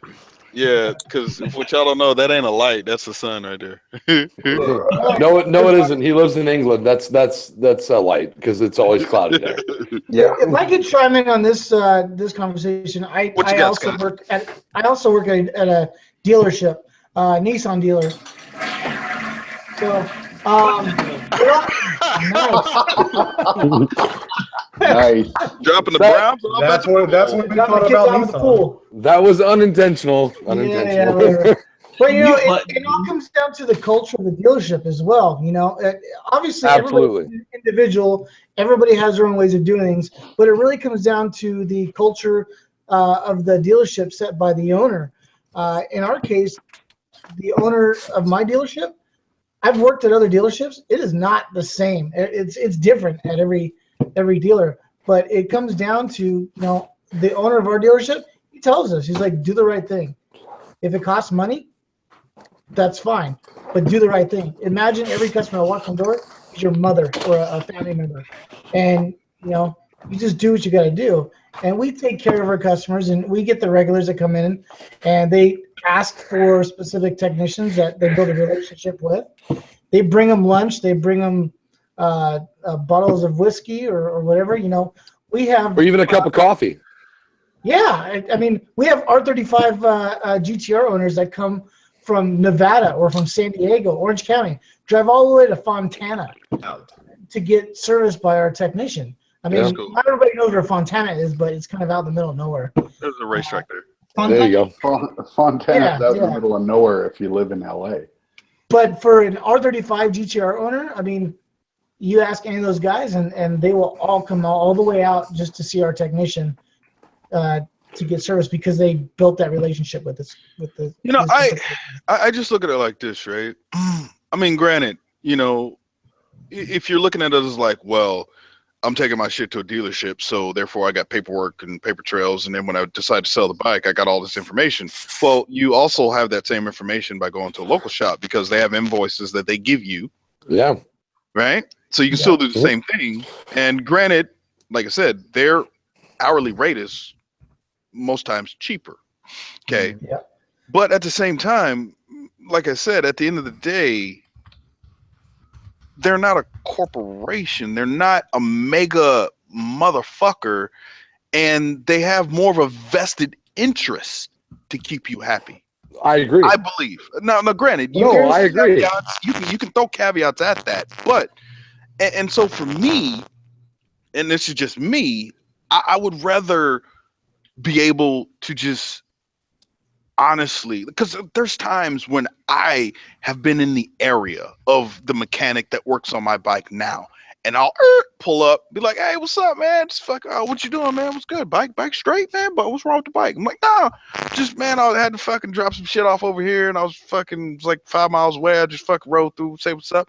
Oh, that's what's up. Hey, man, yeah. I'm like, hey, what you working on? Oh man, we got this goddamn boost over here, man, dude. Fucking blah blah, and like." You get that from the local shop, but it's like as long as you keep supporting and keep throwing your dollars, I'm not saying it's right or wrong, but if you keep throwing your money at these fucking who the hell is that guy? All right, bye, Scott. Yeah, okay, Scott. But no, as long as you keep throwing your money at these big mega fucking places, like at the end of the day, I don't see I don't know. I'd rather help out the local dudes, right? The dudes that it's 3 employees right? And you know, I mean, granted, you can pick the wrong fucking shop. Don't get me wrong, dude. You can pick the wrong goddamn shop. You go in there for an oil change, come out, and your fucking engine is fucking knocking it or whatever the fuck, right? It can happen. Sure. But like, I would rather help out the dudes that, like I said, have a more vested interest to making sure that you're happy. Because at the end of the day, if Ghost never shows back up to South Bay Motorsports, what do they lose in the end? They're going to be all right. They're going to be all right. But now here's another point to what you're saying. Okay, is that so? What you're doing by going to a mom and pop place is what we call mom and pop, right? Right. Is that you're getting past the red tape easier because it's harder to make a connection with someone who works at a dealership unless you know that motherfucker and you have known that guy, right? So you're getting into where I'm trying to get you by leaving $20 under your saddle, by going to the same service advisor and requesting the same technician. Now, here's where the difference is. Unless you go to a shop that works on, okay, all right, we work on Yamahas and Suzukis. That's all we work on, all right? When you go to the dealership, what you are getting that you won't get at a mom and pop that works on 10 brands is familiarity with the product. You're getting a guy that sees your bike day in and day out. You're getting a guy, like for me, I work for Aston Martin Lamborghini. You could take your Aston Martin to a European place that works on mainly Land Rovers and Jaguars, and he'll fix your car. But all I see all day long is Aston Martins. So what am I going to look for? I'm going to look for the 10 problem areas that I know. And I'm going to make sure your bike's done right. Now, the really, really hard part is that at a dealership, 1 in 10 mechanics is going to be good. When I worked at Toyota, there was maybe 2 or 3 guys out of 30 that I'd let work on my fucking car. You know what I mean? But those 2 or 3 guys are fucking great technicians. Now, you go to a gas station, you go to a mom and pop, you get a guy who knows how to work on everything, and he's self-reliant. He doesn't rely on the factory, doesn't rely on the technical service bulletins, knows how to work his way through, Mitchell on Demand or whatever, and find the information that he needs. And he's a really, really great mechanic. But is he going to know that a twist of this or a twinge of that is going to fix your problem? Or is he going to replace your head gasket? You know what I mean? Like those things, those little details matter. So I think, let's say, for instance, Red, you'd like to take your bike to a mom and pop shop. I would recommend to you once a year, bite the bullet, pay the $150 for the hour inspection, and have them go over the whole bike and tell you what's wrong with it. Maybe that's a compromise. Maybe you don't have to take your bike to the dealership every time, but maybe take it once a year and have the guys that are used to seeing your specific bike and know what we call a pattern failure, right? We know this fails all the time. So it's one of the first things we look at. You know what I mean? Maybe once a year, take it to that dealership that you don't want to go to and just have them give you a written, and even tell them up front, look, I'm not going to buy anything. But what I want to do is pay you $150 for your hour of diagnostics, and I want you to tell me everything that's wrong with my bike so that I can go to my shop and maybe my mechanic's not aware of it. Maybe your guys are more experienced in seeing the pattern failures, or they know the bike better. Because it matters, right? It's like a girl. You know how to use this and that and the other to drive your girl crazy. A stranger's not going to know how to do that, but he's going to know how to get the job done, right? Got a point. I can't argue that. Can't argue that at all. Makes perfect sense. I know Ghost Ninja. Ghost Ninja ain't rolling in cash money. So I'm like, Ghost, man, you can say you dollars out there. Some guys, you're like, hand me the 14mm box end wrench, and they're like, what? Doesn't and to each their own, dude. Not everybody's mechanically inclined. Just because you are, more power to you, it doesn't mean they are. All right, Ghost, how about this? 2017, you tighten your own chain. It's not like I can't do it. It's not like I can't change my own oil. I prefer not to. That's why you're running that AMD over there. That's all. Maybe Ghost Ninja rides with a bow tie. By the way, you That's never right. know, That's right. Yes, sir. No, because He's see, not a true Mexican. no, Like, because no, hold on. Because Ghost Ninja doesn't change his own oil, he doesn't have a plethora of motorcycle riding jackets. So he shows up to Palm Springs with the goddamn Merc jacket, sweating his goddamn balls off. Who's talking about? I had another jacket. I just didn't want to wear it. Yeah, and you wore that Merc jacket, which is the worst fucking thing to be wearing in goddamn Palm So Springs. it's Merc or Squid. Merc or Squid. That's what it is. Yeah, Right? I had peas, man. Don't worry. Oh, he squids with a fucking what's that shit called? The chest protection. Don't worry about it. Don't worry about it. Nice. I Don't squid even with worry my, about it. my Don't fucking even- hockey don't even gear. talk That's what I about squid my with. I wear my Reebok hockey gear or my shin pads, my fucking shoulder protector, my elbow. When I squid with my hockey gear on. Oh, there you go. I got full-on motocross gear that I wear underneath my leathers. So. You know what I'm gonna say? I appreciate everybody's 2 cents. You know what I'm saying? Like, I think that this was a cool little conversation, man. We learned some shit. Hopefully, you motherfuckers out there in the side chat. I'll call you motherfuckers because I can't call you by your first names. We're all talking about the guns that we have. Yeah, I was Oh, gonna I say see we're that. all talking about firearms over here, so don't mind Yeah, that. no, we ain't talking about guns on this goddamn channel. You motherfuckers gonna Hey, be real. by the way, butthurt. I appreciate all you guys. I feel like I came in and kind of dominated the conversation. I didn't mean to. No, by no I'm means. opinionated. No, look. You're an opinionated Here's the motherfucker. thing. Here's the thing with the other guys, right? At least since it's just me and Ghost. Man, as long as you fucking you fucking bring some shit to the table, man, I can't never hate you, bro. You know what I'm saying? Like, because here's the thing, right? Like, we love Tim Kreitz because Tim Kreitz is educated in motorcycles and he's owned how many has he said, like 40 over the years or some stupid shit? Hell yeah, that Or man some dumb knows shit, all right? this So, shit. you know, there's a lot of times where I'm like, hey, Tim, man, so my chain, and blah, blah, blah. And he's like, well, it could be this, could be that. I'm like, all right, cool, right? You know, at the end of the day, man, like, you know, everybody's knowledge in some sort of fashion, right? And whether it's, you know, like if somebody says, hey, man, fucking my computer is this, and man, what's a good antivirus? Man, I'd be like, call Ghost Ninja, man. He'll hook you up. You know what I'm saying? Like he'll put you on the right path, right? Because that's what Ghost do on a day-to-day basis. He fucks with security and all that shit. And, you know, if you want to know what a good Dionysus jacket, go ahead and hit up Boris, man. He got you. You know what I'm saying? Right? If you want to know what green shit to put on a motorcycle, hit up fucking Cowie 85, dude. Only say that because Red Bomb ain't here right now. Ooh. Hey. Hold on. I got more green on my bike than Rev. Midge, you got more green on your bike than Kawasaki put on motorcycles. No shit. So, you know, like everybody has their thing, but you know, no, it's great. Like, and you know, like that. God damn it, dude. This is why I love doing these hangouts. You know, and this is why I just don't invite every fucking body or whoever the fuck. Right?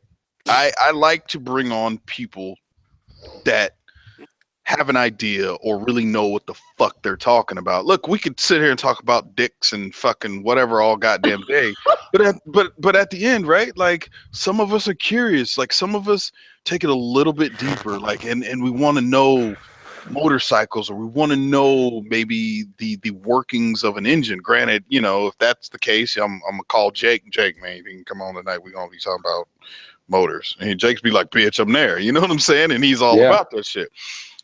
You know, so no, dude, I appreciate you, man. I mean, like I said, you and I know Scott was in here earlier, but he dipped out. I think phone call or whatever the fuck he had to do. Is he back? No, he's not back. But you know, like you guys working at dealerships, you guys have a perspective from a dealership point of view, whereas like, you know, I mean, hell, I learned something, right? I have my turnoffs to dealerships just because none of it's ever been positive for me. I was just like, bitch, give me the fucking bike, fuck you. And that's it. You know what I'm saying? You got another way around. You know, it's a business. It's a, you know, but all I want to say is I appreciate you guys. I feel privileged to be in your company here. And I want to thank y'all for having me. That's all. Hey man, appreciate you coming through. So Midwest, how do you take care of your bike? Do you maintain it yourself or? I maintain it myself. Yeah. Mm. Yeah, I don't. I mean, Now You let do me your own hold basic on a second maintenance, before you get or- on his shit. Let me rephrase that. I maintain the things that I feel comfortable enough maintaining myself. I do the same thing. If it's something that I know, especially when it comes to like electrical or the computer systems, no. Then I have a guy that I go to that I have. I've worked with him since I was doing flat track. You know, so if there's any issues with that, then I take it to him. But Flat like track, oil, I would hanging say it she out would have there? like 3 notches in my book with the flat track. Yeah, no no shit. shit. Not often you meet a motherfucker that did flat track. God She's damn. got balls, that's for sure. Oh, Mid's got bigger balls than all of us combined. So. I mean, see how she chugged that fucking Jack Daniels and the freaking compound bow just hanging out in the background. She's proving it again and again and again.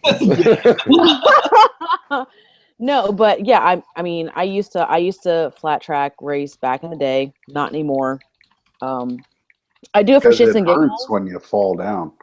Oh, I know my career ender was the I hit a concrete wall going at 80 miles per hour. So that was my ender right there. Yeah. But yeah, when it comes to maintenance, I do everything on my own. And I think it has something to do with me personally. Like I have a personal connection with a bike.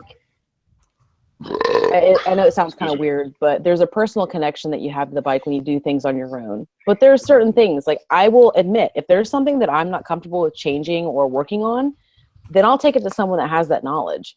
I'm not afraid to admit it. I will add parts or I will take away parts. I will do like a part swap myself. I will do minor maintenance, like, you know, tighten my chain, lube my chain, do oil changes, that kind of shit. Right. But if it means like opening up the motor, or if it's anything to do with electrical, I'm not touching it. Yeah. See, mine is electrical, but like for instance, on my flat track bike, I pulled the engine apart completely. Like I completely tore it apart top to bottom and rebuilt it over the winter last year. Yeah, I have no skills as far as that's concerned. That scares the shit out of me. I figure I'll fuck it up royally, so I'm going to take it to somebody that knows what they're doing. Well, it depends on what you're doing, right? Like what I've learned here recently from working at the shop is that, you know, it's very easy, right, to just crack a head or whatever and, you know, replace, right? As long as you get shit back to torque specs and all that, you're fine. But when you start dealing with like a massive increase in power is when you have to start measuring shit and all this other things that I don't understand, right? But if you're just like, yeah, I want to add some cams, okay, cool, dude. I like literally I could add cams. Well, I mean, with help, but Like, I could add cams to like a fucking Evo motor. It ain't hard, dude. You crack the head, you fucking unbolt the cam, you put the new one in, bolt the shit back down to torque specs, and you're good to go, right? It's not hard, but like I said, when you start trying to push it to its limit, then yeah, you need a little more expertise, you know, and that type of shit. So yeah, it's a give and take. Well, isn't that kind of the whole thing with motorcycles, though? Is it's kind of an experience in humility, and it's your riding ability, your riding ability versus the road, your expertise as a mechanic versus the bike. And if you're not comfortable, you get someone to help, and that's okay. It's not a bad thing to have somebody look over your shoulder, whether it be, like, for instance, the first time I went riding with you guys was the first time. I'll be honest, Red, I was on the freeway on a motorcycle, so I'm riding behind 4 guys or 3 guys and a girl splitting lanes, and I felt more comfortable than I would have if I was by myself. So this whole this whole lifestyle we all live is an exercise in humility. It's an exercise in knowing your own limits, be it on the bike or off, being it taking apart something you're not okay with taking apart or not.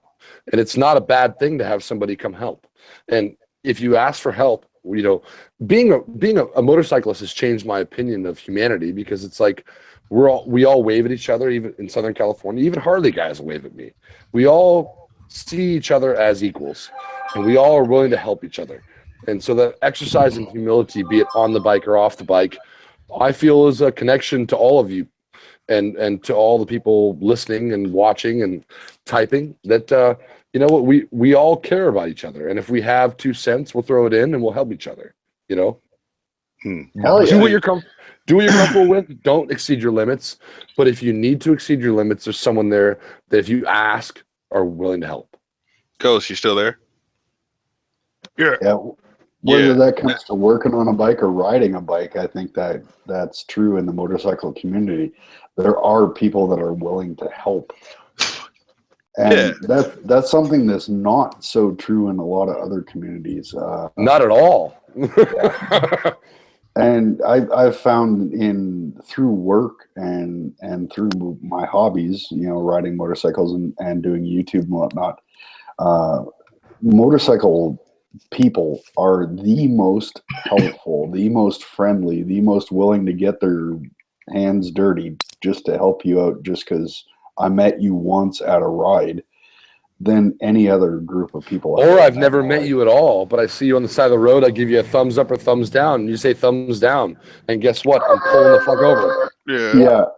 Yeah, exactly. I've pulled over in my pickup to stop and ask people if they're all right. There's stops on the side. Did you guys ever see that video where there was like an 18-wheel trucker and he was like, "We take care of our own"? Yeah. It was like some biker that had stalled out, and then like literally he helped him merge over in front of him. I was just yeah. Fuck, dude. Right? It's just, yeah, man. Like, and even I've done that. I've even posted a video about it. Like, I was just riding down the riding up to 55. No. Wait, maybe. No, it wasn't 55. I don't know what the fuck freeway it was now I think about it. Whatever the fuck it was. road it was. Yo, Callie, what's the road that goes past Anaheim? The stadium?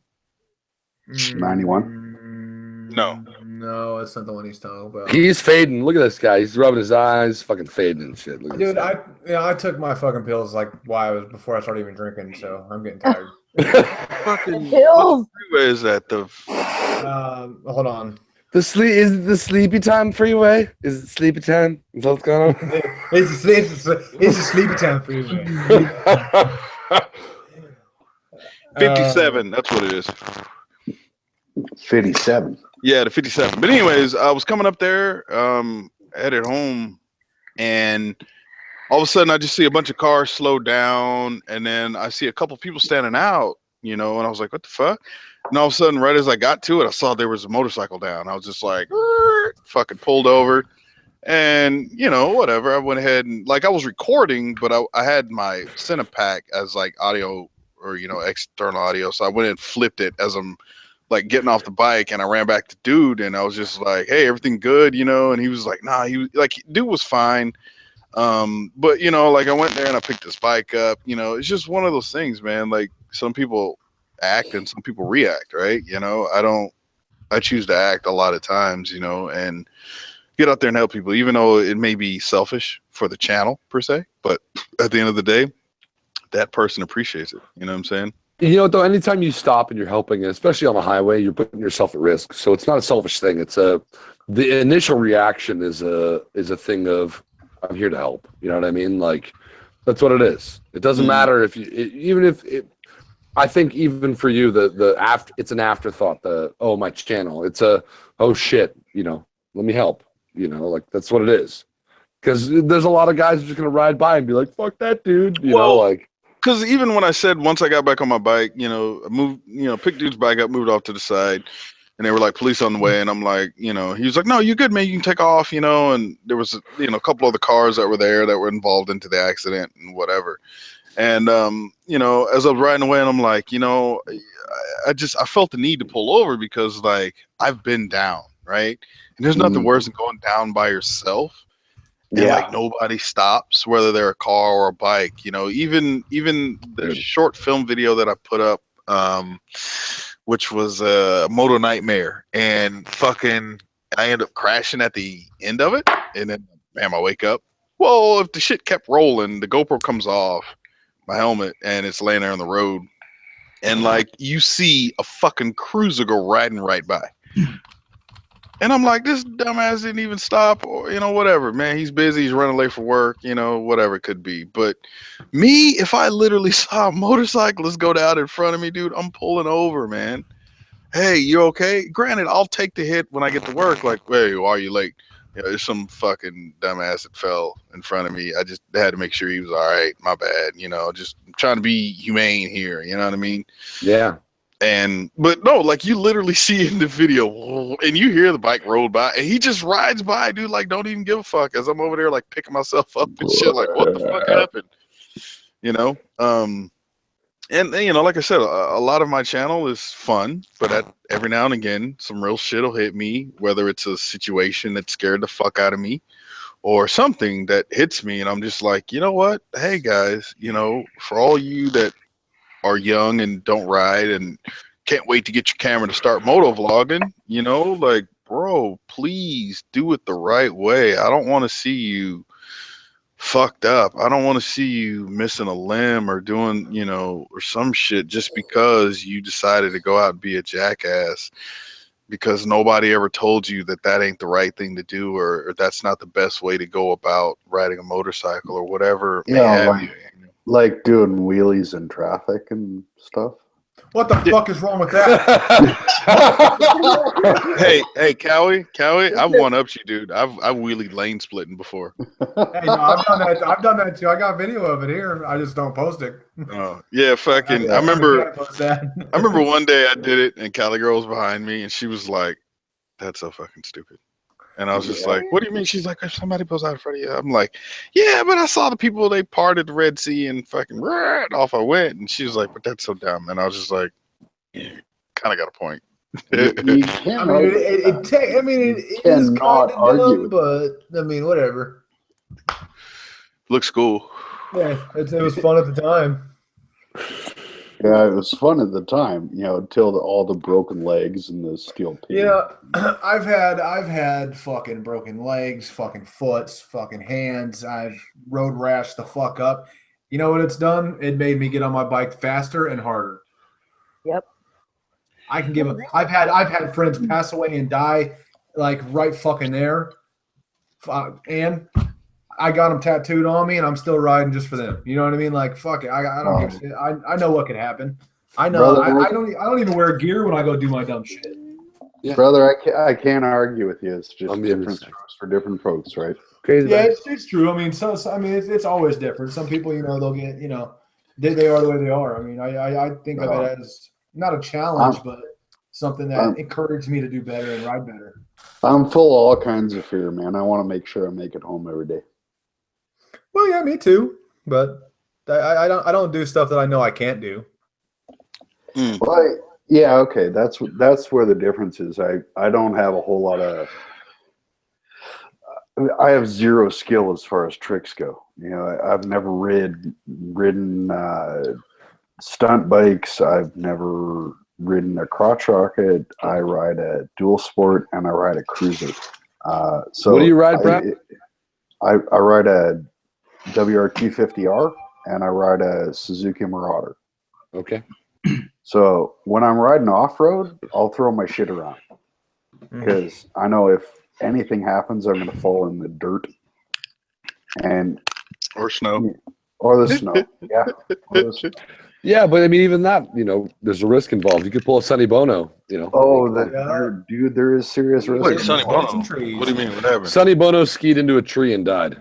Yeah. Yeah.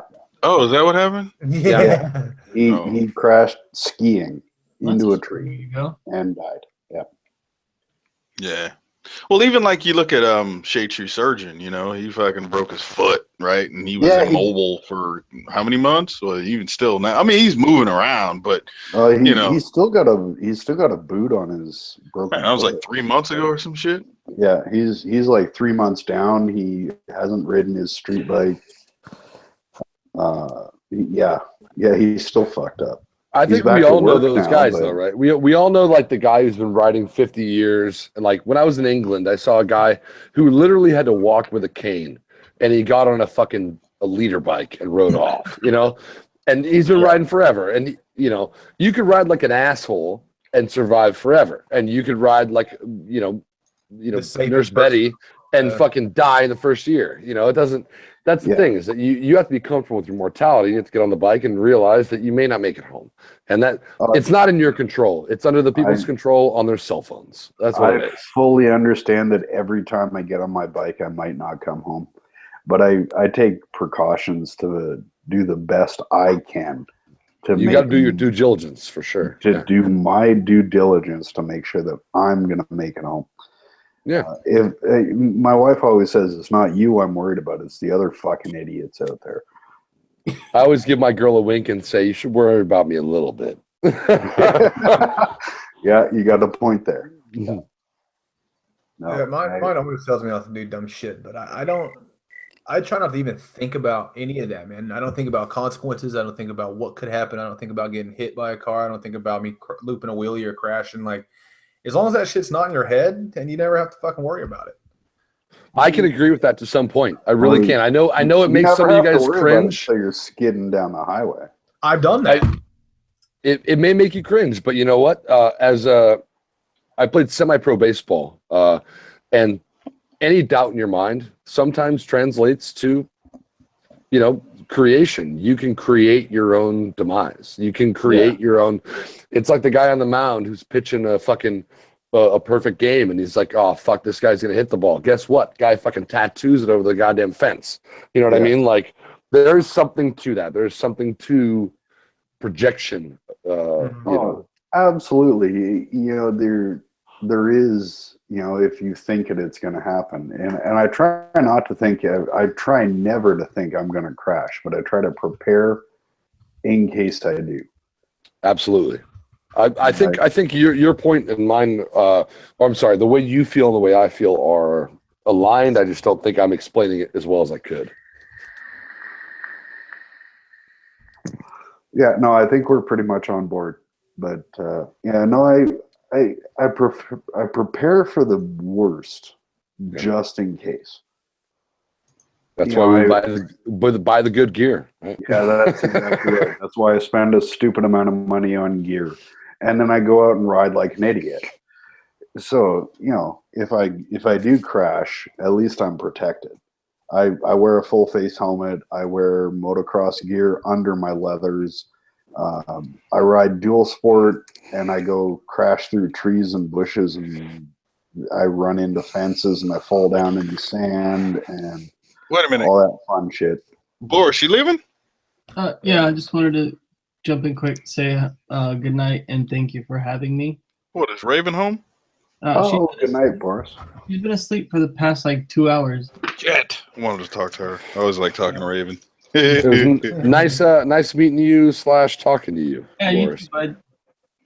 Mr. Kevin Evans in the back. Kevin in the back. Kevin in the back. Yeah. I love that shit. That was a great video, by the way. That shit was so funny. He was like, Kevin, and he was like, no, dude, like Evan. He was like, well, it's fucking Kevin now. It's just like whoever's in the back is Kevin now. All right, Boris. We'll see you, buddy. Have a good night, guys. Later, man. Good night. Take care, Boris. Bye, buddy. Bye. No, what I was saying is I don't ever think I'm going to crash. I go out planning to never crash, but I also go out planning to protect myself if I do. Because there's always that other idiot, or there's always that scenario that you didn't plan for. And at least I'm wearing gear. I wear a full face helmet. I wear my motocross gear. I wear my leathers if I'm riding on the highway. I do the best I can to prevent somebody else's fuck up from taking me out. I think as long as the brain bucket's fucking covered, then you're good. Here's the thing that I've been realizing, I guess for a long time, and every now and again it hits me harder than other days, is that and it's mainly when I'm lane splitting, right? Because there is that big risk of lane splitting, you know, and is that like, I never think about mortality or dying, but I don't guess worry in a about way. dying. I worry about being fucked up and laid up in the hospital for a year. No, I'll give you that, right? But I mean, you know, it can happen. You know, regardless. You know, you could literally go through the same wreck twice, and have two different outcomes, right? But I've kind of came to the understanding that most times, and a big majority, well over 75% of the shit where you hear about somebody passing away on a motorcycle or doing whatever, more than likely they were doing some shit they wasn't supposed to be doing, or Not wearing a helmet. pushing some sort of envelope that they shouldn't have been pushing, right? Because there's times where I'm just like, dude, I'm fucking sick of lane splitting. I just want to get to where I'm going quickly, and maybe I'll kick it up a notch, right? It may only be 10 miles an hour, right? And then it's just like after a while I stop and I think, and I'm like, dude, nah, dude, like that. Let me go ahead and dial it back a little bit, because it gives me that extra buffer, right? Like, you know, rear-ending a fucking Rover, hint, at yeah, 15 miles an hour versus 45. you know, hitting it at 45. You know, like we heard your case. If you're still listening, like you were here, buddy. But no, like you know, whereas like if I'm riding a little more aggressively, you know, and somebody pulls out, I have less time to react, and I'm already at a higher speed. Whereas like if I just dial it back a notch and just ride, you know what I mean? I'd rather hit that car at a slower speed or be able to totally avoid the situation, you know, because, right? So see, that's the thing. Like, I mean, you can take that to an extreme where you're just so afraid that you're never going to ride at all, or you can take it to a reasonable level where you knock it back 5 miles an hour, and you've got a better chance of making it through that crash if it ever happens. True. You know, I try not to let myself get too scared, because then you're just too stressed out. You're tight on the bars, you're tight on the hand grips, your throttle control is bad, your clutch control is bad. But keep it in the back of my head is what I'm saying. You know, that it's always going to be somebody else's mistake that puts me down. That's well. Let's be honest here. I mean, the vast majority of motorcycle accidents, solo or otherwise, overall, are guys dumping their own damn bikes, going into a corner too fast, too much throttle on the way out, not enough brake, too much brake. You know, it's most of the time it's our fault, right? There are don't get me wrong. I mean, when I was 17 years old, my mom had Hep C. She had a liver disease, and her first liver came from second liver came from a guy who wrecked a bike. He died. She got a new liver. Yeah. Her third liver, her second transplant, came from a guy who dumped a bike. Yeah. And I mean, but we've all seen our Mickey Mouse, all right? How many times is that somebody else's fault? You know what I mean? Like, that's the thing. Going into the corner too fast, wrong angle, wrong, path, wrong throttle, wrong brake. The majority of the crashes that most guys walk away from pretty easily are our fault. They're inexperienced. They're guys hitting the canyons on the weekends who put 100 miles on their bike every 6 months. You know, it's if you don't push those limits, you never know those limits. The 15% that's left is the guys that run into the problems. The guys, like Snowcat went down. He got hit by a guy who tried to make a U-turn from the middle lane on 3 lanes. Let's be honest. We all make mistakes. I'd like to go deeper into this, but I got work tomorrow, my first day of work. So yeah, people do. Hot Wheels. Nice meeting you, buddy. Gotta go back to fucking work now. So I'd like to right. entertain more and be longer, but I actually gotta go to bed. I'm actually gonna be doing the same thing. So some shotgun, Them pills. Yeah, man, I took 2 of my oxycodols and 4 fucking 10 milligram melatonins and a Valium. I have no idea what that is. Sit out for some And a partridge in a fucking pear tree. Yeah, but I'm about to start tasting colors here in a minute. I was It gonna ain't say, hookers all I and heard was hookers and blow. Valium and Oxycontin, and I was like, I'm sorry, what? Yeah, well, you know, I have sleeping problems, so I take those every night anyway. Like even if I wasn't on this, I'd probably be laying in bed till 3 in the fucking morning. I'm gonna go lay in bed till like 3, 4 anyway until I go to sleep. So that's why. It was nice meeting you, buddy. You too. Ghost, Brat, Midwest. Who else we got in here? Me. Kevin in the back. Red one, my brother. Later, man. You guys have a good night, man. I'm out of here too. It's been Later, real. I'll talk to you Callie. guys later. Good night, Callie. Have a good one, bro. You too, man. Assad. Peace out, dude. I love it. Stop. That's funny. And I'm still hanging on strong. God damn. See? I like you, I lady. You're know. all right. You know, you got my respect. That's for damn sure. Like they keep saying, Midwest got bigger balls than all of us combined, man. Pretty much, dude. I ain't. You ask me to gut a fucking turkey, we're gonna have issues. I actually had to help someone the other last weekend. One of my friends called me a dude, mind you, a dude, and he's like, "Hey, can you help me field dress this deer?" And I'm like, "Are you fucking kidding me?" I'm like, "Man, fine." So, yeah, I had to field dress a deer last weekend. That wasn't fun. What happened to the pelt? Oh, it's actually it's in my garage right now. It's drying in my garage. So Nice. That a girl. See that, bro? Hey, man, are you drinking Bush or Bush Light? Bush Light. Bush Light. Oh, you Yeah. like it.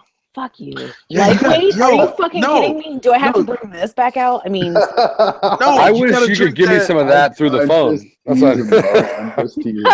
No, No, I'm drinking Bush tonight. So no, you got to drink that tree bark that Ghost be drinking. yeah. that tree bark. Yeah, What was you that drinking? double and triple IPA and all that. But what is it, Ghost? You be drinking over there? IPA? No, Stone no, Which one? IPA. Be, I was gonna Ghost say Ninja, IPA. be specific. Come on. Stone IPA. Okay. I'll be Okay. right back. Triple IPA, like 18%. Well, I don't know Okay. what it is, but it's pretty strong. See, when the IPAs, when they get up to like 19.5, 20, they have to stop calling them a beer and they have to call them a barley wine, Yep. which is because it's no longer beer. It's technically wine. Yeah, Ghost ain't on that level yet. He's drinking. Yeah, Oh, he's like. I don't know. By the way, what Red, percentage it is, Red, I but was going to tell you, if you don't like IPAs, you're drinking them wrong. First of all, you're drinking them out of the bottle, which is a fucking no-no. First thing you do is open the bottle, pour them into a pint glass, and instead of sipping them, you have to remember that the front half of your tongue only tastes sour, and the back half of your tongue tastes the good shit you want to taste. Yep. So instead of sipping it, you gulp it. 3, 4, 5, 6 gulps per glass. That's what you do. Yep. I'm not trying to be Ghost Ninja over there, and Look, I'm just saying. Look, I'm just saying it's not American piss water. You got to drink it right, you know. Yeah, that's look, legit. at the end of the day, if I was Ghost drinking some IPAs, it would this hangout would have ended about 9:30. Oh, I love IPA. That's true. Cause he be over there with his feet up on the couch, and next thing you know, Glitter Ninja hops Dude, in. that's He's like 6 IPAs in though. Wait, who's Glitter Ninja? I want to know about this. This is good. His Oh, daughter. it's my daughter. I like that. his daughter. That's an awesome name. Sounds good. Yeah, she'll like one night, fucking Ghost was quiet as hell, dude. And I was like, he probably on the couch. Next thing you know, I just seen the side chat, like our side chat, which I don't know if you can see or not for the ones on the phone, but I just see like, hey, this is Glitter. Ghost is passed out. Going to bed. Good night. And then she just hung up, and then fucking he's gone. I'm like, oh, there goes Ghost. And good night. Yep. Nah, man. We got to go to 3. And then once we go to 3:30, Man, you and then get once the we fuck go out to of here with that shit. 3:30, Ain't nobody want that shit. Ghost. Once we go to No, 3:30, I ain't having it. I ain't having it. Wait, that's like 25 minutes for me. Wait a second. Does that mean I have to tap out? No, we talking. Wait, 3 hours. Oh, so we're talking 6:30 for you, and then once we go ahead and hit 3:30, if you're still feeling froggy, you go ahead and jump into that full face hangout over there in Australia. Talk with them dudes. You know what I'm saying? But Ghost ain't about that life, man.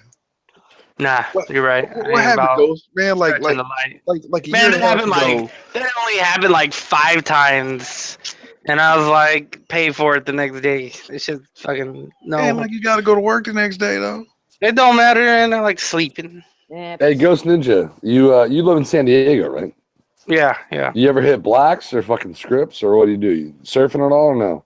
No, I don't do no surfing, man. I don't go to the water. It's fucking cold. All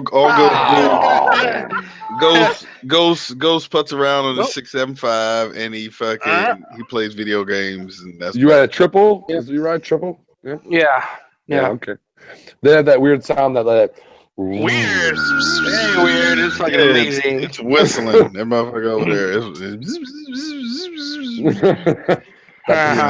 My old roommate had the Daytona triple. That thing, you could hear him from a mile away. It's like buzzkill. No, I'm just kidding.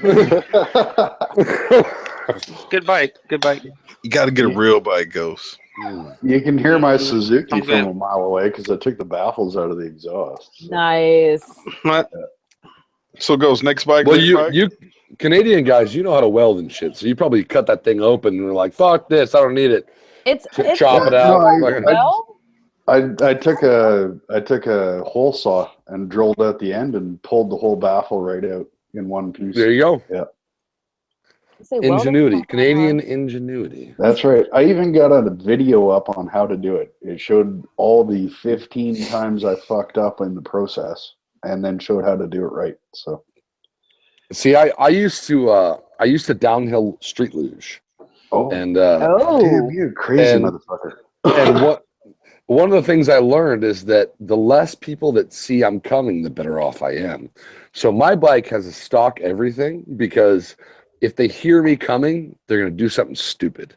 So I don't want, like, I used to street luge at night, and I'd have a headlight, and then when it was a full moon where I'm from, you got plenty of lights. You don't need a light. So you're doing 85, 90 miles an hour down the hill, no cars, whatever. But if a car saw you, they'd stop or do something weird. So for me, I don't want them to know I'm coming. So I like my quiet bike. Leave it nice, and you got a point there. I'm like a ninja, you know. You're like a ninja, but I hope you don't ride one. No, I ride the 690 Enduro KTM. Yeah. Oh, with knobbies. Ooh, nice. With nice. knobbies. Oh, you'd fit right in over here. Oh, right. Kevin in the back of the group. Yeah. Okay. Yeah. That's me. Yeah. And so and everyone's like, you should motard it out, bro. Motard it out. And I'm like, but I can beat you on dirt tires on the street. Why do I need street tires? Well, it's kind of like when I take my flat track bike out. They're like, oh, no, you can just hang out back here because it's probably not very fast. Yeah, except you smoke them all. Yeah. Well, I'll be honest. When I went riding with Red and Snowcat and Cali Girl and Rev Bomb, that was like my first canyon run, and I wasn't very comfortable on the bike because, although I had illegally ridden dirt bikes on the street before, I wasn't comfortable with it being all right. So I kind of chose my routes carefully, and now that I've spent a few thousand more miles on the bike, I'm more comfortable. So I think the next time we ride, Red may be surprised. What are you riding? A 690? 690 Enduro, yeah. Nice. Yeah. That's a beautiful bike, man. It's people like, can I ride it? And I'm like, I'll let you ride my girlfriend first. Yeah. That's one of those, like anything that's KTM, especially when it's like the 690s or any of those. Yeah. Because like a buddy of mine has a Super Duke 1290. Oh yeah. And when he first got it, I was like, oh man, that's a sweet bike. I looked at him, I was joking at first. I was like, can I ride it? And he kind of looked at me for a second and was like, and he's like, you know what? Yeah, go ahead. I was like, what? Well, because and it's funny because he's been one of my riding buddies since my first bike was a CBR 1000. So, you know, he was like, yeah, I think you can handle it. But I will tell you that bike actually kind of scared the shit out of me. Yeah. Like, I don't know. I got back and he's like, what'd you think of? I was like, you know what? I'm good. After one ride, I'm good. Hold I'm on. gonna go ahead and I rode Sunset Boulevard with Snowcat one night, and his front wheel wasn't on the ground most of the time. It was just No. 4 gears, just it was Oh yeah. up, up. Pretty much. Yeah. Hey, Ghost, you remember this? Hold on. Oh. Wow, something's going on over here. It's that intel. Bitch. Anyways, I want to welcome Calico Rider to the motherfucking chat. What's going on? Kelly Hey, girl. Jer. Hello. Calico, Hello. your friend's here. See Mr. White over there? Hey, Cali girl. You know who that is? That's Kevin from the back of the pack. He's that one that you check on every 30 seconds to make sure he's still back there. You know what? It was honestly Rev Bomb babysitted me the majority of the time. He did. Yeah. Let me hold your hand. Yeah. But I'm a new rider. Shut up. Let me pass you. No, if you look at not the back half of Mahone, the last video that Rev Bomb posted, but the one before. Yeah. So three videos ago, we turn on to what was it? What was that road? Latiga. Whatever the road. Yeah. Okay. That road. Ortega The Highway? second video. No, Latiga. Latigo or whatever. Latigo or whatever. Yeah. Latigo, yeah.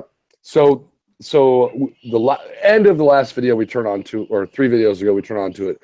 2 videos ago we start on it, and you notice I pull the fuck over, like I'm waving everybody by the whole time. I pull over in the dirt on the side of the road and let everybody else by. And I even say, like, look, don't worry about me, I'll catch up. All right. Because I'm a new rider, and these guys know how to ride. So and Cali girl as well. She knows how to fucking rip as well. Yeah. The load was horrible though. It was a good day though. We went up. We had some. Good day, but the load, like a lot of logs. Went to Neptune's Net and had some sandwich and things. Can you hear? I can hear you. Okay. Yeah, that scared me though. A lot of logs. The rocks in the road and shit. You know what I didn't like about that road was the sunken in cat eyes. I didn't like that. That was weird. I'd rather have them above the ground. I didn't like the ditches they dug for the reflectors. You know what I mean?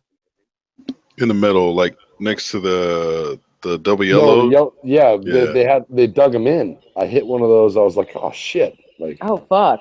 No, it's fine in a car because you got such a wide tire. Yeah. But on a motorcycle, it's like, you're just like, especially when you're like leaning over, right? And you get close to that double yellow, it's like, and it upsets the bike, but not to the point where it pushes you off the road or anything. But it's just. But instead of 1 bump, it's 2 every one you hit, right? So it's like, boom, boom. Yeah. Well, see, we have that problem over here, but it's mostly because it gets so cold. Like a few years ago, we had sub-zero temperatures for about a week. And it was so bad that it actually caused the road to contract and expand. And where, like, there's an area that I usually go to. It's got some really, really nice sharp twisties. And I took it the other day, and it just about scared the shit out of me.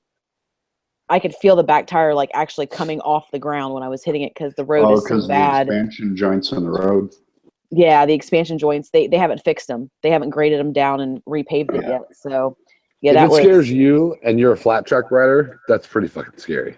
It was bad. Well, of course, it is a 30 mile per hour, a posted 30 miles per hour. Which means 60. Yeah, 60. More like 70, 75, 80. All right, fair give or take. But yeah, so no, you're used to flat track, so if you're riding a supermoto and you had foot out, you'd be good to go, right? well, yeah, I mean, I have to actually, I will tell you, I went up to Ehart, had a barbecue about a month ago, and I went up there and we hit one of those barbecue. It was really good too, by the way. I don't know if it was like red one level, but it was good. That's some good shit. But we hit one of the turns, and I just inadvertently, like, my brain just kind of kicked in, and I put my foot down, and it actually ripped the sole of my riding boot off. No shit. Yeah, Man, I'm that glad I was bad. bet you glad you wasn't wearing some J's that day. No, yeah, I don't. No, but yeah, it actually ripped the sole on my riding boots. I was like, oh well, I've learned my lesson. I'm thinking about barbecue now. That's what I'm thinking about right now. Yeah. Yeah, no doubt. I'm thinking about smokers and barbecue and that's it right there. brisket. I got bacon. I got to smoke tomorrow. I got someone that just brought over like 30 pounds of pork today, so I you got to just cut smoke it the up whole and block and then cut it up, or you cut it up Yeah. and then smoke. Well, I do. I have both. I got a buddy of mine that wants it as a whole block, and he's going to cut it himself, and then I'm going to smoke a block and then cut it for him, for the other person, and wrap it up for him. Yo, Kev, I'll tell you when I finally saw Jake, he was like, "Oh shit, what's up, Red?" You know, he's talking to me and shit. He's like, "Man, you know, I feel like I got to talk to you about smokers," and I was just like, "What? You get high?"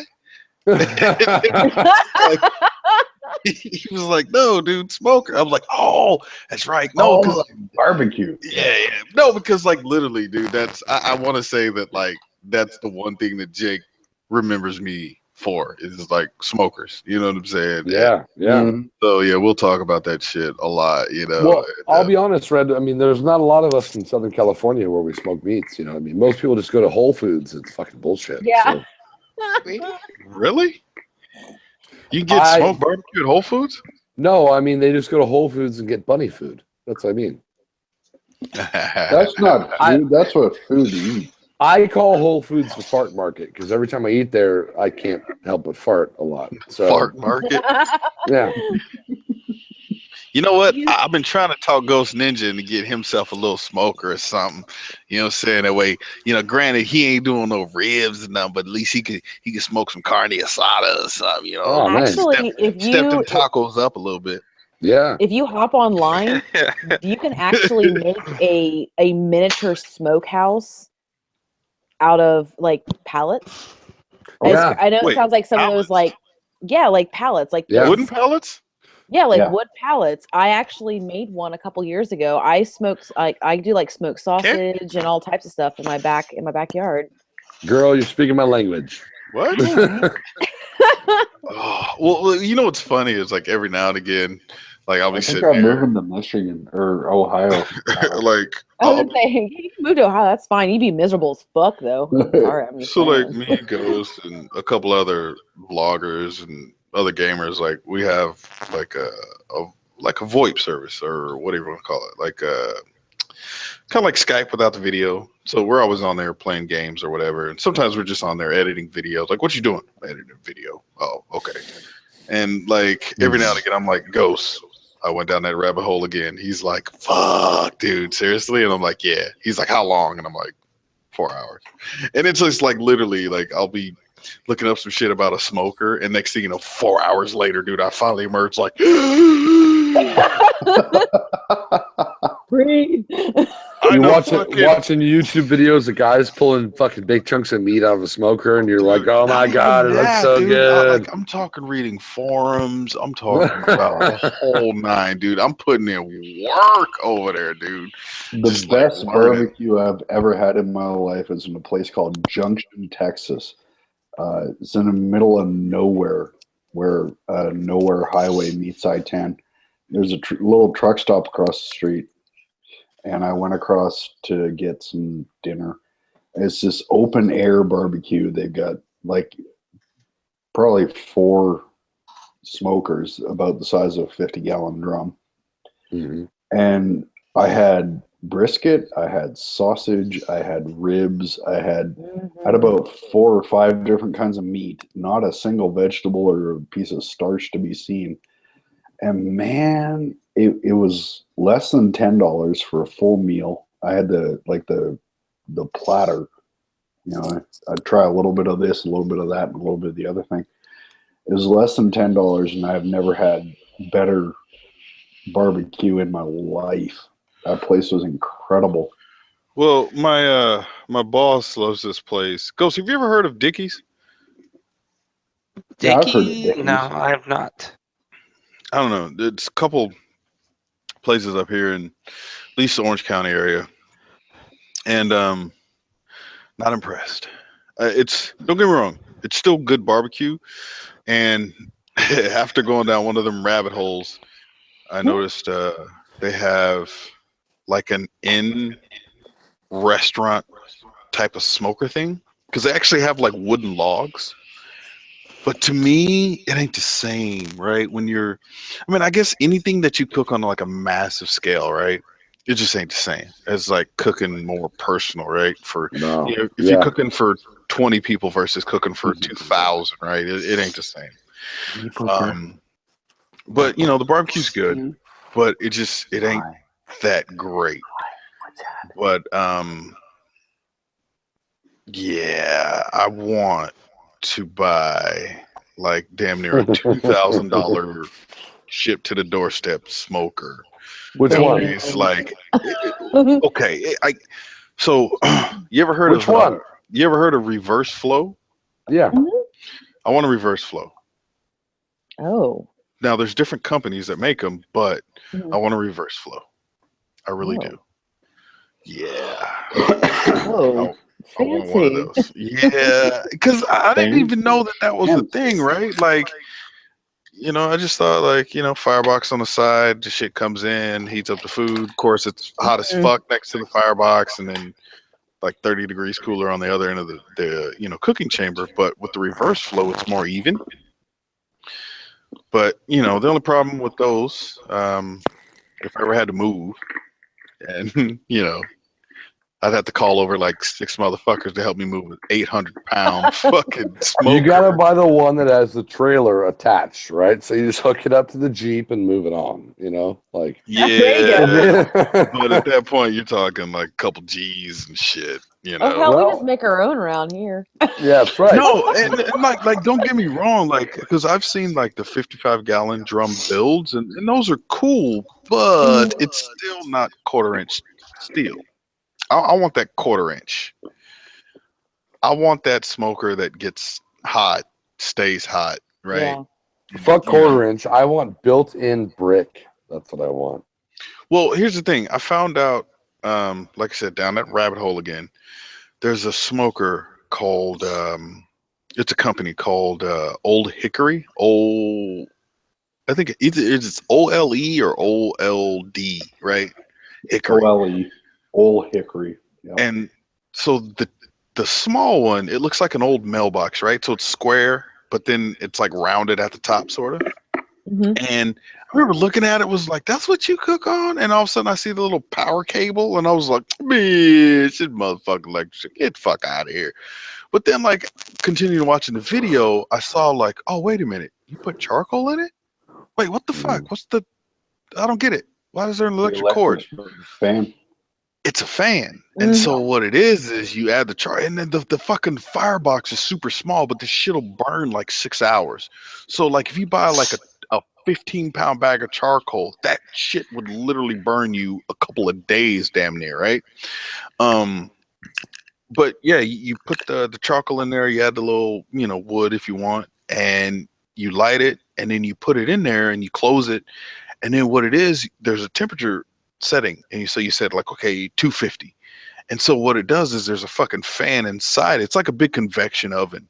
Yeah. And so like when the temperature drops below 250, if that's what you have it set at, the fans will kick on and then feed the fire a little bit, and then, you know, cook the whole shit. But it's like perfect fucking cooking, damn near.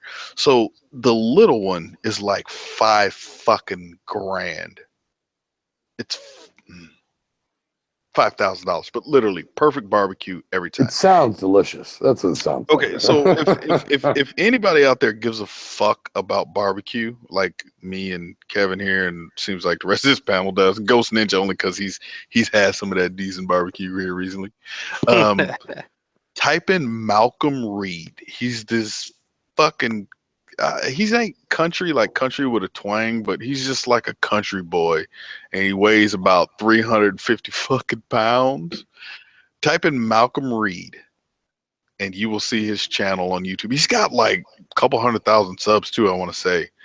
And this motherfucker knows how to throw down. But what he cooks on is that fucking that Old Hickory fucking smoker that I was talking about.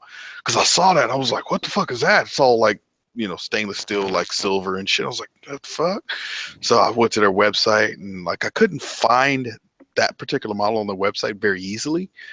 And after clicking around, I found it and I was like, that motherfucker's $5,000. Who the fuck is paying $5,000 for a goddamn home barbecue setup?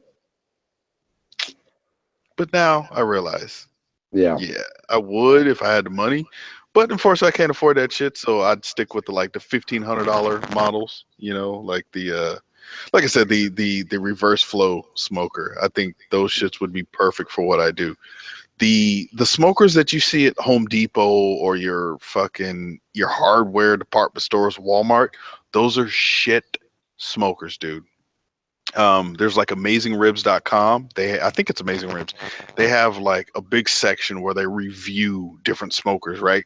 From the fucking Traegers and all those. Yeah, the eggs and different types of grills and smokers and all that shit. And in every one of them fucking shit that come out of Home Depot or what's the other fucking big store? Lowe's and all them shits, they're shit. I mean, they give them like a fucking F rating, dude. Like they're horrible because they leak, right? There's no seals on them or anything. So it's like even the smoker that I have now, when I put shit on there, dude, smoke is dumping out of the sides, it's dumping out of the back, it's dumping out of the front. It's just like, what the fuck? I will say though, there's a learning curve with any smoker, and I mean, like the ribs that I cook. Look this up. It's a big fat white dude. That man can barbecue. I guarantee. Absolutely. Oh, you see him? You see him? Absolutely. Malcolm Reed. Yeah. Yep, that's the ribs I cook for you, Red, those are on a Weber bullet. No, so, so you definitely have to fuck up a handful of slabs before you figure it out. I mean, granted, you're not gonna fuck them up to the point where it's like horrible or anything, but maybe you try this method where you like cook them for a while, then you wrap them, then you pull it out, and the bone slides right out. Like too soft, or like you pull them too early and they're just a little too, they're not tender enough and this and that. But after a while, you figure it out. But that Malcolm Reed dude, man, like, when I see a big fat son bitch like that, he talking about he on the barbecue grill, bro, I know I'm eating good that night. Yeah, no doubt, right? Yeah, you can't trust a skinny chef, From the rooter to the tutor. you can't trust a fat health instructor. You can't trust a skinny chef. You know what I mean? Yeah. Like if he's not overweight, it's like the Paula Deen, right? What was her name? Paula Deen, right? Yeah. With the butter. Yeah. Like, okay, yeah, but she may be an asshole, but she loves butter, and so do I. Bitch know how to cook though. Yeah. You want her pie or some fucking vegan motherfucker in Los Angeles' pie? No, I want come on, give me the buttery pie. That's what I want. Fucking right. That's why I don't trust every barbecue spot that has been recommended to me as good barbecue. I'm just like, I'll pass. Right? Like somebody, the restaurant Chris and Pitts or whatever out here. No? Okay. No. All I know is the ribs came out and they were drenched in fucking barbecue sauce. Not caramelized or glazed. Nope. Drenched. And I literally took my fucking knife, flipped it upside down, and scraped that shit right off the top. I'm like, we already have a problem here. Right? One barbecue place out here in Los Angeles, and a handful of people agree with me if they've ever been through there. You know where Mammoth is, going up 395? Yeah. There's a place in Bishop. California, though. Huh? Yeah, it is California. That's the problem. You said Los Angeles. Yeah, no, ain't no good barbecue in Los Angeles. Unless you maybe go to like Compton or some shit, maybe. But I know a couple places, Red. I do. You probably get some good backyard barbecue, but you ain't gonna get a good chain barbecue. But this place called Holy Smoke in fucking Bishop, I'm awesome. fucking pissed because I passed by that place at least 10 times and never stopped. Right? Because I'm just like, Texas barbecue, bitch. What the fuck you know about barbecue?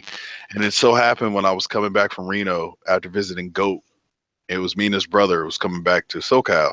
He was like, hey, you want to stop, get something to eat? And I'm like, all right, cool, what's up? And he's like, oh, well, you want to stop at this barbecue place? And I'm like, all right, fuck it.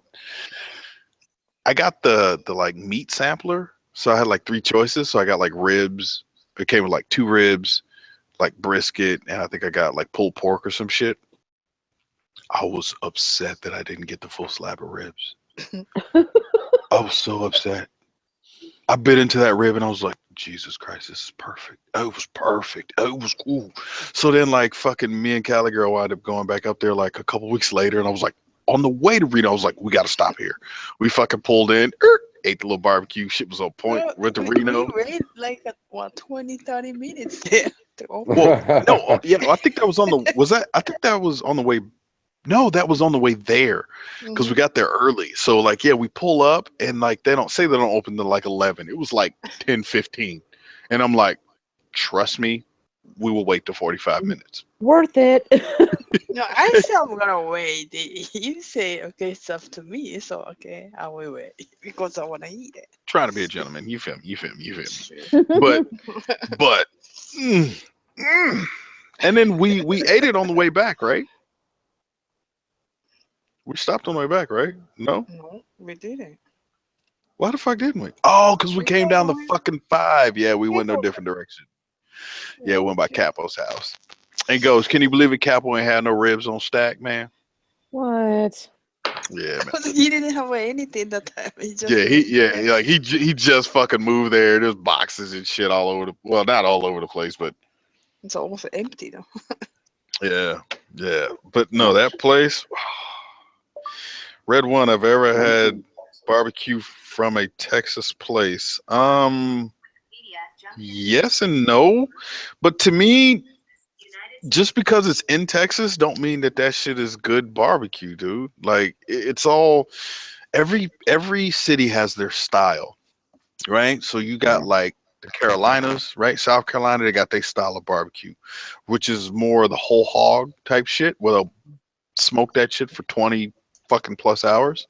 And then you have like Texas has their style, you have Memphis that has their style, then you got Kansas City barbecue. Well, Texas Man, we still talking about barbecue. God damn.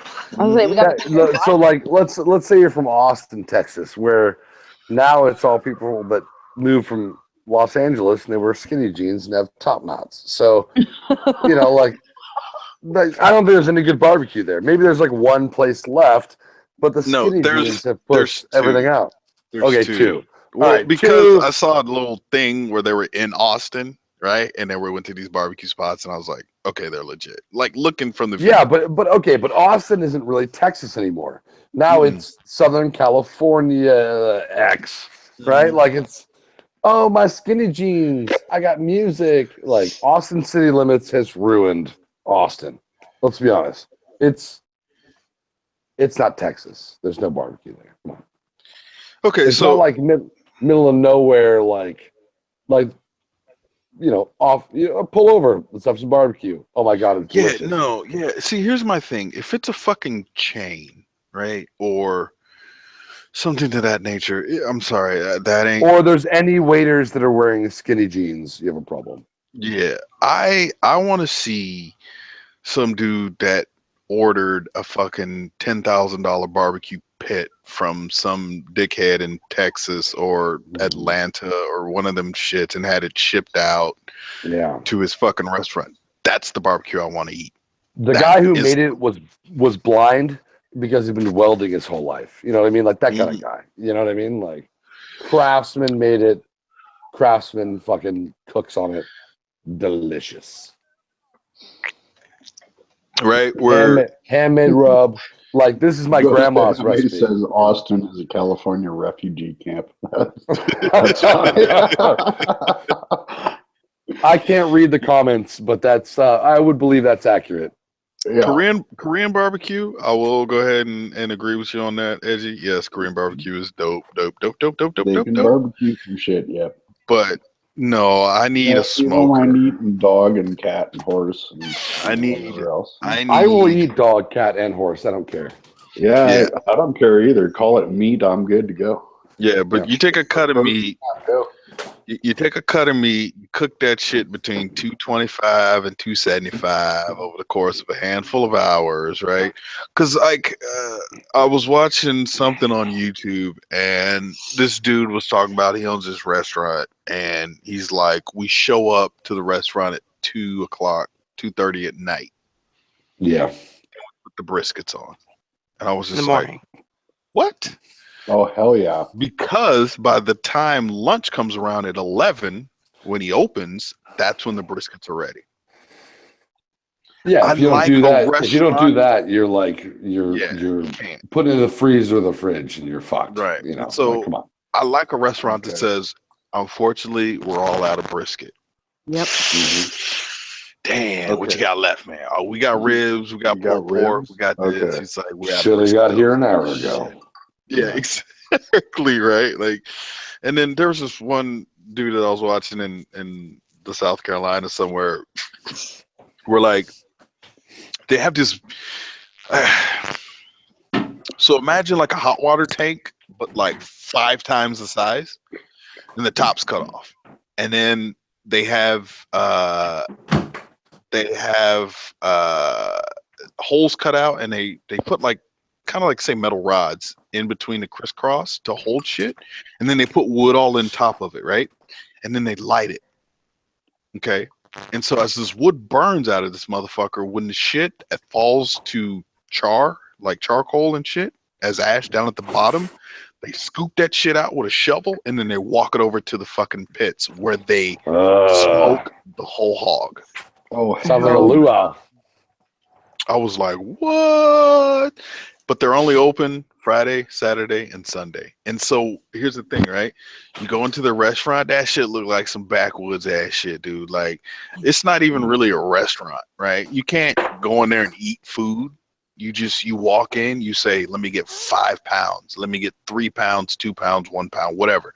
You choose the size of the whole hog that you want, and they'll go ahead and hand you that shit. So once they pull the whole hogs off, like fucking like the wife or whatever, she fucking just breaks all that shit up. She cuts it up and then just chops and all this. So you just literally buy pulled pork. That's it. There's no vegetables or sides or anything. Nothing. It's What do just, you need vegetables for? I don't need no vegetables. I need So it's meat. like you got pulled pork and a bun, you're good to go. so it's just, yeah, you just walk in there like, yeah, let me get 5 pounds. They're like, okay, it'll be whatever, $20. I hand you 5 pounds of fucking meat. Boom, off you go. Done. Right? Like nothing else. No restaurant. That's it. And so like they have a sign. I guess like it's their house too. It's kind of like a farm type shit. And they have a sign on their front fucking door that says no barbecue before 11 a.m. or some shit. Because they were like, dude, there were so many people that would show up at like 7 in the morning, like, hey, you guys fucking serving barbecue yet? Or they show up at 9. Hey, you guys serving barbecue yet? Like, no, dude, fucking 11 a.m., dude. That's when it's going down. Says 11. Get in line. Right.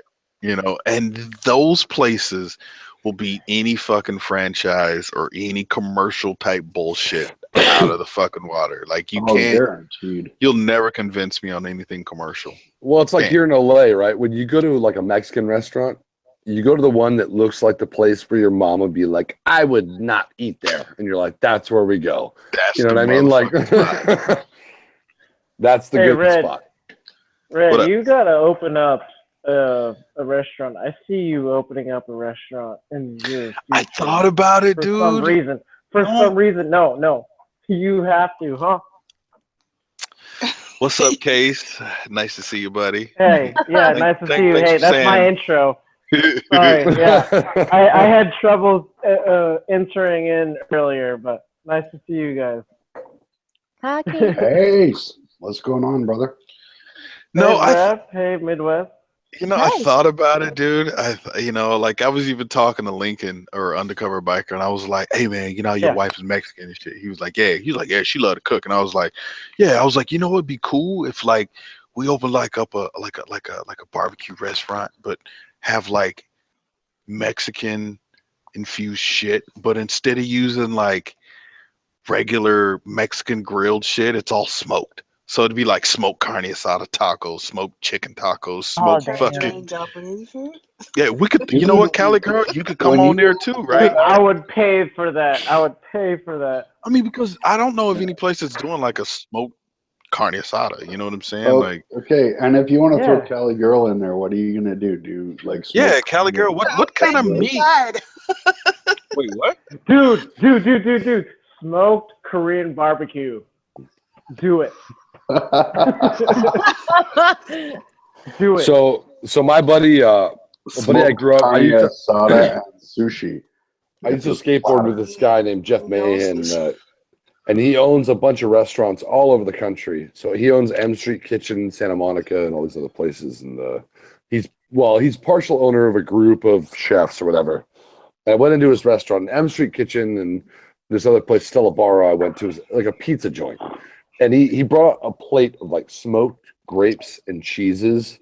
And I about fucking shat myself, dude. It was like the most delicious thing I've ever had.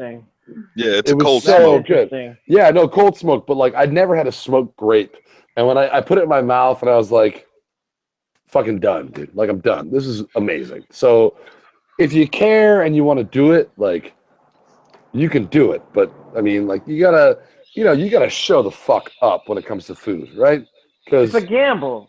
It's a gamble. Anything that's new out in the field is a gamble. Like no one's done smoked Mexican food. Why not do it, dude? Have you even tried it? Well, but no, I haven't. It's also for us. You're talking about a saturated market, so it'd have to be somewhere that like true. is kind of a maybe a little bit less saturated, like anywhere other than LA. That's true. Because like, dude,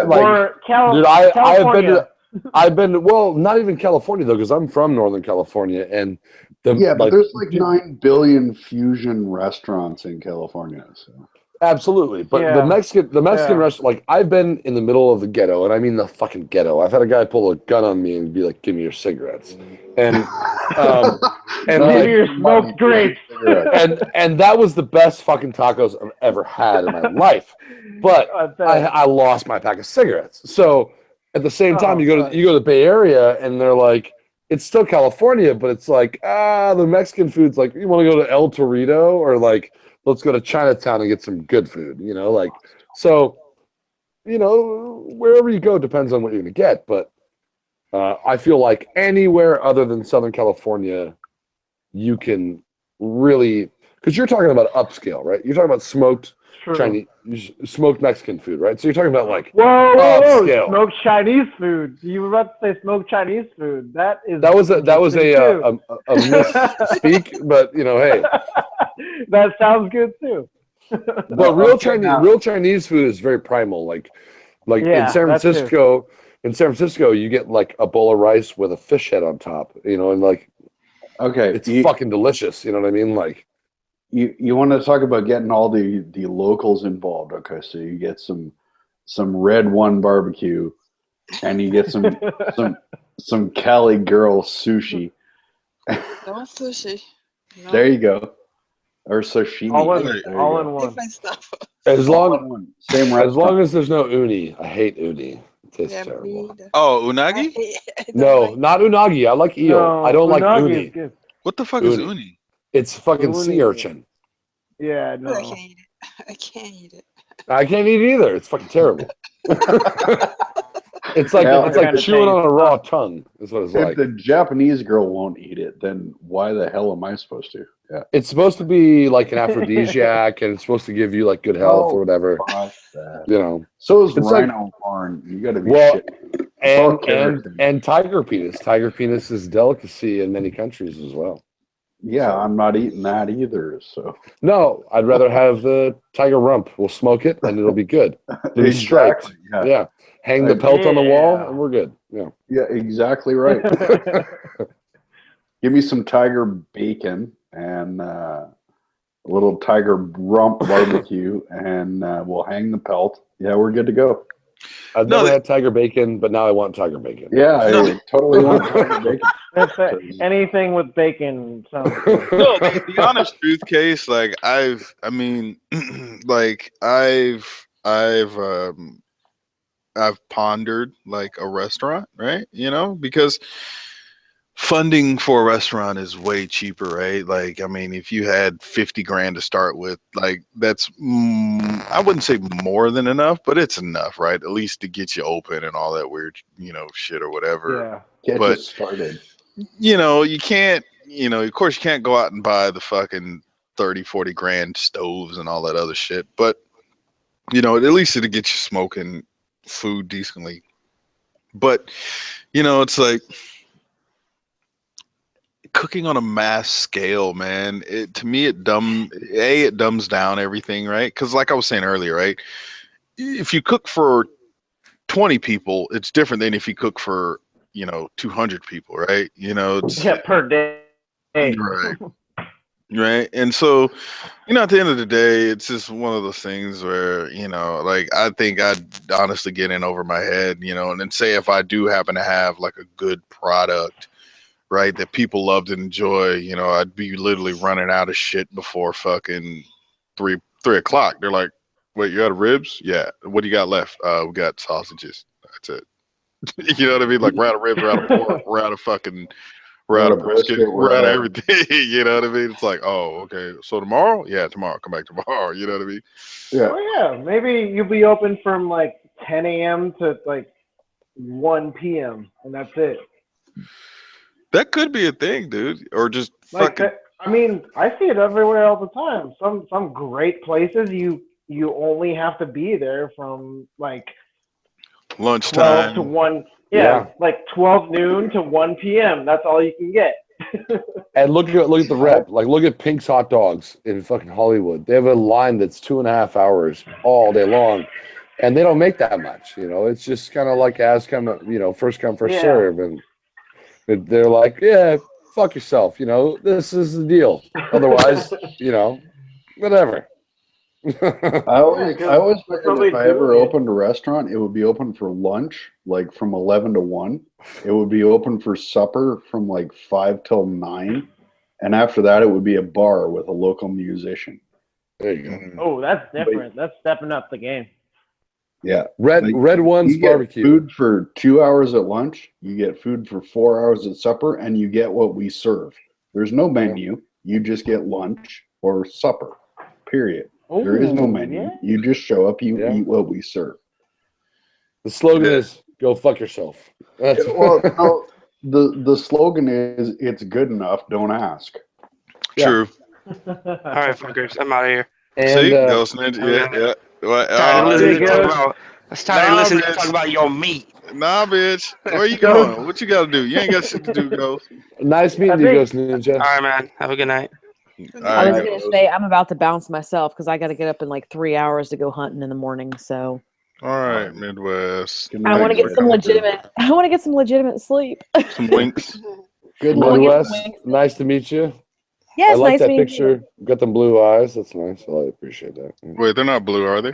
Yeah. In the, Oh, yeah, they're blue. They're they look stare gray into to your me. soul. What's they do? Case can confirm they are blue. He's personally seen. Well, I them. see your picture. It's gold helmet. Yeah. Purple in the mouth. Nice. Those Australian southern blue eyes are The Southern Cross in the Australian flag. Yeah. yeah. Well, Red One, thank you again for inviting me on the panel. I really appreciate it. Thank you for coming. Not a problem. Well, y'all have a good night, and we'll see you later. Bye. Bye. Here's my whole thing. Like, I need a decent quality smoker first. Once I get that, perfect that. If I ended up fucking even just walking out to the street corner and be like barbecue, selling that shit like it's fucking hot or like cold lemonade and shit, maybe. Right. You know what I mean? 50 cents. 50 cents. Sell barbecue and make $1 million. I guarantee. Ah, dude. Like, I mean, granted, I don't know, dude. I mean, it honestly, it makes me happy, dude. Like, when I fucking got the meat sitting there, right, and I'm fucking, throwing a little seasoning on it and fucking, throw that shit on the grill and then just, probe it. Here's a question for the chef. What's your favorite piece of meat to cook? You like cooking brisket or ribs or steaks or what's your favorite piece of meat to cook? Red, bro. For a while, it was tri-tip. Yeah. Because it's quick and easy. You know, tri-tip's like 2 hours on the smoker. Because, you know, I usually pull it off at like 130 degrees. Give it a crunch, throw it in the cooler. You know. Not even that. Just, I mean, it was just great. I mean, it's tri-tip. But I'd say a good rib, right? You throw a rib on there, maybe you wrap it. You know, yeah, pork ribs, not beef. I never cooked beef ribs yet, but you throw your pork rib on there, you get your little rub with it. And then what I realized too is the that throw a little brown sugar in that shit. Dude, I do the brown sugar and the honey. I do the brown sugar and the honey. I love it, and the butter. Ooh, honey, huh? A little bit of molasses instead of the honey. But the thing I've realized with brown sugar is you can't let that temperature get up there, dude. Like, fuck around. Burn. Yeah. You throw too much coals on there or some shit. You go, oh shit, I'm at fucking 305. Like, god damn it, right? But yeah, you throw a good rib on there. Normally I'll wrap it for a little bit. You know, I'll smoke it for a while, and then I'll wrap it, and then I'll pull the wrap off. I'll throw it back on there, and I'll brush it, and I'll let that barbecue sauce caramelize on top. But I realize it takes longer than like 30 minutes to caramelize fucking barbecue sauce, right? When you came over, Red, I did my rib 6 hours. That's what I did. Yeah, no, that's about right. It's about right. I don't do anything less, because even like when Hot Wheels came down here, it was a little while ago, but I was like, hey man, fucking the fire's gonna be on, dude. So if you want to bring some shit, you can take it home with you. And so he brought like a little slab. Yeah, he showed. Yeah. So they showed up with like a little slab of like baby back. So I went ahead and fucking threw them on the grill, and then after that, wrapped them and then unwrapped them and then fucking barbecued them, and then let them just sat there for another like hour and a half, and then wrapped them and gave it to him. And then I was like, bitch, how was them fucking ribs? He was like, man, it just was fall off the bone, son. It just was on point. And I was like, yeah, man, it's that smoke. But I cooked it with cherry wood. I use at the time, that's all like Home Depot had was cherry wood. And but any fruit wood, I fucks with fruit wood. Now I do have like hickory. I think it's hickory. I have hickory wood, but I use that shit very sparingly because one time, dude, I fucking threw some chicken on and over smoked that shit with hickory. Ain't enough barbecue sauce in the world that'll get that fucking taste. It's not about the wood. It's about the meat, because any poultry, any duck, any chick. I smoked a turkey for Thanksgiving last year, and I used the Weber bullet. So, I'm sorry, not the bullet, the Weber Smoky Mountain, and I used the briquettes. These Kingsford, and it tasted like biting into a fucking lump of Kingsford. So ever since then, I started using lump charcoal, because any poultry will absorb all flavor for the entire duration of its cook. Whereas beef is like an hour and a half, and pork is like 2 hours, 2.5 hours. So after 2.5 hours with pork, you might as well not throw any wood on anymore, because you're not going to get any smoke from it. You're just cooking at that point. But chicken, turkey, duck will absorb anything you give it. So I can't tell you how horrible it was using Kingsford. And I didn't use any lighter fluid or anything, but it was just like, it tasted like Kingsford. I had a 15-pound bird of Kingsford charcoal. It was fucking awful. Ouch. And that's so painful. it's the kind of meat you're cooking, right? So any poultry is going to absorb any smoke flavor you give it for the duration of the cook. So at the last minute, if you throw like lighter fluid and Kingsford in there, guess what it's going to taste like? You know, like you have to. Beef is the most forgiving. Beef is hickory and whatever. Those strong woods. Beef, and then hickory and mesquite. You get to pork, you get to oak, You know, maybe some applewood, whatever. Poultry, definitely applewood, cherrywood, whatever. Mild. Pecan. Even pecan's a bit heavy for poultry, though. Pecan's more pork. You know, you get into pecan with poultry, and then you're like, this tastes a bit strong for my taste. You know? Do you start out with wood or do you start out with charcoal? Well, but so what I'm saying is that I went from like initially I have a water smoker, so it's like a tub of water that's hot, and then you put charcoal on the bottom with soaked wooden chunks. So hickory a chunk of hickory, like bare hickory, not charcoal. But what I started doing was getting rid of the briquettes and going to lump charcoal, and the lump charcoal is mainly oak and some hickory in there, but it's actual charcoal made from wood, not briquettes. Yeah. So. Right. No. Well, all I'm saying is that poultry will, if you walk by and blows your cigarette smoke in a fucking chicken that's smoking, it's gonna absorb it. You know. It's so what I've learned through, like I said, the wormholes that I go down on the internet of smoking, right? Forums, YouTube, all this other shit, is that, you know, like with and it's just like, so let me start it like this. With the offset smoker that I have, since it's such a shit smoker, I literally had to feed the fire. Okay.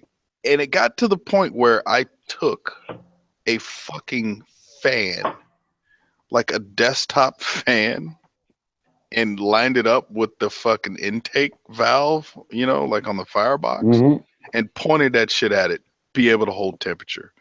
Now, what I didn't realize is in the beginning, I had so much meat on the grill that, because I'd have like 2 slabs of ribs, some chicken, a bunch of other shit. And since that grill is such shit, like, I would put half the bag and could barely keep the cooking grate at like 200 fucking degrees, dude. It'd always be like at 190, and I'm just like, what the fuck, dude? So I added the fan, and I could keep it up a little bit, but you're literally feeding fuel, fire to the coals, so it makes some shits burn out quicker. And then what happens? So you create a bunch of ash and shit at the bottom, and then the charcoal sit in the ash and get smothered and all this other bullshit.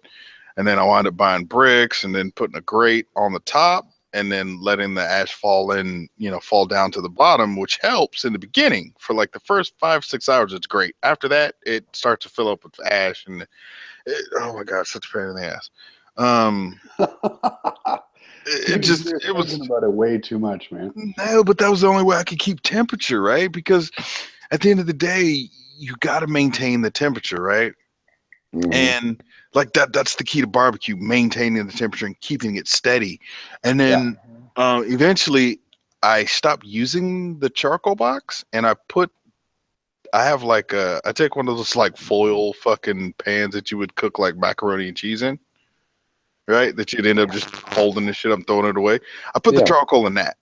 And so I put it on the far side, and then I cook. I'll be right back. I gotta let the dog out. Yeah, for sure. So I cook everything inside the chamber now, which still gets the job done. But the cool thing is, since I'm inside the chamber, I'm able to keep the temperatures up a little bit more, which is no better than like your average fucking, dome-shaped fucking, charcoal grill. It's just I'm cooking it offset, not over the fire. Right. And then I throw my little wood chips, wood pieces, chunks or whatever on top, and then let them shits burn. Of course, it burns white smoke in the beginning, and then it calms down, and then it just smokes over time. But it's just it's trial and error over and over and over and over and over again until you finally get what works. And then once you got it, you're like, that's it. This is it. So now, if you give me a slab of ribs, I throw them shits on there. Oh, shit is gonna be good. And I'm not doing anything as far as like injections where they inject the shit with like a needle. Granted, I'd like to try that shit. Don't get me wrong, dude. That shit seems pretty dope. It's like you can put whatever flavor, whatever it may be, inside the fucking meat before you cook it and then throw it on there. Like that shit seems dope. But I just never done it. But It's just the fact is, like, you go, like I said, to Home Depot or any of those fucking stores, they're shit. They're shit smokers, man. They're not good smokers. You know, you think like, oh, I paid $300 for it, but it's like, dude, you're not cracking the scale until you hit $1,000. Once you hit 1,000 plus, is when you're starting to get into a decent smoker where you could literally throw the fire on there, you set your little vents properly, and then once everything calms down and you finally set it at like 225 or 250, it'll stay there, and it'll stay there for hours, dude. Versus like you having to constantly come in and you know, add wood or add this or something to make the fire fucking keep up, you know. But that's why I want like a smoker that has 1/4-inch steel. Whereas like the smoker that I'm dealing with, it's 16th gauge or whatever. Well, it's like a cast iron pan versus a regular pan, right? I mean, you're gonna get more even cook. You know, it's just a better product. You know, same amount of work or less, and a better product. So. Well, Cali girl, let me ask you. Here's Cali girl, do you have a cast iron skillet? Huh? A cast iron skillet. No. Do you know what that is? I think so, but It's like a cooking pan, but it's like black metal and it weighs like 20 pounds. 20 pounds. Well, maybe 15. They're heavy. You don't have one of those. So you have like all Teflon, like non-stick bullshit. In Japan. Okay, yeah. You probably should get one of those. And it's cool because I would ask Lincoln about that kind of. Oh, the tacos, right? But I want that as a Chinese one. No. Why? It's not made in Chinese I'm talking about. Oh. Making the Chinese food use those kind of stuff. It's really heavy, but it's good for the food. Do these a walk? No, she's talking about cast iron. Ah. Welcome back there, J-Man Ryder. He's back. That's funny. But no, yeah, no, the cast iron. Even I saw like, I think it's that fucking Tasty. They even put up a video about how to season a cast iron skillet. No, how to spell? What? CAST.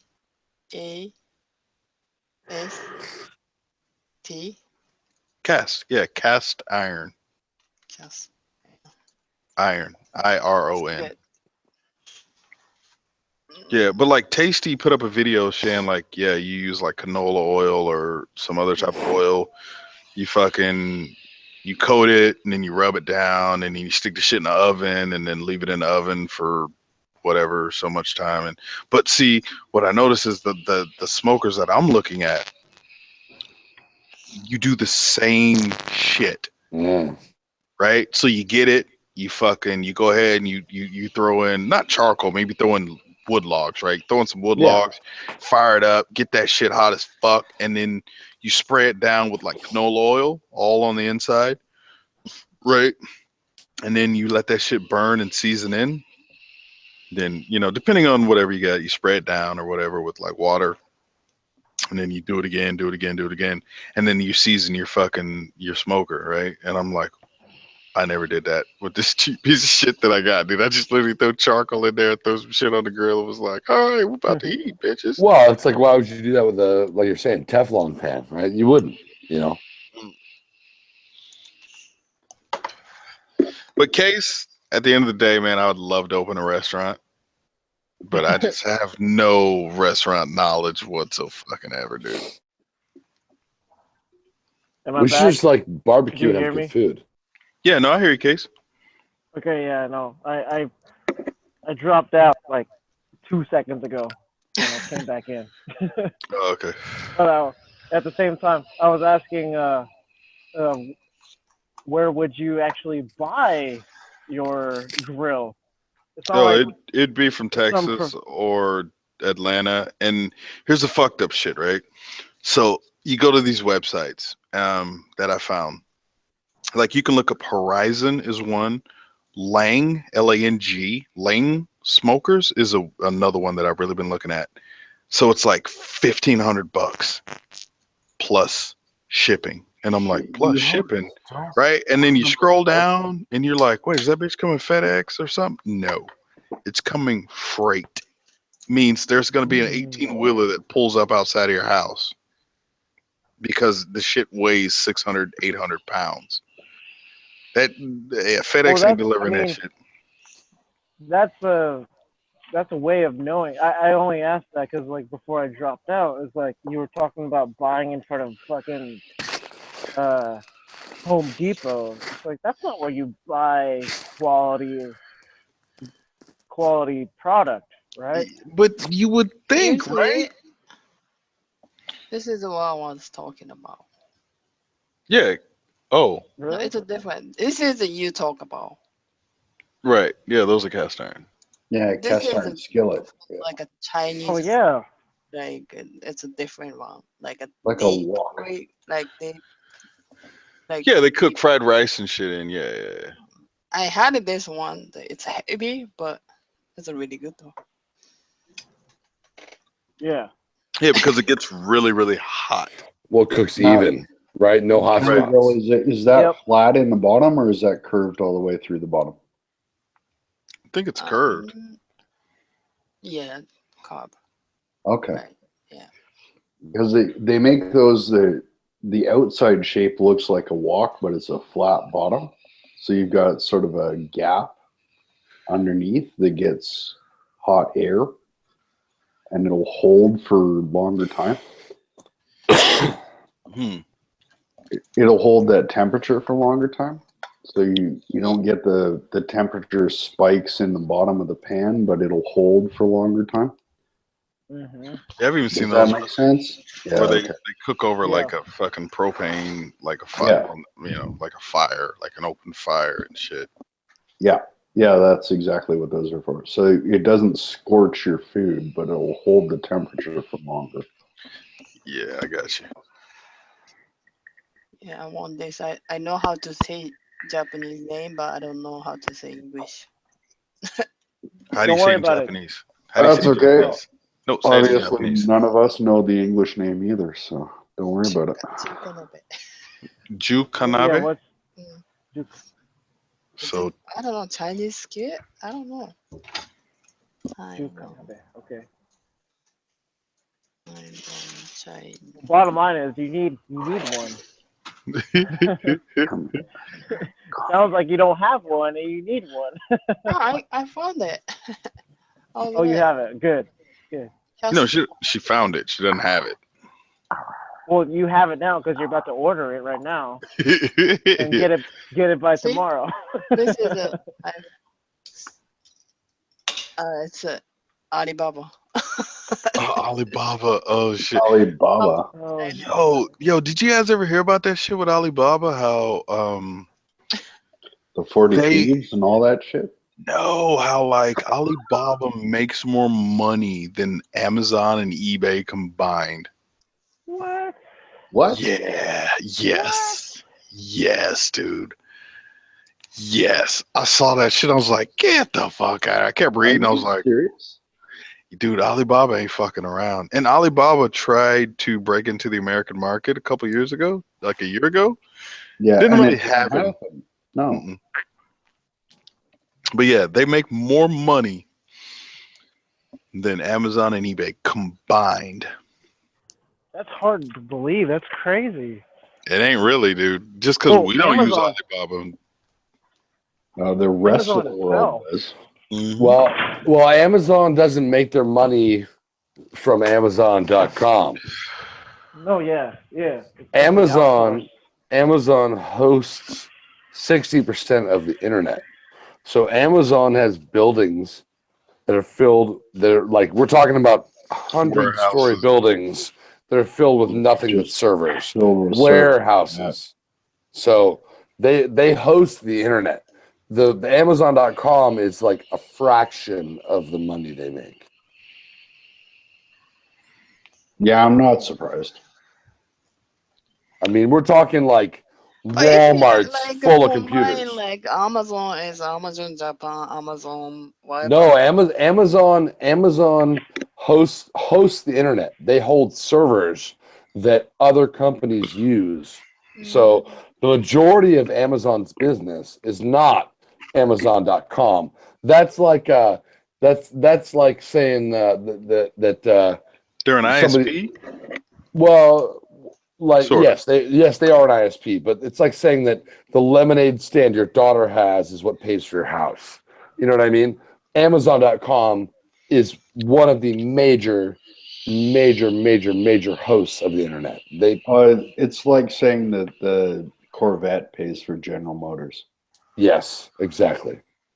I didn't Amazon. know that about Amazon. Yeah, they don't fuck around. They're like, oh, look, Amazon.com. This is cute. Let's find your algorithms. But by the way, we host 60% of the fucking internet. Go fuck yourself. Well, the thing that blew my mind about Amazon is when Amazon got the United States Postal Service to deliver on Sundays. Yeah. Yeah, no kidding. When I saw that, I was like, wait, The fucking company Canadian just made the government deliver on Sunday? Yeah, now knowing that they host 60% Yeah. of the internet kind of makes sense, doesn't it?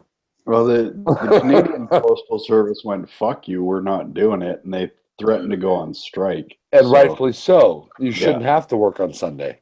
No, they shouldn't. And they're not. But It never isn't went it through. It's still going on, no? Well, here in the U.S., yeah, here in the U.S., but Yeah. Not in Canada. No, there's no Sunday delivery. There's no Saturday delivery for that matter. Oh yeah. Well, not when you got 30-foot fucking snowbank. Come on, buddy. Yeah, that's only half the year though. Half the year. You know, next weekend it's gonna be 78 degrees here. Go fuck yourself. yeah, currently right now, hold on, let's see where I'm at. Let's see. I'm in the garage in. Man, I don't want to know. It's below. I'm in basketball shorts and a It's t-shirt. It's 63 right now where I'm at. Yeah. And then okay, it's next just below freezing, like -2, where I'm at right now, because I just let the dog out and I looked at the thermometer. So You let the dog out at 2 degrees? Okay, Yeah, hold on, oh, yeah. hold on. How about The this? How dog about goes this? out at -40. So How about this? Next Saturday, not tomorrow or today or whatever. Next week, it's supposed to be, because you're Canadian, it's supposed to be 29. Next weekend? Yeah, Yeah. next Saturday. What, in LA? Long Beach area. That's Celsius. Yeah. Celsius 29. And the Fahrenheit, it's 84. I only hate you a little bit. Well, hey, you can sign your soul to the devil and move down here too. It's all good. Yeah, well, like everybody else does. Yeah. Yeah. The only reason, it's retarded, because I have dual citizenship. I could live in the States, no problem, because I was born in the States. The only reason I live here is because my family and my wife's family are still in Canada. That's it. Period. That's it. I see Squid with Gears up in the side chat. Let me know if you want a link, buddy. I'll get you up in here, man. We can talk about the topic, which was talked about a little bit earlier tonight, but well, a lot earlier tonight. Yeah, we had a good run through on that one. See if he wants up in here. Maybe he's doing stuff things. Brap, where are you born? I was born in Kansas. I've never been to Oz. I don't know Dorothy or Toto. No one has ever dropped a house on any of my relatives. Well, that's good. Yeah. Yeah. No, I moved to Canada when I was 5. I had no choice in the matter, and I've been here since. So. But you kept the dual citizenship. I did. Well, because I was born in the U.S., I was automatically an American citizen. And because my mother was a Canadian citizen, I automatically received Canadian citizenship. So, well, you should come down here before like 11 days from now, and it gets ruined by Trump. So yeah, well, I'm kind of holding out. If Hillary wins, I might think about it. So You don't have to choose like which, like when you turn 21. no. When I turned 18, when I turned 18, which is the voting age here in Canada, I had to sign a citizenship oath. But because I was already a citizenship, I just had to sign the oath. I didn't have to like apply for the equivalent of a green card.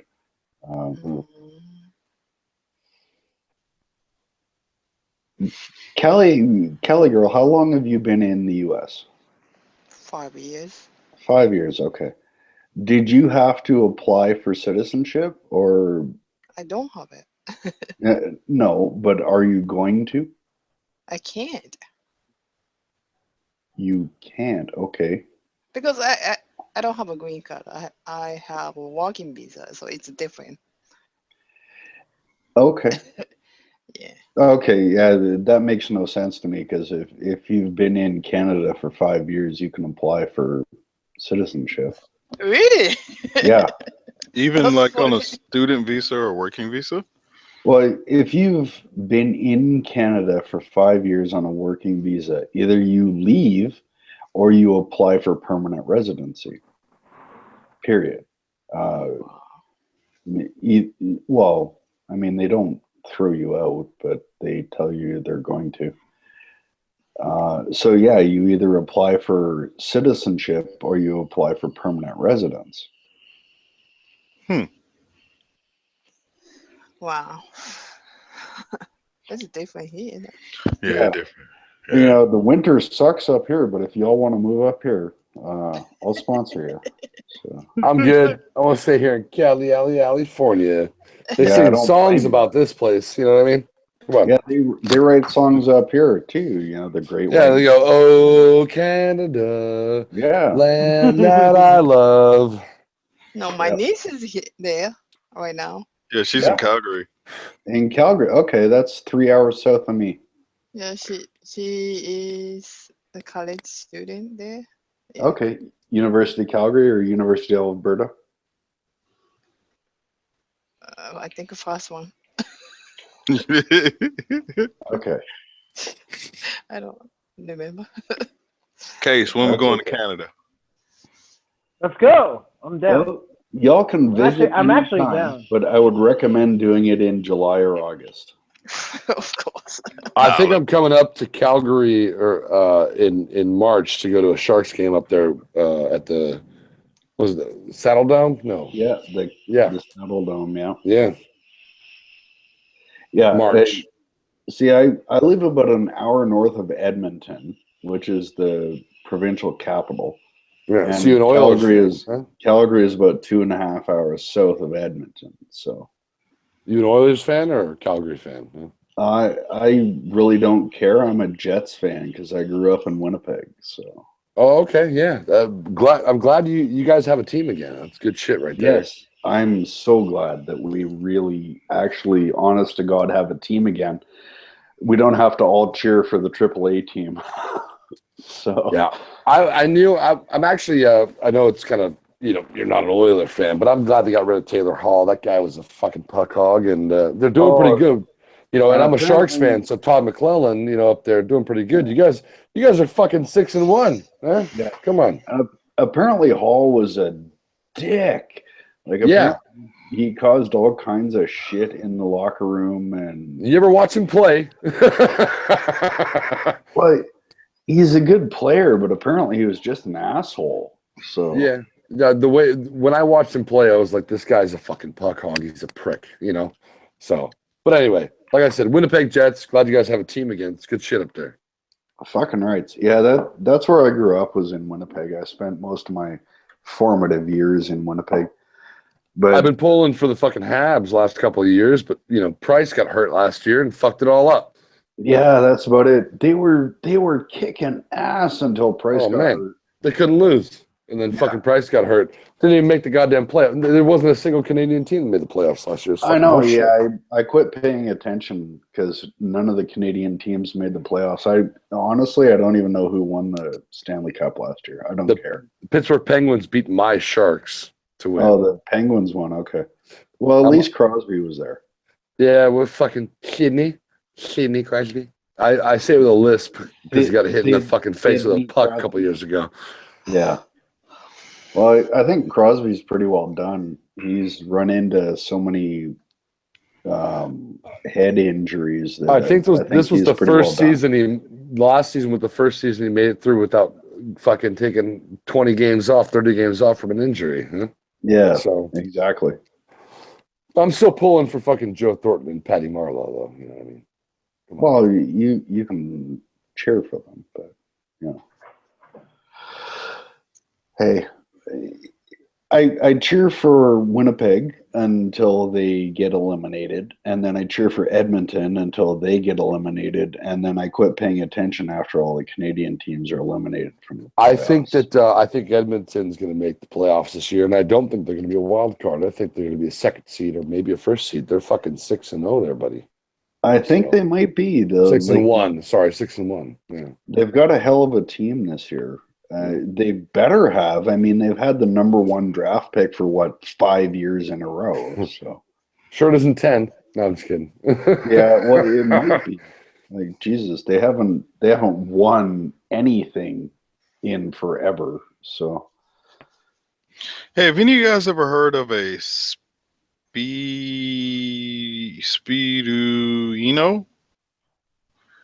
Skidoo?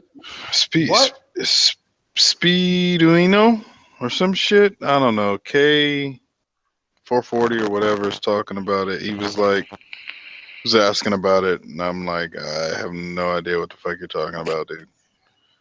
Spell it. I don't know what Speeduino. Speeduino. Yeah, I'm looking at it on the side chat. I have no idea what he's talking about. He said it's like a mega squirt. Yeah,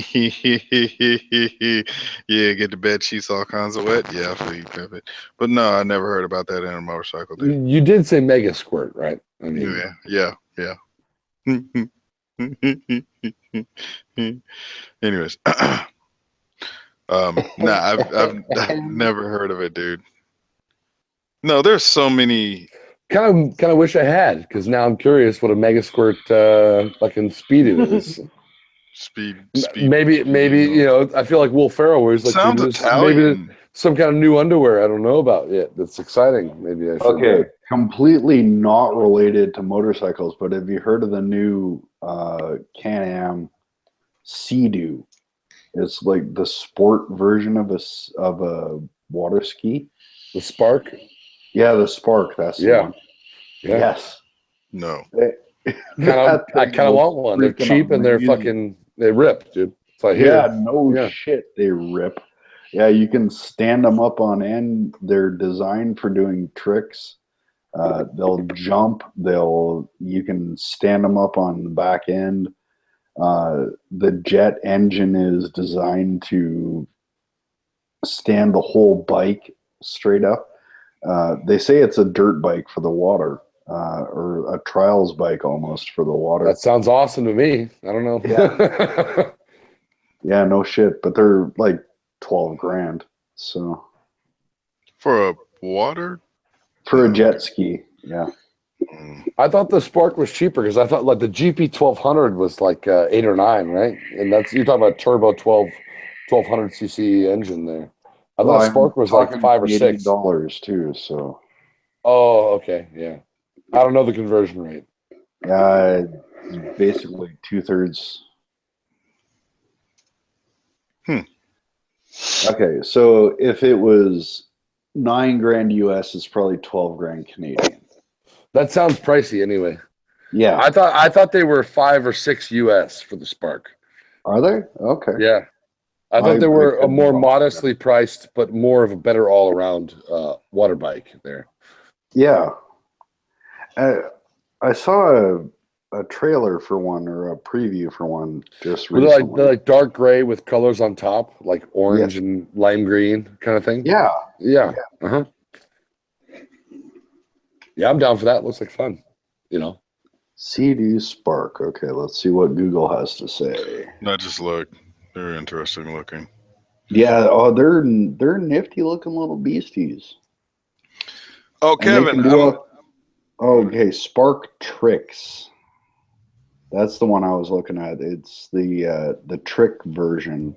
There's the Spark and the Spark Tricks. Oh, I see it. Hold on. Okay. Uh-oh, somebody's alarm went off. Goddamn Honda rode by. Okay. Can you guys hear that? Yeah, I can hear it. Who the fuck still has a goddamn classic alarm on their fucking car? Does anybody actually pay attention to those anymore? Never did. Yeah, me neither. Other than shut they the turned fuck it up. Somebody told I heard it beep beep beep. Oh, you can 12 o'clock fucking. Yeah, that's about the only time I want to 12 o'clock some shit. Love 12 o'clock a motorcycle. I just ain't there yet. And I don't know, man. I'm about to do some wheelie training up in this bitch. So bad. Okay. I got $83.99 Canadian. So plus $400 for transportation. So that's like what, $5,000 US or 6 probably. But 6 and change, yeah. Okay, that's for a personal watercraft. That's pretty cheap these days, right? Yeah, I don't know. I live in the middle of the bald ass prairie, so they look wicked, but I'd never justify buying one. Well, I mean, if you have to buy 2, right? You can't like just have the girlfriend on the back the whole time unless you love flinging her off. You know what I mean? Well, I love flinging my girlfriend off, but that would be my wife, and no, she'd never get on the damn thing. So, here you go, honey. Here's a Long Island. I'll be back in an hour. All right. Have a good yeah, night. pretty much. Yeah, she'll be on the end of the dock fishing because she loves that shit. And Or I'll let me be out. start a fire for you, and I'll be back in an hour. Yeah. No, she'll be on the end of the dock fishing. She'll be catching supper because she loves that shit. So there you go. I'll be out ripping Well, around. you can always bring a pole with you too. Catch supper out there on the jet ski there. Huh? Why would I do that? That would take away time from ripping on the damn Spark. Well, I'm not saying you have to try. Actually, I'm just saying you have to bring the pole with you. Oh, just tie it to you and lie to her. You know, right? You say, got I tried. Yeah. My idea of fishing is sitting on the end of the dock with a cooler full of beer, and if I catch a fish, great. If not, I catch a buzz. So I haven't caught a fish in years. Yeah, me neither. Case, do you fish? Yeah, I try to whenever I can. I don't have my own gear. I kind of borrow. Yeah, I kind of do the thing. Sorry, I'm playing the game. What are you playing? Rocket League. Yeah. Is that like supersonic acrobatic rocket powered battle cars? Yeah, with rockets. Nice. It's like little cars. You play soccer and all that. Yeah. Mm-hmm. Yeah. Oh man, I used to love that game. It was a PlayStation only back in the day. Yeah, my train of thought's right here. I'm following the conversation, but I can't think. You're not following shit. You're playing soccer with a fucking RC car with rocket engines on it. That's what you're doing. Oh, dude, I'm still right here. I'm still right here, bro. I'm looking at this smiley face on a shoe. You don't see anything. I'm watching porn. I'm watching porn. You don't even know. It's my fappity, fappity, fappity, fappity, fappity. I have an 03 Gixxer 600. Been looking up great. Yeah, man, get a Yamaha. Oh. I'm seriously leaning my next bike. I think I'm going with the 1190 Adventure, the KTM. Get it now. Last year. Yeah, I don't want the. What I wanted was the 990, but they discontinued it. Yeah, the 1190's gone after 16. Is it? Okay. Yeah, the North American market is going to 1290 Super Adventure T and Super Adventure R. And the Super Adventure R is replacing the 1190. It's a 1290 with LED headlights. But the good news is now you get a wireless key fob that goes in your pocket. No more key and all that stuff. Yippee But, shit. What I wanted was the 990 with the dual exhaust. Because that was... Well, what I wanted was a 990 Super Motard, but, good luck with that. So. Yeah, no doubt. Yeah. Well, the 990 just looked so damn cool. So I want to probably about a 2010 990 that somebody's done all the work on already and then traded it in for an 1190. Yeah. So that's what I'm looking for, is one that got traded in with, next to nothing for miles on it because somebody was a weenie and spent all the money on the extras.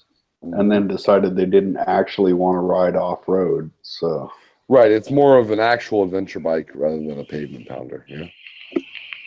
Yeah, like I've got a cruiser and I've got a dual sport, but I've got a small dual sport. I've got a Yamaha WR250R. Yeah. Which is awesome. I love the bike. It's a lot of fun. Basically it's a dirt bike that has a plate and turn signals. So I'm with you. I ride the 690 Enduro, KTM. Yeah. So, although mine's a bigger thumper, it's still a thumper. Now, I grew up on 2-strokes, so I got all these kids telling me that 4-stroke. And I'm like, you ever hop on a 250 fucking Suzuki or Kawasaki or Yamaha 250 fucking motocross bike? And they're like, no. And I'm like, I hope you never do, because you're gonna die if you try it. So yeah, well, I know I'm gonna die if I ever hop on one of those. That's why I bought the WR instead of the YZ. Yeah, YZ's my uncontrolled wheelies, right? It's like oh, my front tire never touched the ground. Sweet. Yeah, oh, can you guys hear me? Okay, there we go. There you go. My first bike was a 99, brand new. Like I said, my brother was a sponsored motocross rider, so he got me into it. My first bike was a 99 YZ 125. Loved it. Two-stroke. Yeah, no doubt. 2-stroke. Like 4-strokes were around, but like not that many people rode them because it wasn't a thing. There wasn't a big push to push, environmentally friendly motorcycles. So yeah. So like, because the honest thing is, if you tell people like, yeah, dude, you had to like mix your oil and gas together. Wait, what do you mean? No, that was the thing. Gas, oil mixture. Well, yeah, but you're like, your bike's twice the displacement and 45 pounds heavier. Like, why would I ride that? But no, like every now and again, dude, you like when you hear a 2-stroke, you'll know a 2-stroke. I mean, it's so evident. Bing, bing, bing, bing, bing, bing, bing, bing, bing. I love the sound of 2-strokes, and I love the smell of that mixed oil and gas, but I'm so far away from being a mechanic. I don't want to have to rip apart the top end every time I go for a good run. You know what I mean? Yeah. Well, I mean, but you're going to change a piston here and there, but you're going to spend less money. I mean, like my buddy Colin had his 250 over here. I rebuilt it, and I spent about $500 putting a sleeve in it for LA sleeve, and then I put a piston in it. And my boss's son had the same problem with his bike, but the top end went, which means the 4-stroke, the valves went, the cams went, and he needs a new motor case. So that's about $1,000, where I spent $500. Yeah, exactly. It's cheaper to fix, but you got to know somebody how to do it. Yeah, well, it's cheaper to fix, but either you do it yourself or you get ripped, one or the other. Yeah, for sure. So Kevin, fucking couple people that have asked tonight about your YouTube channel. Hey man, what's your YouTube channel? Fortunately, he's not a motovlogger, but I mean, he has a channel. It's White Ranger. I've got like 3 videos. Yeah, and they're like surfing and shit. Yes. I'm working on it. Yeah. Hey, look, dude, there's no rush, man. Well, I mean, see, if you're not, I will never be a moto vlogger, and the reason I'll never be a moto vlogger is because my whole point of the channel was initially to like show an LA lifestyle, show like banging around Los Angeles downtown, whatever, hanging out the beach and like riding the bike around. So there will be videos of me on the bike. There will be videos of me on the bodyboard and the surfboard and body surfing, and then me just like, like I don't know if you guys know, but in March they have like a Free the Titty event in Venice where like 300 girls walk around without their tops on. So there will be some of that. Obviously, that's not bad in any way. That'll get flagged and blocked and whatever. But cases like might as well, right? No, I'm minus the girl. Oh shit! that's dude. That's a lot of in the wrong. titty nips you gotta edit out of video, dude. Like as cool as that shit would be to see, I ain't recording shit because I can't deal with that much fucking nipple tracking. Fuck I that. don't care about you guys. That's for me. That's what I'm saying right there. But No, so yeah, my channel is more like, I'll show my cats, I'll show my girl, I'll show whatever. I'd like to get to the point where I can actually videotape myself in some of the cars I get to drive, but well, no doubt. I mean, you work for a Lamborghini / Aston Martin dealer, so well, not only like it's Beverly Hills, so like, I mean, one of the guys I work with got fired for taking a picture of a car once.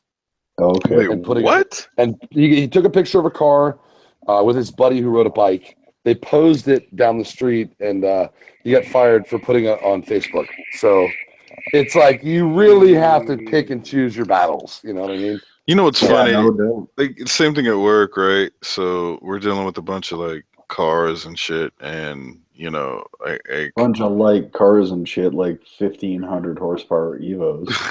No, I was a GTR, but GTR. But like, I was like, "Hey, are we allowed to like post pictures or video of shit?" And he was like, "Yeah, you totally can." I was like, "Okay, we're good." Yeah. And then I just needed to find out because I didn't want anything to come back on them, as far as the company or whatever. But yeah, no. So check this out, Kevin. Last Friday, we had to. It was actually like a 1,200 horsepower, or like 1,400 horsepower GTR that was getting taken to Shift Sector. You ever heard of that? I don't know. Maybe doesn't sound familiar, but Shift Sector is a runway. It's a runway, like an abandoned runway or whatever, and they go out and they run half-mile runs. Okay, all right. And so the goal for the GTR was to get to 200. And nobody got in a half mile. Damn. So yeah, nobody got there. The highest was, I don't know what kind of car it was. I have to go back and look at some video or pictures that I saw, but the closest guy was like 194. The GTR made 178 before the turbos blew. But anyway, so Friday we went to go get the tow aligned because we can't do that in shop, right? And we had to take it to the shop, and they were like, "Ray, do you want to ride?" And I was like, "Yeah, I want to die. I want to die at 200 miles an hour. It's a good thing." Yeah. So I got in the car. We hopped on the 55, and we took off. And I was like, "Ooh, that's a lot of power. Weighs great. Hadn't even fucking cracked open yet, dude." And I was just like, "This is a lot of power." And all of a sudden, we finally transitioned over to the 22, and he's just like, I was just like, Jesus fucking Christ, holy shit, right? I was just like, God damn. Right, but I'm trying to be cool, you know what I'm saying? I'm in the passenger seat, right? I'm trying to be cool. So I'm like, trying to be cool, and you're just about to pee your pants. Yeah, I'm just like, that's awesome. That's awesome. So we finally get the tow lined up, and then the owner that tuned it was like, he's like, or no, as we're going to the shop, I'm sitting there texting the fucking owner because the driver is telling me to, and he was like, "Yo, what can I shift this thing at?" Because the guy that was driving it has never been in it as far as like after it's been tuned, and so he was like, "Yo, what can I shift it at?" And he was like 8, And I looked at the phone. I was like 8. I looked over at the tack, and I was like, "That's the last number I see." Right. And so next day I was like, it only goes to 8. Right. He said 8, so we took off. Hit 8 a couple times, shifted. I was like, "Holy fuck!" And so then the owner comes over. Well, not the owner of the car, but the owner of the shop comes over to where we're getting it aligned, and he's like, "Did you try the fucking boost launch thing or whatever?" And it was pretty much a way. So he had tuned it so you could hold a button on the steering wheel, and it would build boost into the car, and then you let it go, and then off the shit took, right? So we did that shit on the way back, dude. And so we're doing like 60 down the freeway, and all of a sudden you see him. He holds the button and he fucking floors it, and you hear this like you could tell shit is like it's not right, like it's stuttering, right? It's like like something's going wrong. It sounds like, but all it's doing is building boost in the turbo, and then once it hit fucking 30 pounds, he fucking let that shit go, and then fucking boom, dude, we shoot off from like 60 to like 140 pull, dude. Like almost instantaneous, dude. I was just like, what in the motherfucker? And dude, the driver, Ralph, he was like, bro, that shit kicked my foot off the pedal a little bit. Yeah. Like it pulled it back to where he had to step back into the gas pedal again. So anyways, they take it out there. It does 5 runs before the turbos blew at 38 pounds, I think it was. But they're still under warranty, so they just warranted the turbos out. So the car's back at the shop now, and they're waiting for the turbos to come in to fucking put it back on and get it back up and running. Well, it runs, just no turbos, right? But Jesus Christ! But yeah, you dude. said 60 to 140. Yes, Cali girl, what's up? Okay. Takes a shadow in the chat room asking about Kevin's helmet, not your helmet. No, that's well. So originally asked, he said, or somebody asked, like, what do I write? And I said a variant. And he was like, okay, thanks. But then is that the one Snowcat has? And I said no. And yes, it is the exact fucking same one Snowcat has. No. I never thought I'd meet Snowcat, so I was like, oh, I'll buy the same helmet as Snowcat because he knows what he's doing. Wait, And are you then talking that's- about Kevin or are you talking about me, Kelly girl? Kevin's helmet. Okay, yes, Kevin's helmet is the same Snowcat. Yes. Yeah. What's the model? It's a Hornet 2. Yeah, Hornet. Shuey Hornet 2. And then Texas Shadow's gonna fucking go ahead and he's gonna Google Shoei 2 and he's gonna be like, holy shit, things like $800, and then I think it's close to 1,000, yeah. But you know what? I mean, it's your brain. You know, it's worth it. Buy it. If I'm gonna spend that kind of money, I'm getting a Schubert. Schubert. You know what? I put a Schubert on and was sold. Saw the $800 price tag, put it right back on the shelf. Yeah, exactly right. So I got my helmet. Kind of money. Yeah. I paid cash for my bike, and I got like $400 off my helmet when I bought the bike. So well, here's the thing, right? You can't saying a Shoei is more safe than an HJC or an Icon or a Bell is bullshit. No. And the reason why I say that is just because it's a more expensive helmet doesn't mean it's going to hold up better in a crash. No, it felt right on my head. It felt good on my head. It feels right on your head. But here's the thing. Because most people, and it took some people to explain this to me, and I finally understand, right? It's that just because it's a more expensive helmet doesn't mean it's going to be better. Okay? It's going to maybe fit better and feel more comfortable. Have better vents, quieter, be cooler, quietness is and especially in an adventure helmet, it's got a peak, so it's gonna ride better at speed than maybe $150 helmet with a peak, right? Right. There's not going to be as much air resistance on that peak. But as far as protection, you have to understand. It either meets the DOT standard or it doesn't. It doesn't. Right. So helmets at the end of the DOT day. and Snell 14. It's got Snell 14 or whatever it is. So Snell is just an extra step that most companies don't want to pay for because it costs money. But yeah, because they have to pay for the testing. But remember that helmets are not designed to fucking smack a tree at 80 miles an hour or fucking bounce off the pavement at 100 miles. They're not designed to do that. No. So therefore, when you throw in the equation of crashes are unique, right? Crashes are unique. And since they're unique, you can never say that one helmet is better than the other. You can only say one helmet is more comfortable or more luxurious than the other. Well, And that's based on really the fact that if you drop your helmet, you should get a new one from waist high or shoulder high. That's kind of telling you how structurally sound they really are. Is that they're designed to take an impact one fucking time, be it from 5 feet or 30 miles an hour. Well, Right? and that's because you compromise the EPS liner. So what they're doing, that's more of a legal standpoint, which is a good and very legitimate legal standpoint. And it's that if you drop it and it lands on the back of the helmet, right? The back of that EPS liner is now officially compromised because it's done its job.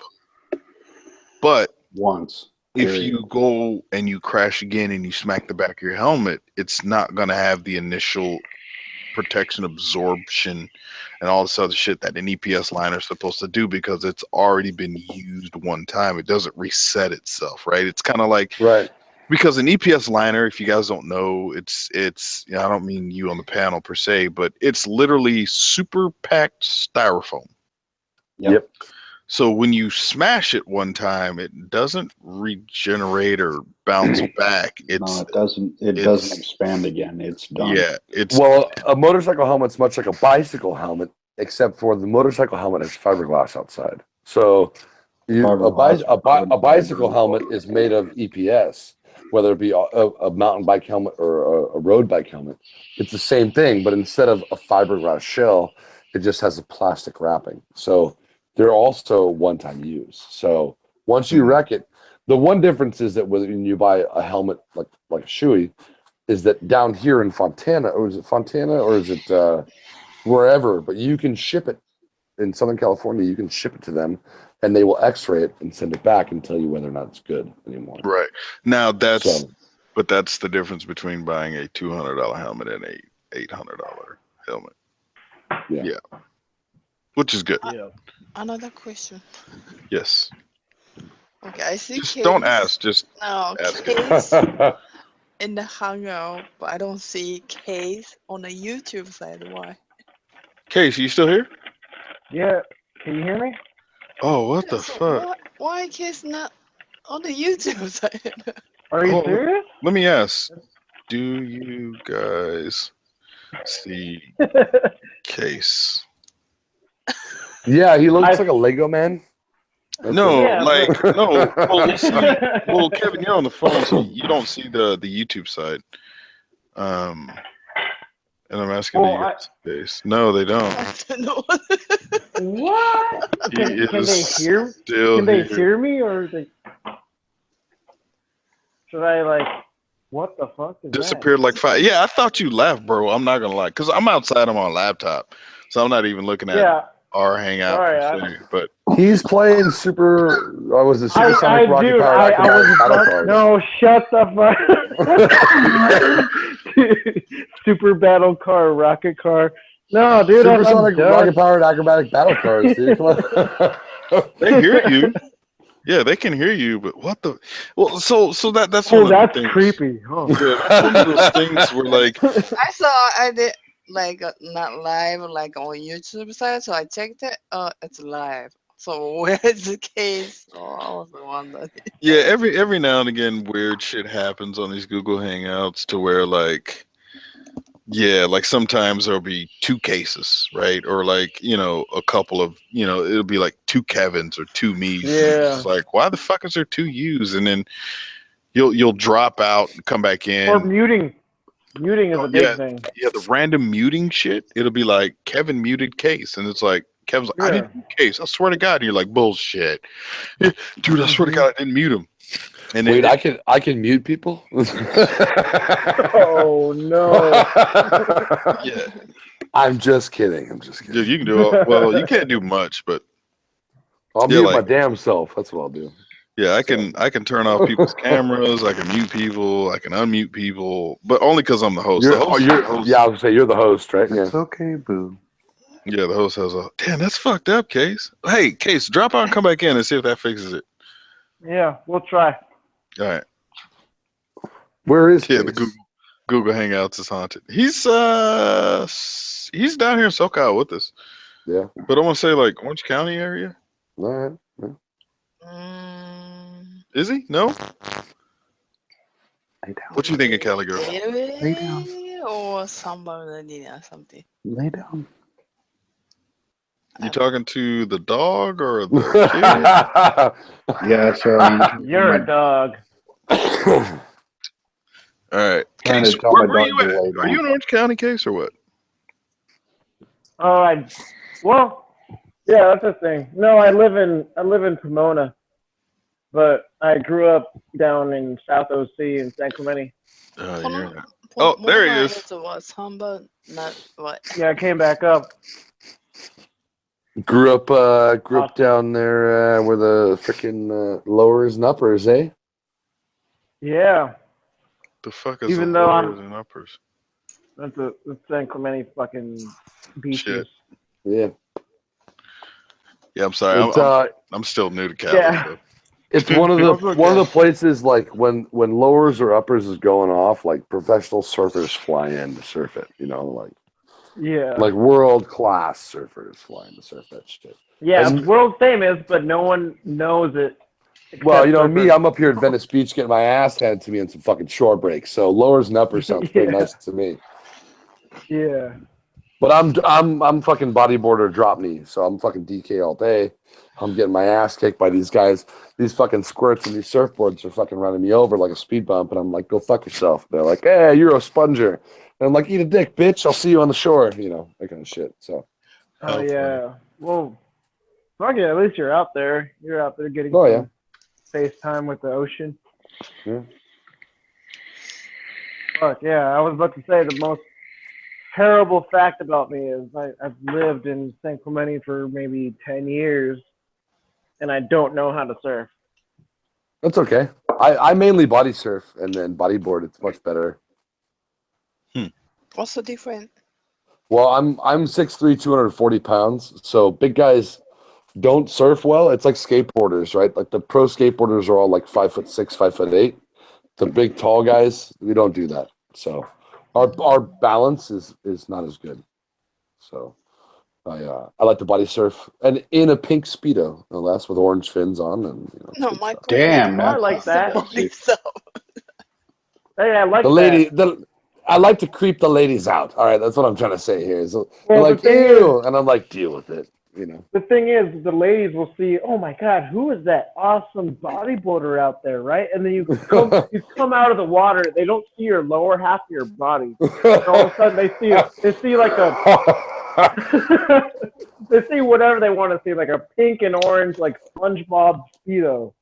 And they're like, and in Venice Beach, you know, it's like there's so many European visitors. They'll just be like, "Oh, he's European," and you throw on a fake accent. And you're like, "Oh yeah, you know, Zabate board." And they're like, they totally buy in. And you're like, "All right, whatever. Yeah. I'm gonna have a beer now." That and they're probably, if they're European, they're probably like, why is he still wearing a Speedo? Why is he not naked? What? Yeah. Truth be told, I just like to scare small children, so that's why I wear a Speedo. That's a weird truth. Well, that'll work. That's quite all right.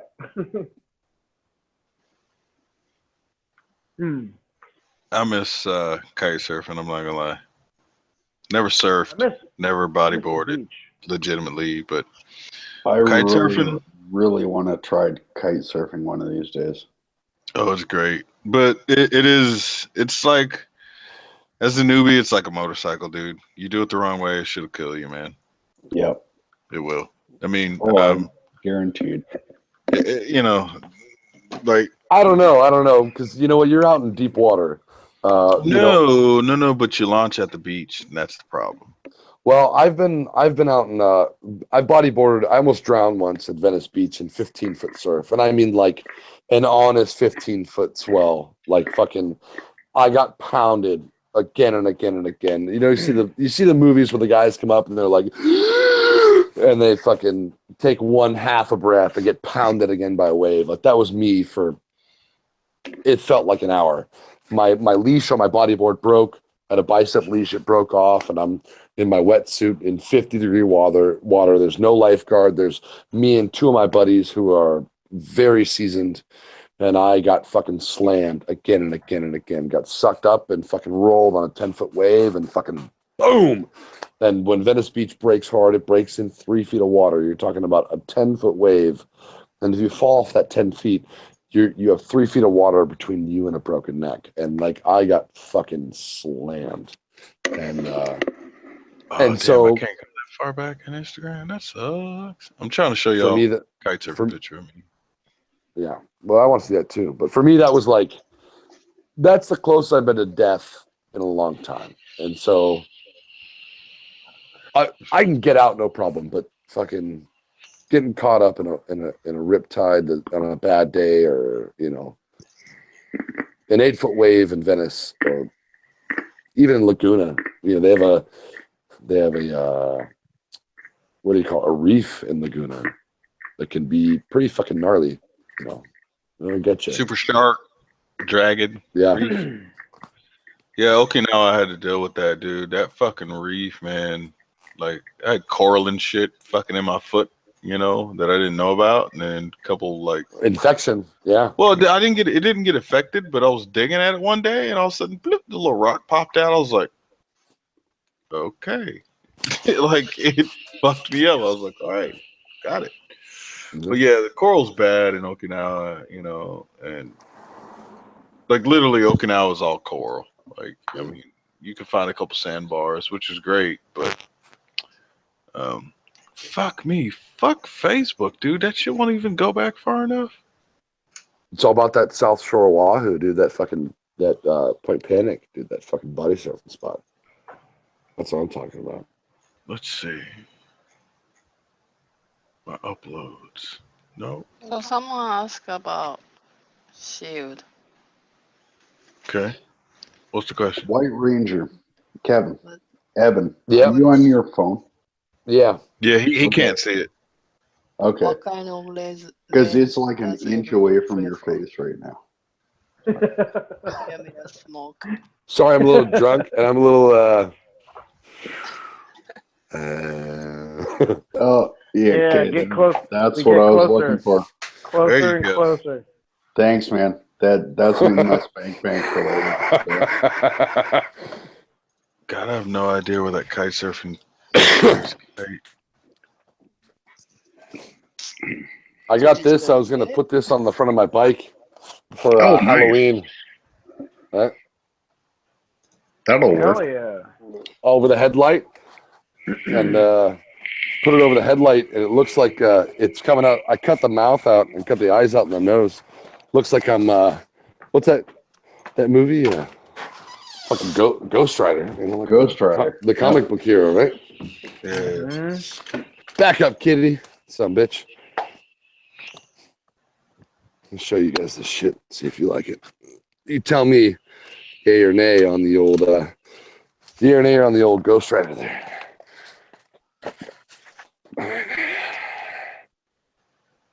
Oh, it's really fucking bright, huh? Yeah, it's way bright, but it looks awesome. I bet. No, I bet it looks awesome. Problem is, you're probably only good with it during the day. Oh, that looks Right. cool. Ah. No, that looks cool actually. All right. Yeah, that looks really cool, actually. Is it just So- me, or do you have a giant ass garage? No, it's actually really small. Yeah, it's yeah. Yeah, I have a you giant. walk- I have a giant vagina. That's what I have. What's going on? It seemed like you walked like 500 feet. I went into the house and then back out. All right. Okay. I have just enough room for my bike, and then I made some more room for 2 other bikes that may be coming in January. We'll see what happens with that. So, may have a buddy staying with me. We'll see. I don't know yet. Cool. But got to make the room. I got the front yard, which is good. I got the backyard, which in LA is kind of rare. Red, you remember? I got the Yeah. little backyard. It's nice, you know. Why the fuck Instagram won't let me go back on the computer? What the fuck? It only goes so far and then it just stops.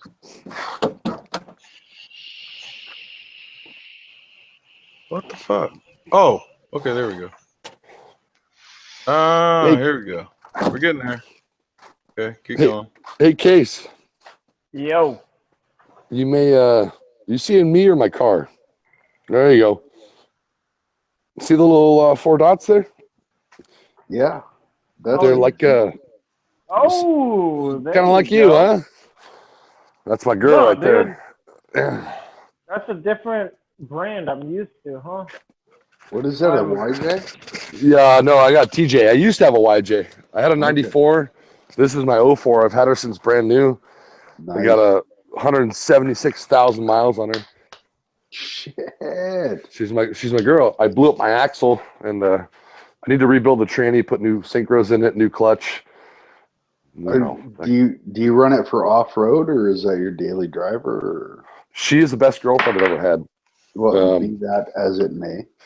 Beat the shit out of her like fucking what do you call it? Red line everywhere I go, all the time, every gear, just rap all the time. Rap, you betcha. All right, Kevin, you see that picture right there? Yeah. That's me getting it in, buddy. You look like you're off the water right there. No, I'm like probably 30, 40 feet up. Kite surfing. That looks like kite hanging more than kite surfing right there. It pretty much is. No, so the funny thing about this picture, right? Back when I was actively kite surfing, that board was my balls to the wall board. So it's 122 centimeters. Short board, right? Considering, whereas like if it's light wind and not very strong, I'm riding like a 164. Like pretty much like a big door, right? Like we're talking about like 1.2. It's like snowboard sizes or what? Just about 5 feet. So. Yeah, pretty much. But this one is like a little skateboard to me.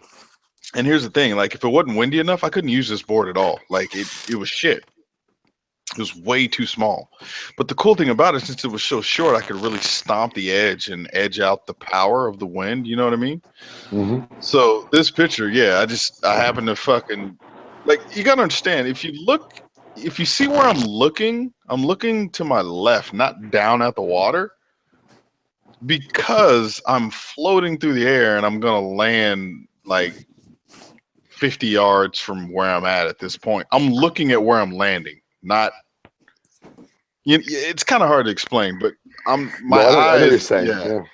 You know, because when you jump with the kite, you float. You know what I mean? You don't just. It's not up and down kind of thing. You know what I mean? And so, yeah. But at that time, I was still in the military, dude. I had short hair and shit. Like if I got the little short buzz cut, shit. Is that board's purple too, right? Huh? Yeah, it's like a blue, like a purplish, but it was an old Slingshot 122, and and the thing is, I love that board so much, but the thing is, it had to be fucking cranking outside to the point where like you launch your kite and your heels are dug into the sand and you're just getting drug out to the water. You're just like, oh, that's gonna be one of those kind of days, you know. It's like literally going out to a track on like say. Like if a 2,000 liter super sport was a thing, if that was a thing. I'm with you because as we speak, I'm holding my surfboard. Okay, how about this? I hold my surfboard, and I'm surf rider. 6'3", and this thing's about 6 feet. And look, it's purple, and it's fucking delicious. But if the waves aren't like 8 feet, I'm not riding this thing. Yeah, you know so imagine like triple overhead. Yeah. Quadruple overhead, right? Scary, terrifying. At that point, it's fun because it's balls to the wall, but at the same time, margin of error is really small. You know what I'm saying? It's not fun. No, it isn't. If you fuck up, you die. It's like why did I come out? Because my dumbass friends talked me in coming out in triple overhead. Like that. No, and then where I was at in Japan, summertime is like LA winds. It's shit, but wintertime, it's fucking money. So as you like in that picture, I had a fucking what do you call it? Had a wetsuit on. So all of my greatest floaty flying through the air moments were in a wetsuit. You know, just because it's cranking in the wintertime. So I had one kite, whereas like a lot of the Japanese dudes, or if you had money, you know, you could buy different style, you know, different size kites. Well, because you gotta understand the kites are like $1,500+ $100, right? And so, you know, it's like if you could only afford one kite, then you try to buy one that would get you out in low wind, but at the same time, if it was cranking, you could depower the kite enough to still go out and putt around or whatever, hopefully. But yeah, with that kite, you know, it was just a big kite. But yeah, that day, I'll never forget that day, man. I was out there. Like I said, anytime I'm on that little 122, I'm literally overpowered. Like I'm so overpowered, but at the same time, I know how to control it. And you know, so it's like it's survival mode. And then once I get far enough away from the beach to where if I jump, I don't float 100 yards back to the beach, then I'm good. And so that was kind of one of those points where I was so far out, and then when the photographer took the picture, it looked like something very, you know, small, minute. But no, dude, I'm 40 feet in the air looking at where I'm going. Sounds terrifying. No, kite surfing is it's a very fun sport. There was a lot of surfers who converted because they were tired of the duck dive bullshit. And then the fact that you could just literally you launch and you could go out and ride for 4 hours. The longest I ever rode was like 4 hours because you wear a harness like windsurfers. Uh-huh. So your kite and everything connects to the harness. Okay, so the pole from the kite is on your body, not your arms. Yes, okay. Yes. And then, you know, for the wakeboarders, they immediately got into the wake style shit. So they would unhook from your harness, and then they would bounce off the water and then pass the bar behind their back, do all 360 spins and a bunch of cool shit, right? Which, yeah, I couldn't really do. See, I will tell you one thing for me is that like one of my favorite things ever is so mainly I'm a body surfer, right? I have these things called hand planes where you wear it on one hand and you body surf and you wear fins and a wetsuit or whatever. But one of my favorite things ever is going out in a full lineup with surfers with a hand plane, and I'll duck diving a big wave, right? Going under a big wave right as it crashes on top of you. And what happens is you see the wave coming, you look up at it and you watch it come, and then you dive down, come up, and you kick as hard as you can, and you swim out, and you can shoot out the top of the back of the wave like a dolphin. Right, and you're like midair, and you can do a whole front flip and then land head first. And everyone's looking at you, and you're like laughing your ass off because you're having the time of your life. And everyone's like, but you didn't catch a wave. And you're like, I don't give a shit. Like, I just duck dived the fucking 10-foot wave and jumped out the back of the shit like I was a dolphin. And I even went like, as I fucking did a front flip and landed fucking head first. Like that. So that kind of feeling for me is like where it's at, you know, like being, and body surfing in general, like being part of the wave for me is the shit, you know? So the thing with kite surfing, I had a love and hate relationship with waves. Yeah. Love to catch them, hate when they kick your ass, right? Well, so when you crash, because I don't have any kind of leash, so you have to do this thing called body dragging. I'd have to explain to you on a one-on-one level to make it easy or to make it short. But pretty much you body drag back to your board. And the shitty thing is if the winds are blowing side shore along the coast, right? You ride out left and right. So you understand sailing, right? Zigzag to get where you want to go, right? It's the same thing in kite surfing. Yeah. So side shore, you ride out and back in, right? If the waves are coming in and you had a body drag, when you're body dragging out to shore and the waves are rolling in, the wave pulls you in, but you have this fucking kite that's pulling you out. And there's some immense pressures that gets put on your body as the waves crashing over you, trying to throw you back in the shore, but you have a kite yanking you out of the shit. And a lot of times, if it's a big enough wave and you get caught in it just right, you get slingshot out of it. You know, all this weird random shit. But when you're on the board, waves become kickers. Like jumps, right? Yeah. So if you time the kite just right when you jump, bruh, you fucking look down and you're like, I am going to fucking die. But like I said, at the end of the day, dude, when you're up, like the highest I'd ever been was right before a typhoon came through Japan. So we always had a rule: 3 hours before and 3 hours after a typhoon. That was your window. Okay, 3 hours before was better, but 3 hours after, that's when you dealt with a lot of like kelp and bullshit that would get stirred up. A typhoon is a hurricane, but in the northern hemisphere. So we're talking about in the other direction and a little less powerful. And so the kite that I was using in that picture, we went out to this spot because in Okinawa it's 70 miles long by 12 miles at the widest.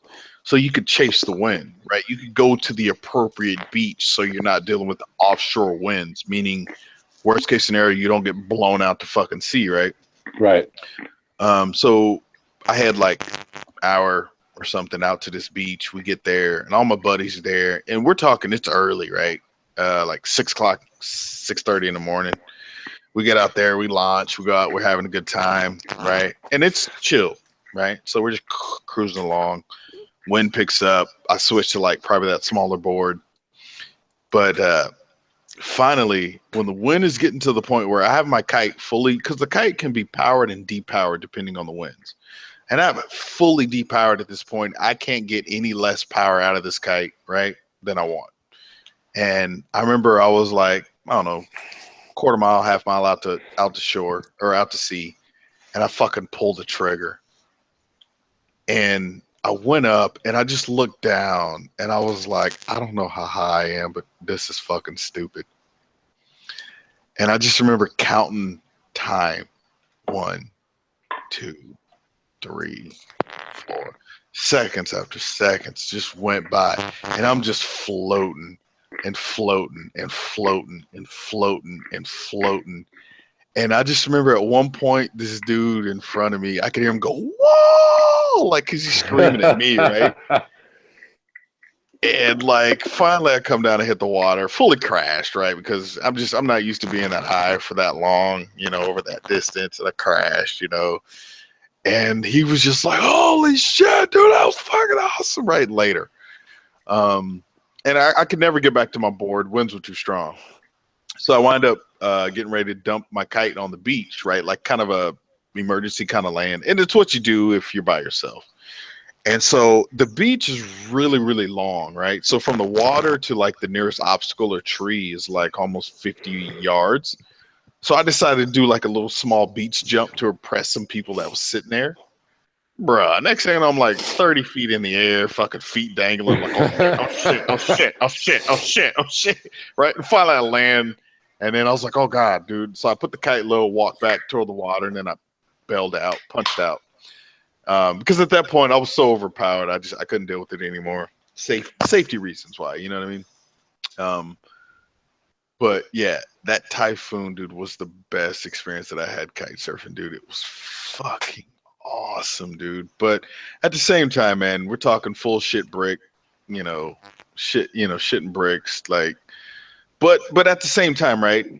I'm in the water, and I know when I land, wherever I land, I'm still gonna be in the water. And then worst case scenario, I just go back to the beach, bail out, and call it a day. You know what I mean? So I had options at that point, you know. But one time, when it gets to the point of, oh my God, what the fuck do I do now? Well, how do you pull in your kite? Like how do you pull in the sail? You pull one side and it collapses, right? Well, so there's four. The traditional kite has 4 lines, and pretty much you have this thing called a No, not the chicken loop. Not the donkey. It's like a safety line. So pretty much one of the lines connect directly to your harness. So when you punch out, when you hit your emergency release, the other 3 lines go limp, and the bar slides up the one line so far, and then the kite eventually flags out and it hits the water, and then you just pull in that one line, you reel it in, and then you just reel past the bar and you keep going all the way to the kite, and you just grab the kite. You know what I'm saying? At that point, you swim back to the shore. If So it's not basically, you windy, pull one line and the whole thing collapses into the water. pretty much, right? Yeah. And then if it's like super windy, you say fuck the line, and you go straight for the kite. But if it's not windy, then you could actually get back to the bar and then kind of wind up a lot of the excess line and then swim back. But you know, like, there's just this amazing feeling about being just even if it's say 20 miles an hour worth of wind, you're on the right kite, you can be 30 feet up, but you float. You don't, it's not an up and a down motion. No, that's still scary as fuck. I don't care. I'm not a bird. I can't fly. So I'll never forget the first video I saw of a kite surfer. It was, I think, in Florida or South Carolina or something like that over on the East Coast. And the dude they're videotaping him from a hotel, and he's going towards a rock jetty, and everyone's like, "Oh no!" And then he like gets 60 feet of air and like goes over the jetty and lands on the other side, and he like planned it the whole time. But yeah, he's a pro. He's a pro. You know, everyone was freaking out. You know. Yeah, because you know, he literally had to jump far enough out to be able to clear it, but then know that it's windy enough to where he'll land on the other side. You know, there's that type of shit. Now, here's the fucked up shit. Is since it's a wind-based sport, you can do it on the water, you can do it on land, and you can do it on snow. Uh-oh. So with land, you ride like I forgot what they're called, mountain boards or some shit. Pretty much it's like a big ass snowboard with fucking like dirt gnarly wheels. Yeah, right, big wheels on it. And then with the snow, here's the fucked up shit. You'll see guys that work the fuck out of the kite, and there'll be the only, I mean, granted, you can't do it on a mountain where people are skiing and shit, but they're going uphill. Mm. So here's the thing. So the wind's blowing up the mountain. Yeah, of course, right? So up and over. When they get toward the top and they decide to ride down, and they, as I call it, pull the trigger, right, to jump. Guess what happens? You have updrafts. And here's the other thing. They float backwards, which is the only case in motovlogging, in kite surfing that you float backwards. So when I'm so say if the winds are on shore, I'm riding left and right along parallel with the beach, right? I have to ride upwind to get away from the beach. Once I get far enough away and I jump, I float toward the beach. Well, with snow and in the winds, you actually float backwards. It's weird, but I've never done it because I haven't had that opportunity. But here's the thing: when you start floating down the hill, what happens? The mountain goes down, right?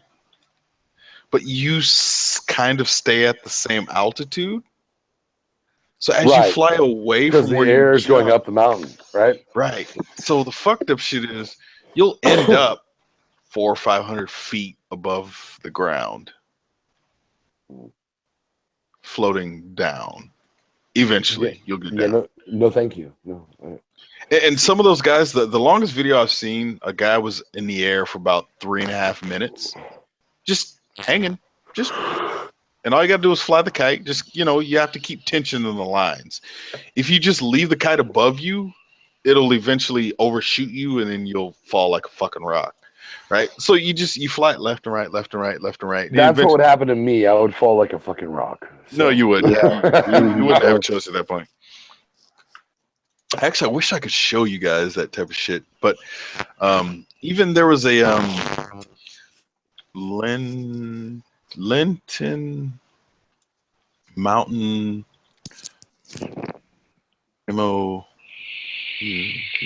Mountain jump. This one dude jumped off the side of a mountain, and I don't know how much of this video I can show.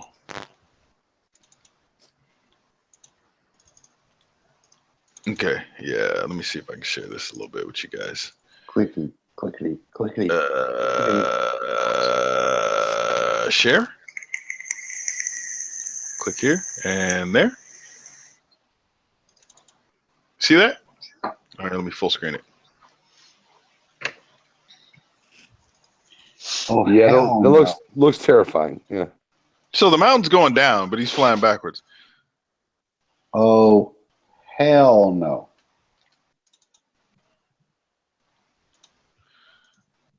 Yeah, that's exactly why I wouldn't do that. Yeah. But eventually, yeah, he lands down there at the bottom. This ain't the video that I'm thinking of. Oh, let's see if I got it. Where's the original one? This one? Hey, what's up, Cali girl? You still there? Yeah. Yeah. Goofing around. Huh? Right, he jumps off that fucking cliff right there, dude. You see that shit? Yeah, but why would you do that? That's weird.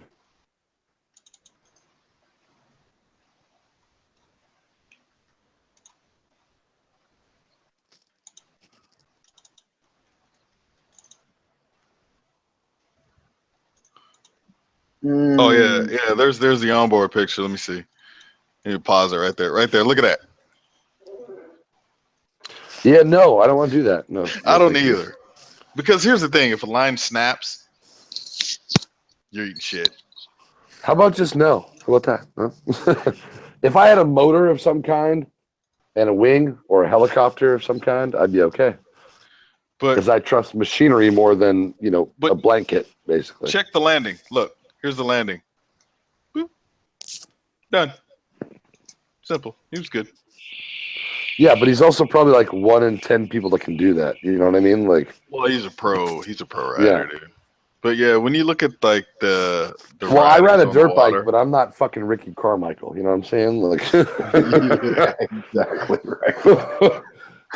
Yeah, I ride off road, but that doesn't mean I'm a pro. Yeah. Yeah, it's good time. Like, I'm not gonna lie, dude. I miss kite surfing, but I've replaced it with snowboarding, so I'm happy. I like billiards, beer, whiskey, smoking meats, and riding my motorcycle. How good are you We at? still need to be friends. I Wait, need to move to California apparently. How good are you at pool? How much money you got? Cali girl. Mr. Evanson said Biliardo wa sugoi desu. What? Kevin says he's sugoi at Biliardo. Oh. Put it this way. I'll put Cali girl up against you any day, pimpin'. No. You know who the Black Widow is? Yeah, it's probably Cali girl, dude. No bullshit. No, the Black Widow. Is it Cali girl? No, the Black Widow. She's a professional pool player. Yeah, The probably si- Cali girl. the guy who trained her trained me. And I have left the bar on multiple occasions with guys who are crying because their rent was in my pocket. So put her against me, but I would caution you not to wager all you got. No, I ain't gonna wager a goddamn thing. We wagered some beers and some free drinks and some shit. But put it this way, I had no idea Cali girl could play pool until like it was when I first met Derek. No, it wasn't the first time I met Derek. It was the second time. And we were all in Long Beach when Arson still lived out here. And so they was like, hey, you want to play some pool? And I was like, nah, I'm good. Cali girl was like, I'll play. Bruh. All right. My mouth hit the fucking floor. I was like, All right. you know how to play? And she's like, yeah, a little bit. Like a little bit my ass. I know a couple places with some 8-foot Brunswicks we could play on. Cali girl, what's your game in pool? What? Your 9-ball, 8-ball, the 8-ball? 8-ball, 9-ball, 1 pocket, straight billiards. What do you have? 9-ball? I don't remember. It's a long time. Oh. 9 ball's easy for 9 ball. slop counts. 9 ball. With diamonds, right? 9 ball is awesome. Fuck, I love playing 9 ball. I used to 9 play. ball's great, you know, but slop counts. It's a little bit of a. Yeah, it's not snooker, but it's a lot of fun. I Wait, just what the played fuck is snooker. slop counts? What the fuck is Slop means that in 9 ball, if you hit your object ball and your object ball or the cue ball hits a rail, doesn't matter where it goes in, it still counts as a ball in. Yeah. Whereas 8 ball, you have to deal with, you have to call your shot in 8 ball every time. Yeah, So. we always called them fluke instead of slop, Yeah. but yeah, flukes count. Yeah. Yeah. Yeah, no, I used to play in a league. We played 9 ball every once a week, and oh man, we played on bar tables, but yeah, fuck, bar tables are harder because shape matters more. You have to have more control over your leave, you know, and it's harder to have a safety, you know. And you have to know the table because some of them are so warped. Oh man! Well, some of them the guy who taught me how to play pool used to say that a pool table is just like a woman. Every single one of them's got their own personality, and some days they just don't like you. You know what I mean? So yeah, true enough. Well, maybe Cali Girl can't beat you, but I know Cali Girl can probably beat like Hey. 90% of the other motherfuckers I don't care if people can beat me or not. I just want to play. I got nobody to play with here. Everyone's like, Cali Girl, you want to go play pool? I'll play for drinks, but I won't play for cash anymore. I'll play for drinks. Take once. Yeah, I've had a couple fights in the parking lot. I'm down to play for some. I'll play for shots. I don't drink though. Well, Red does. So what do I get? Loser breaks always with me. Yeah. That way it keeps it even. Because I don't like it when the winner keeps breaking and runs winner the table every time. Yeah. And winner buys, because that way if you win too much, you start losing. So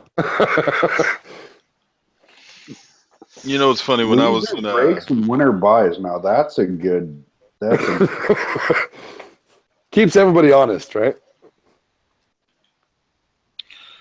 Wait, is the side chat still going, dude? Because for some reason it's that still shit. going. They're all talking about trucks.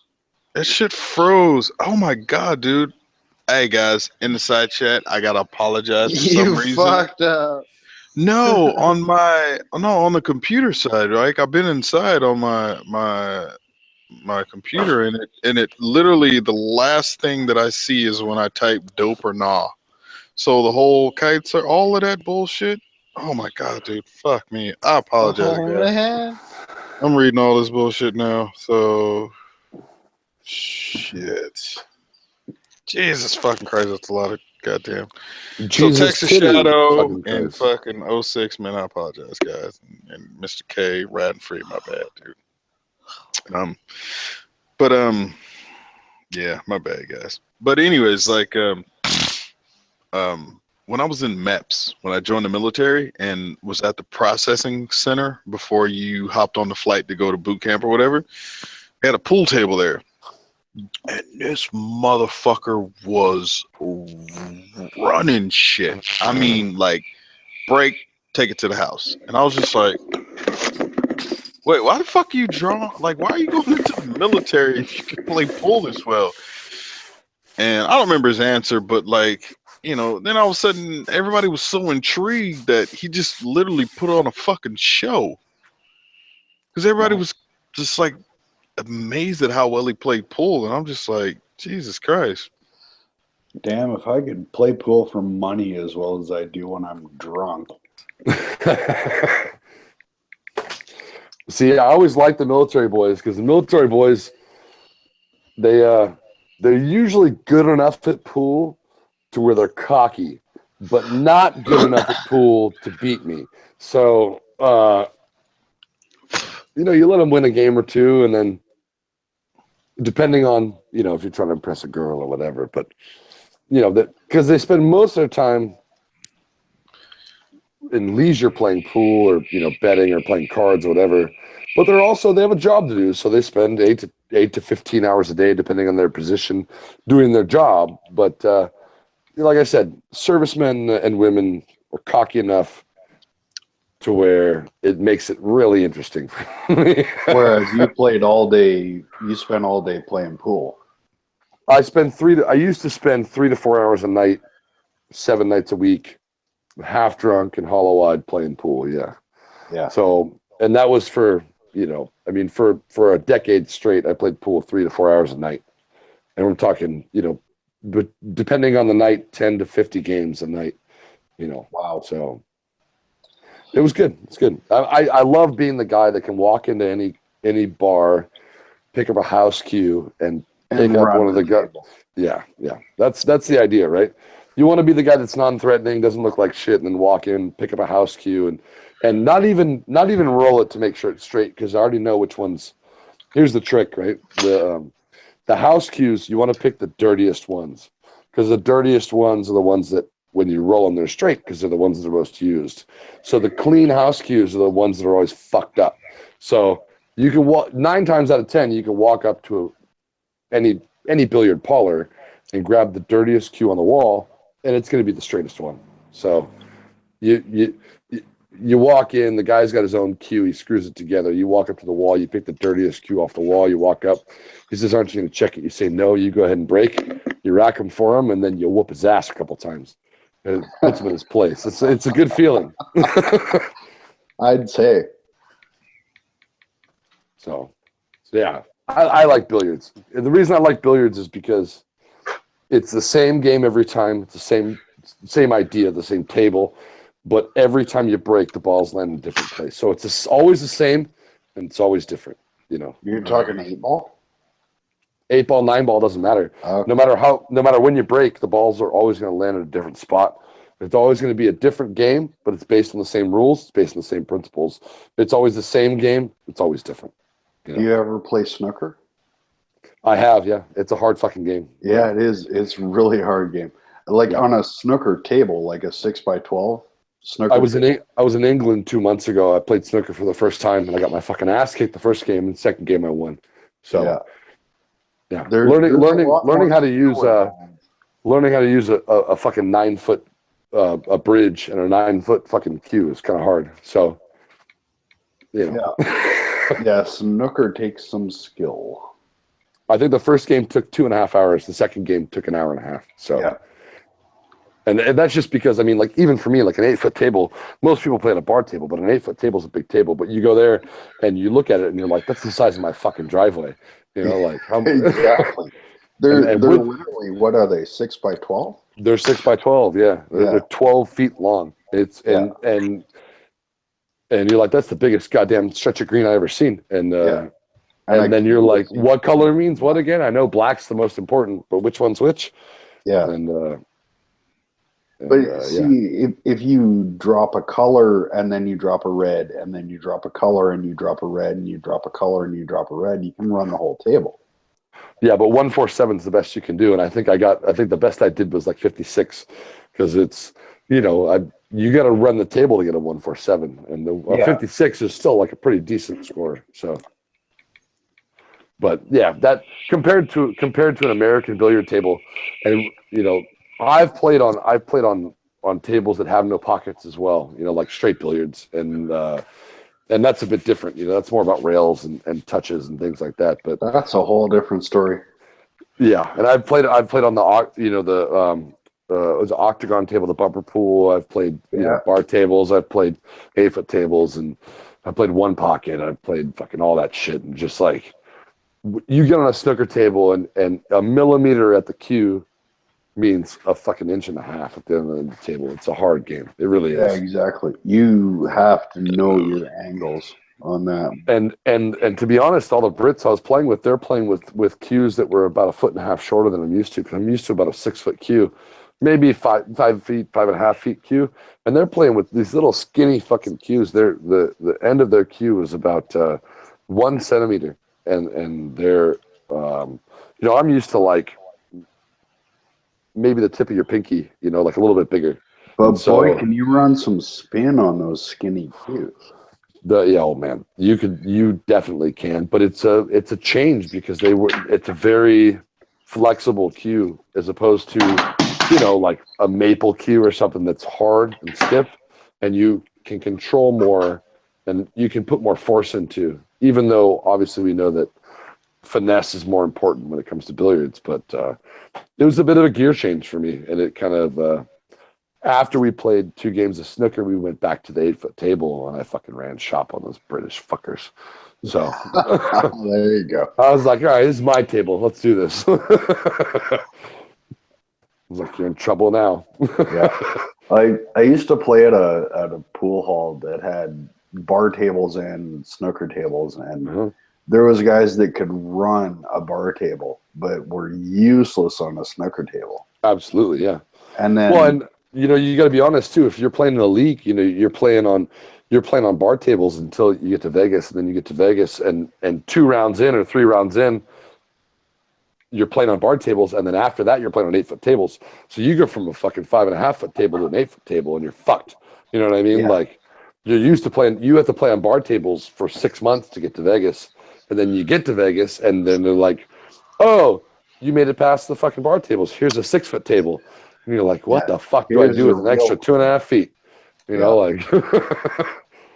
Yeah, well, it's a bigger table with smaller pockets too. Yeah. So.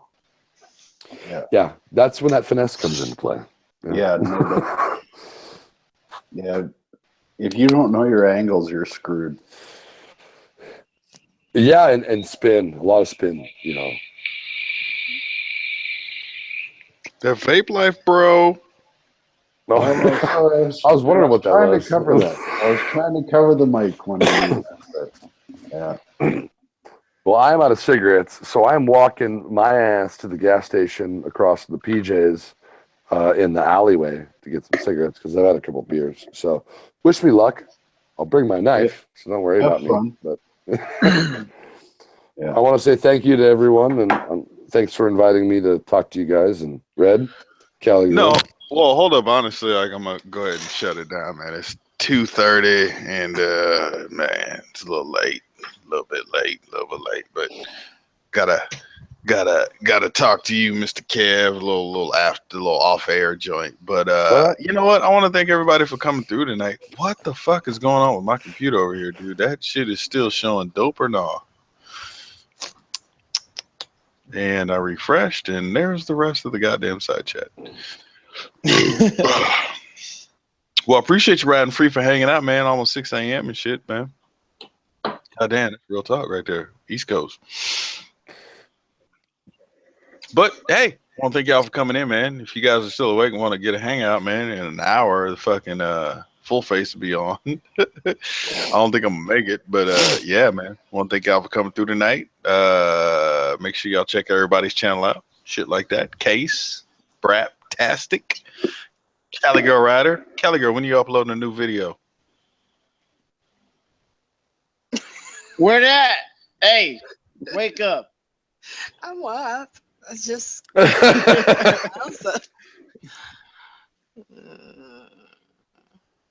think she's lying, and that she's could be. Yeah. She's lying, and she's lying in bed. No, I'm not. I think she's done. No, I'm not. No. I'm still sober. Yeah, she's sober. Ain't drinking and shit. Yeah. At least. Shame about that life. Yeah. But anyways, guys, I appreciate everybody, man, for hanging out with us, man. Y'all have yourselves a good night. We'll catch y'all next week. Make sure to check them out right here. Other guys on Ghost Ninja channel. Hey, man. Peace. Good night. Good night, all.